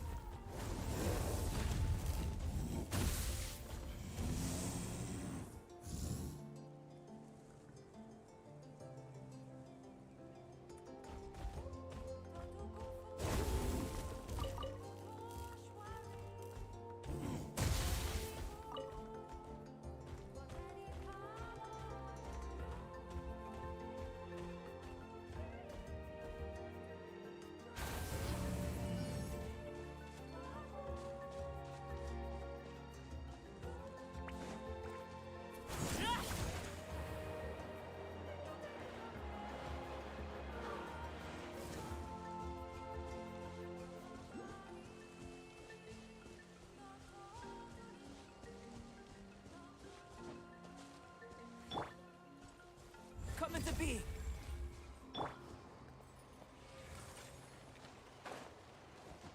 Oh, hell.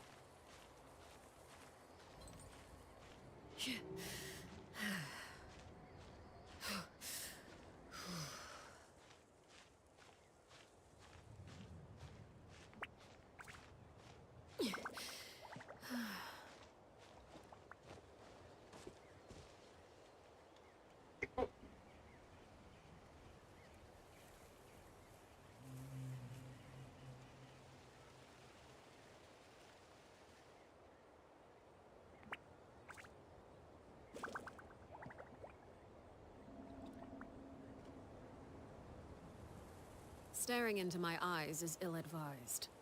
I can't promise you'll like what you see.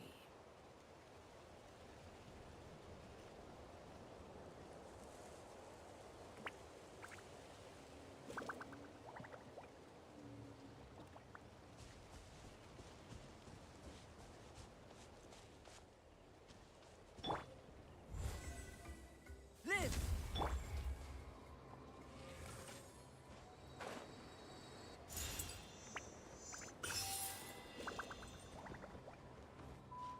Yay!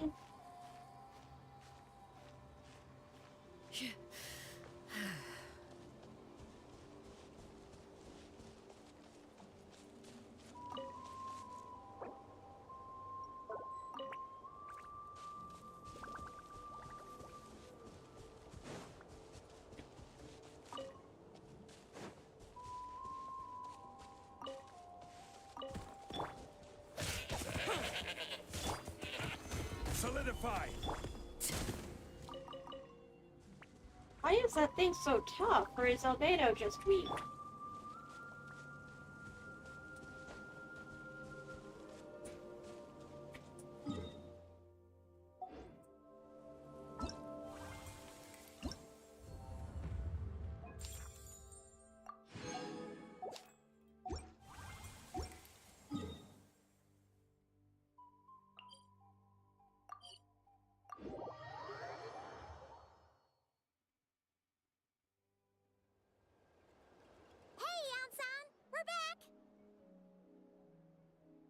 We ran into quite a big group from the Abyss Order just now. Has something happened at the front? The front line has collapsed. Huh? But how? No, relax. Their front line has collapsed, not ours. Oh, feels like you could have phrased that more clearly at the start. But this is good news, right? Why'd you still look so serious? No, we're still mustering troops. Nowhere near ready to go on the offensive. Oh yeah, that's suspicious as hell.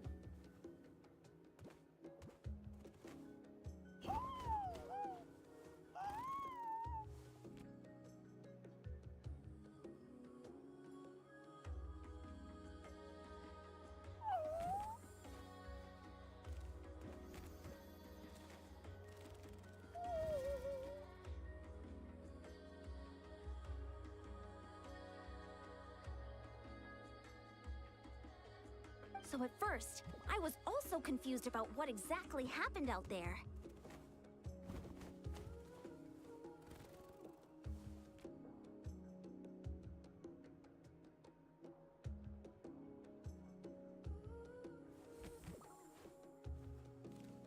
But just now, I got the full story from a guard who was on the scene.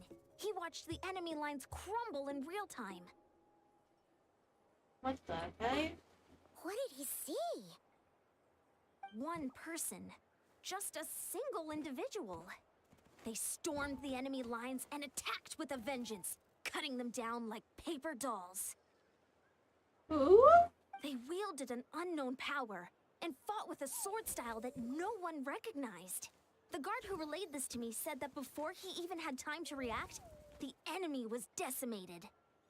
I'm only recounting what I heard, and I'm sure the guard in question must be exaggerating to some extent. But still, we have to identify this person, and assuming they're a neutral party, we'll need to figure out how to engage with them. Clearly they're a force to be reckoned with, so we don't want to come across as too weak or too hostile.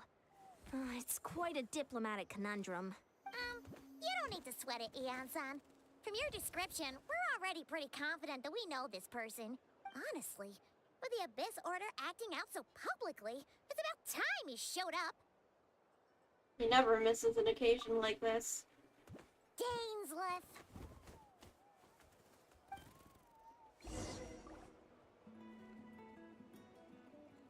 Dane! Oh? Hello. You want me to follow you? Flying School Flying Tournament Invitation Letter.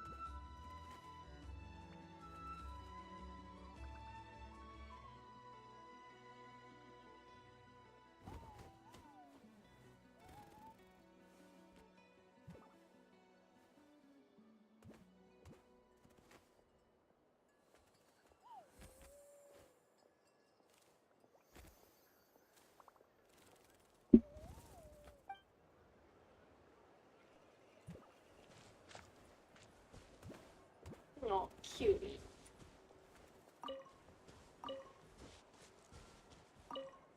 The weather's fine and Dainsleif.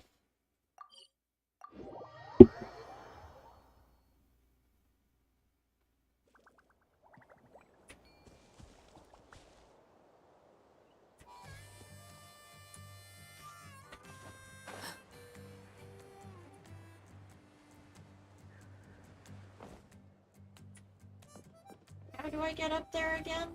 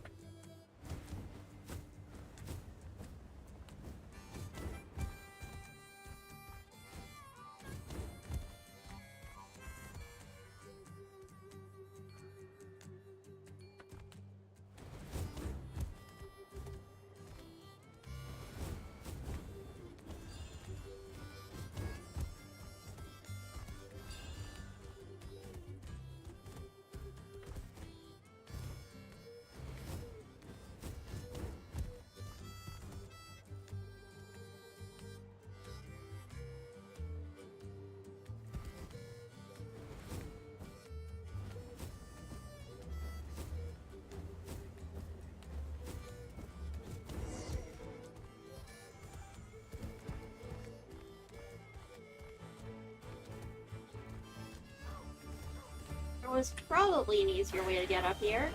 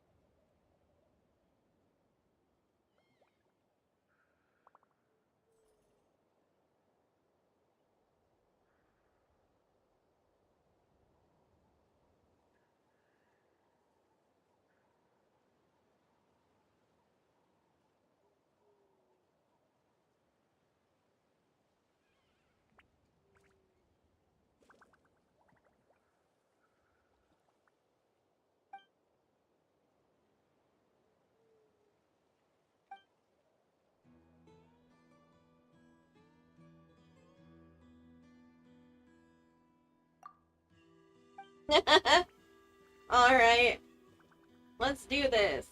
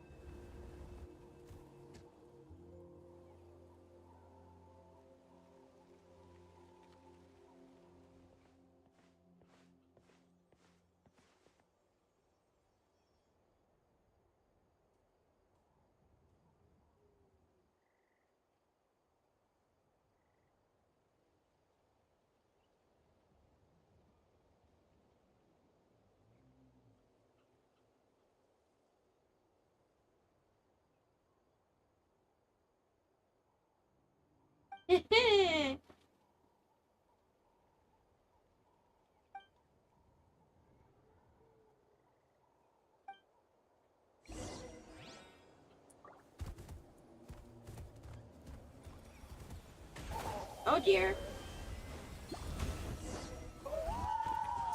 Laid bare.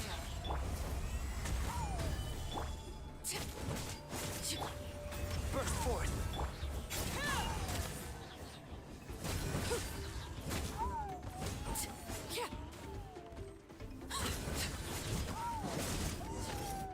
Dear Lord, what happened?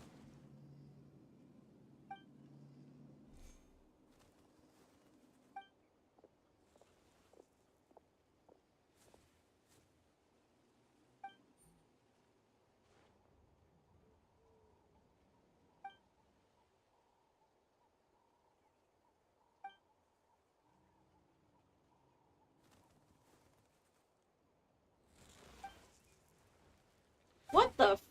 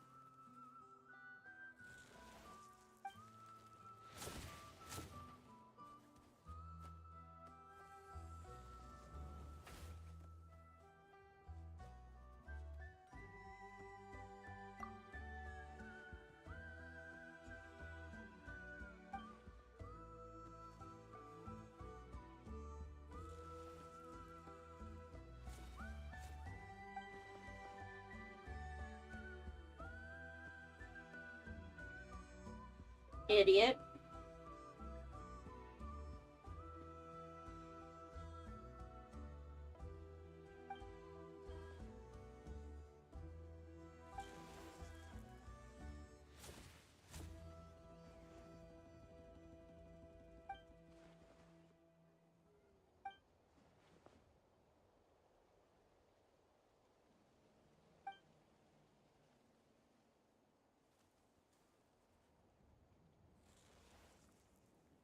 What the hell is going on here?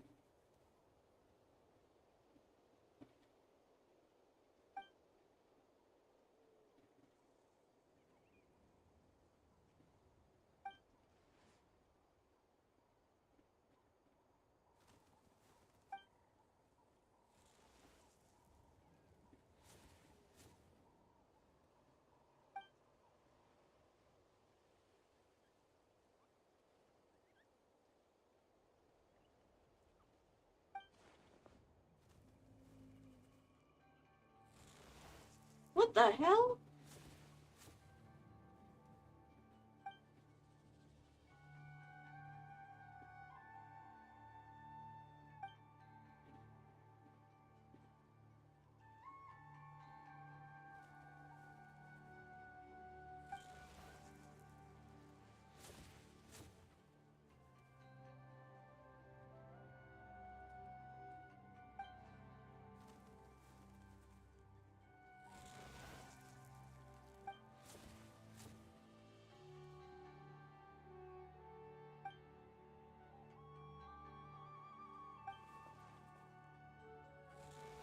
What the fuck? I'm the hero of Natlan.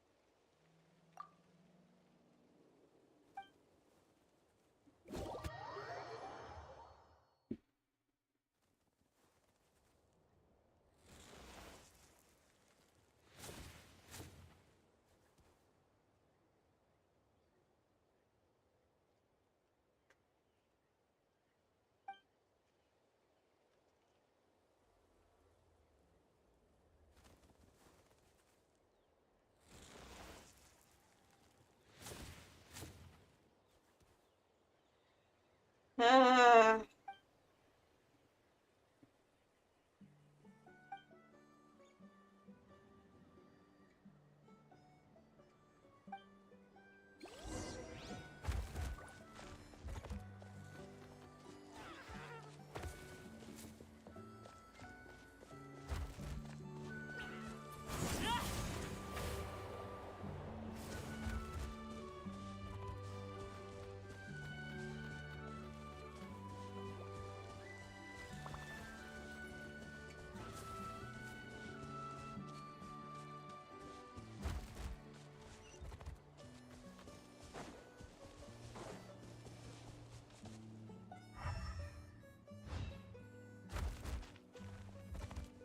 There's literally nothing.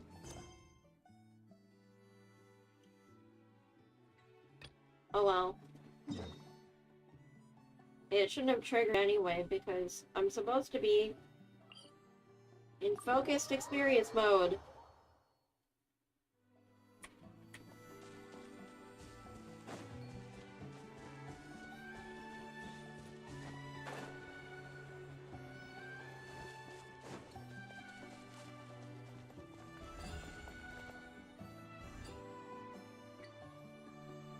Hi, Dane. Were you waiting for me? It's been a while, Dane. And yeah, after we heard what went down, we figured you'd shown up. You caused quite a stir, you know. Oh, this is a friend of ours from Natlan. Her name's Ian-san. She insisted on coming here to thank you in person. It is my honor, Mr. Dainsliff. Thank you for breaking the stalemate in our war against the Abyss Order. Natlan is fortunate to share a common enemy with such a mighty warrior as yourself. No need to thank me. I hunt the Abyss Order for my own reasons. Please don't mind him, Ian-san. He always talks like that, but he's a pretty nice guy deep down. Deep down. It's quite all right. Uezo Janssen respects those of great power. It's quite clear that he meant no offense, and I am still delighted to make his acquaintance.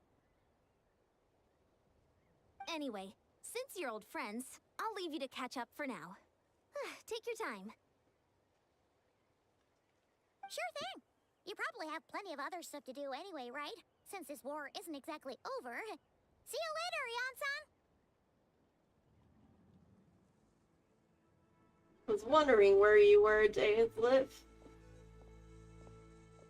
Hey, Dane! Would it have killed you to be a little more polite? She's our friend! Yon-san, yes? I will remember the name. But I will not invest more emotion than is necessary when dealing with the citizens of the Seven. It is a matter of principle for me.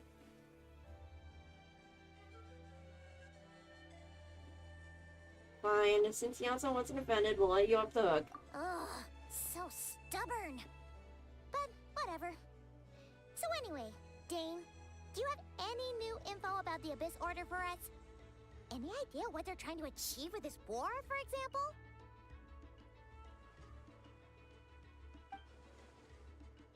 Never before have I seen the Abyss Order take action on such a large scale. Taken at face value, it seems highly illogical. In a war with the Natlanese, the odds are stacked firmly against them. They surely cannot be unaware of this. Their true goal must be a deeper one.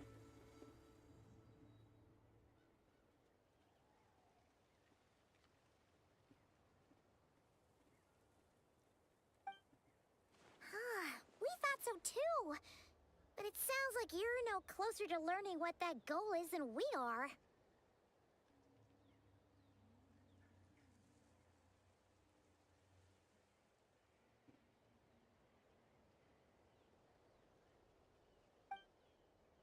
I've been on the case for some time. Even captured and interrogated several Abyss Order members. Yet, still, I am none the wiser. I can only assume they have gone to great lengths to keep their real operations a secret. I have a bad feeling about this. The Abyss Order is wasting a lot of its forces attacking Natlan, so whatever they stand to gain must hold enormous value to them. Agreed, Dane.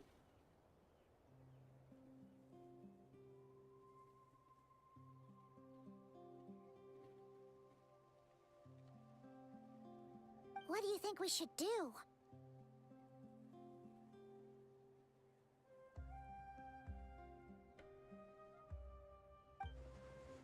Since we lack actionable intelligence for now, we might as well continue to focus on the fighting.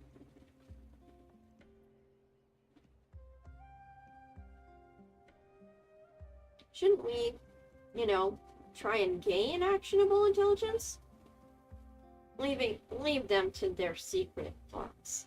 If they're so willing to sacrifice manpower for it, I intend to make the sacrifice greater and more painful than they could ever have anticipated.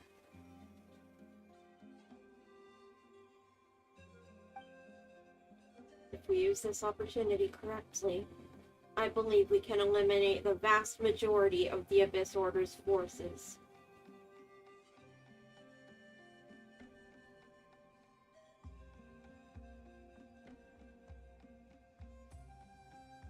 Damn.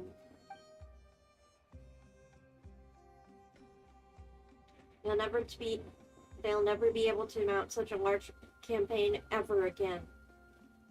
That outcome is well worth our time. And the sooner we can do that, the better. That's right. The ideal scenario would be to destroy them before they can reach their goal. Paimon gets it. Nothing in the world can satisfy you like making mincemeat out of the Abyss Order, right?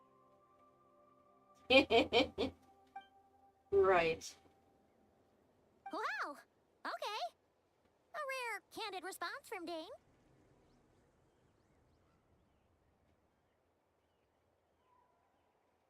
That's put him in a good mood. What about you? Any news to share from your end? Yeah, there's this fucking weird girl. Well, actually, we found his sister's hibernation chamber key near the Collective of Plenty. She must have lost it.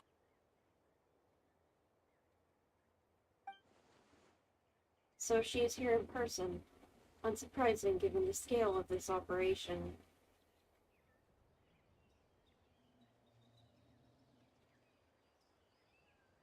Oh, and there's more! After finding the key, we also ran into this weird girl. She kept seeing monsters that we couldn't see, and then, this other time, we saw a load of monsters, but she couldn't. She also said she was on a journey to find the Savior. Her description of this Savior matched the Traveler pretty closely, so we figured it's probably his sister.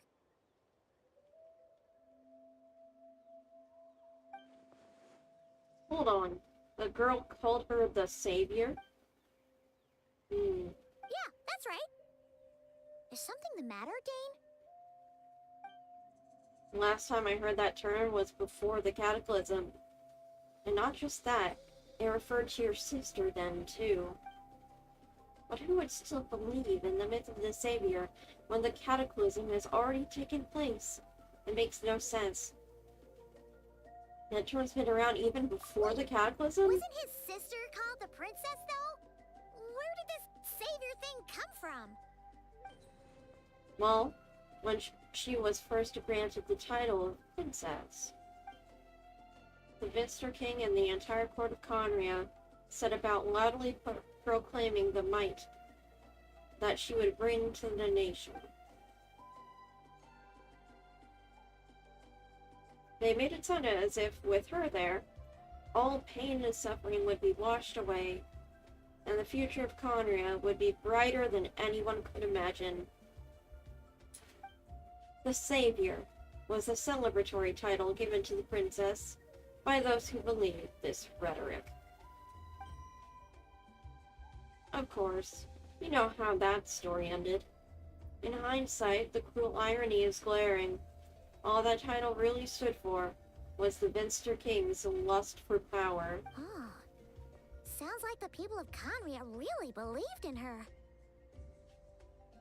Who is the Vinster King?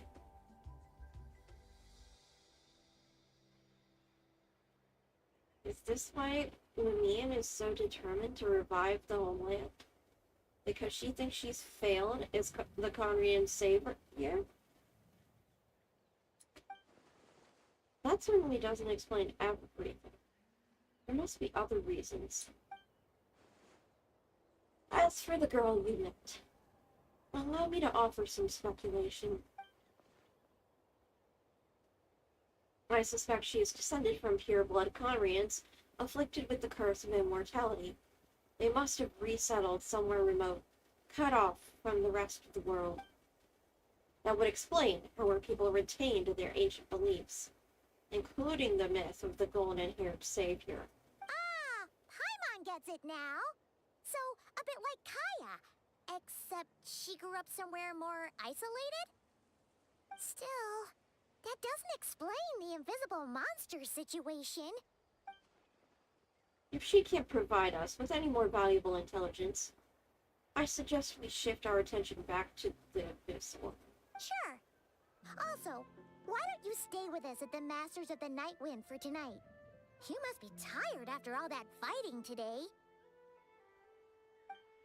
I will consider it, but we must discuss our next steps first thing tomorrow morning.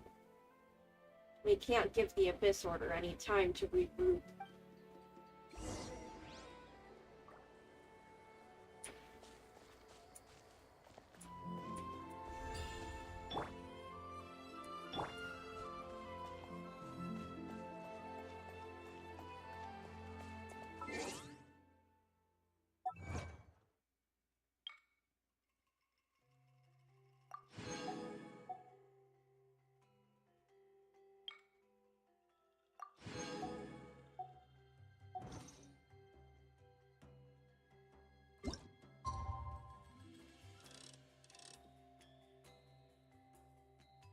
Bright and early.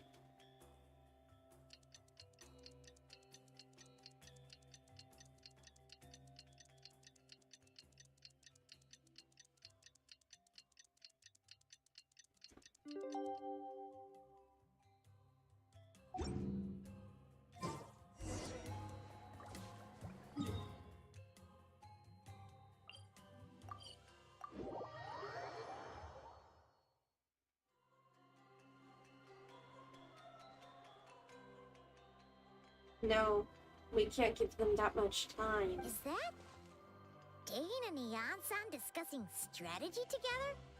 Huh. Looks like they're getting along just fine.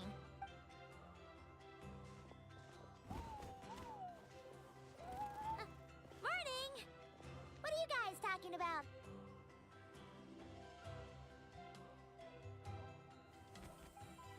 Ah, you're here. I have some good news to share with you. Oh? We just got word from the Scions of the Canopy. Their intelligence has reported that they've discovered the Abyss Order's headquarters in Natlan.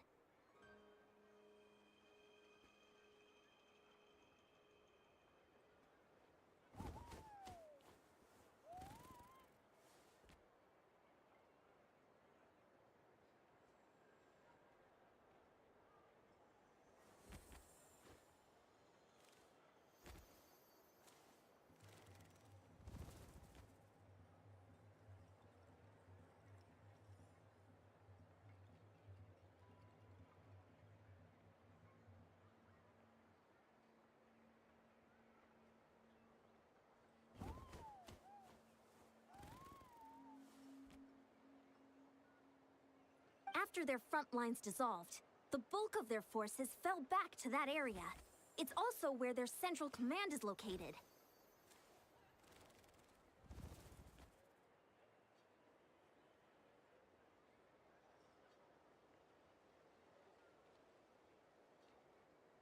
The location? The Cinder City. Oh shit. I haven't explored that yet. Cinder City, huh? That tracks. Seems like their kind of place. Hey, this is great! This could be our chance to crush the Abyss Order once and for all!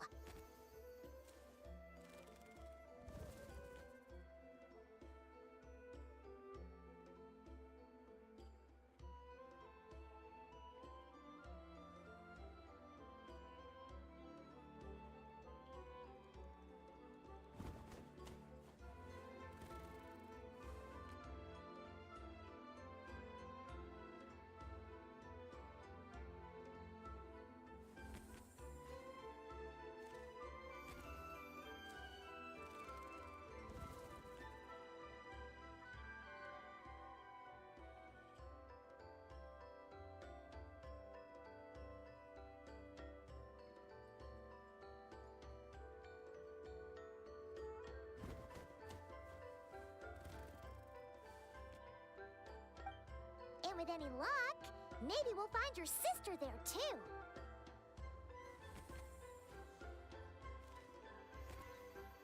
Yep, our army is almost ready, and we've sent a message to Malwika to let her know the plan. We can't really launch an operation this big without the okay from the Archon. I beg to differ. This is wasting time. You have the intel you need, so act on it. Every second you delay only increases the Abyss Order's odds of survival. I've already explained my reasoning, Mr. Dainsleif. I understand your concern, but an immediate strike is not on the cards for us.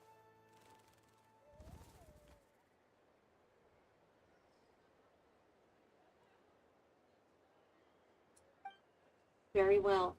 Then I will go there alone. Thank you for the intel, You're Iya-san. gonna go on your own?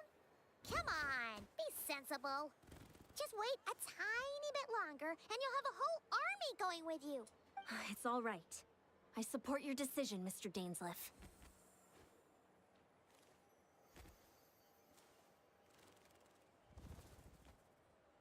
Huh? Shouldn't you be talking sense into him?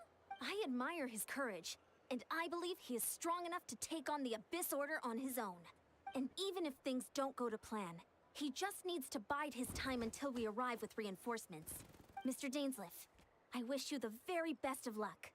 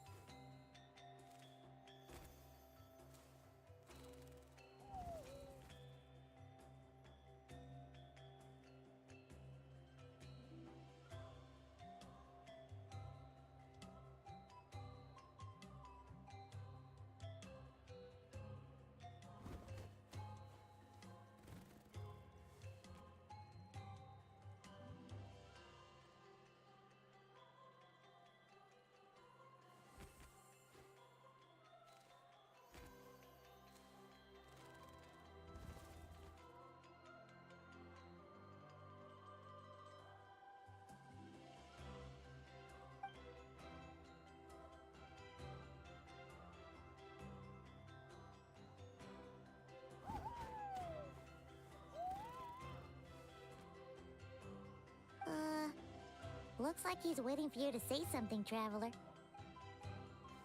Allow me to join you, Dainsliff. For a second there, Paimon actually thought he was gonna brave it alone. And then he called his own bluff.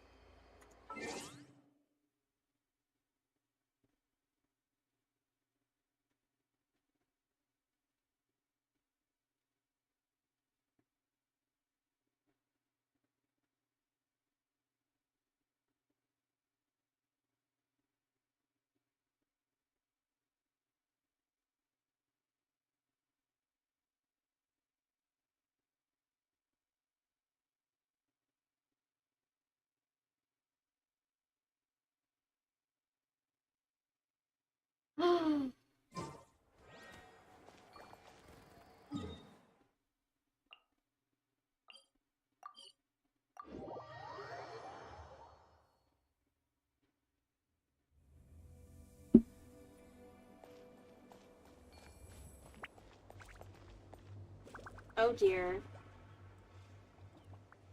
I've already been streaming for 5 hours. Or almost 6 hours. Maybe I should wait to do this for next time. Especially since it sounds like it's going to be big.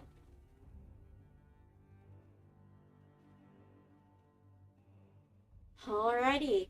Well, thank you for watching. Have a good night, a good day, and a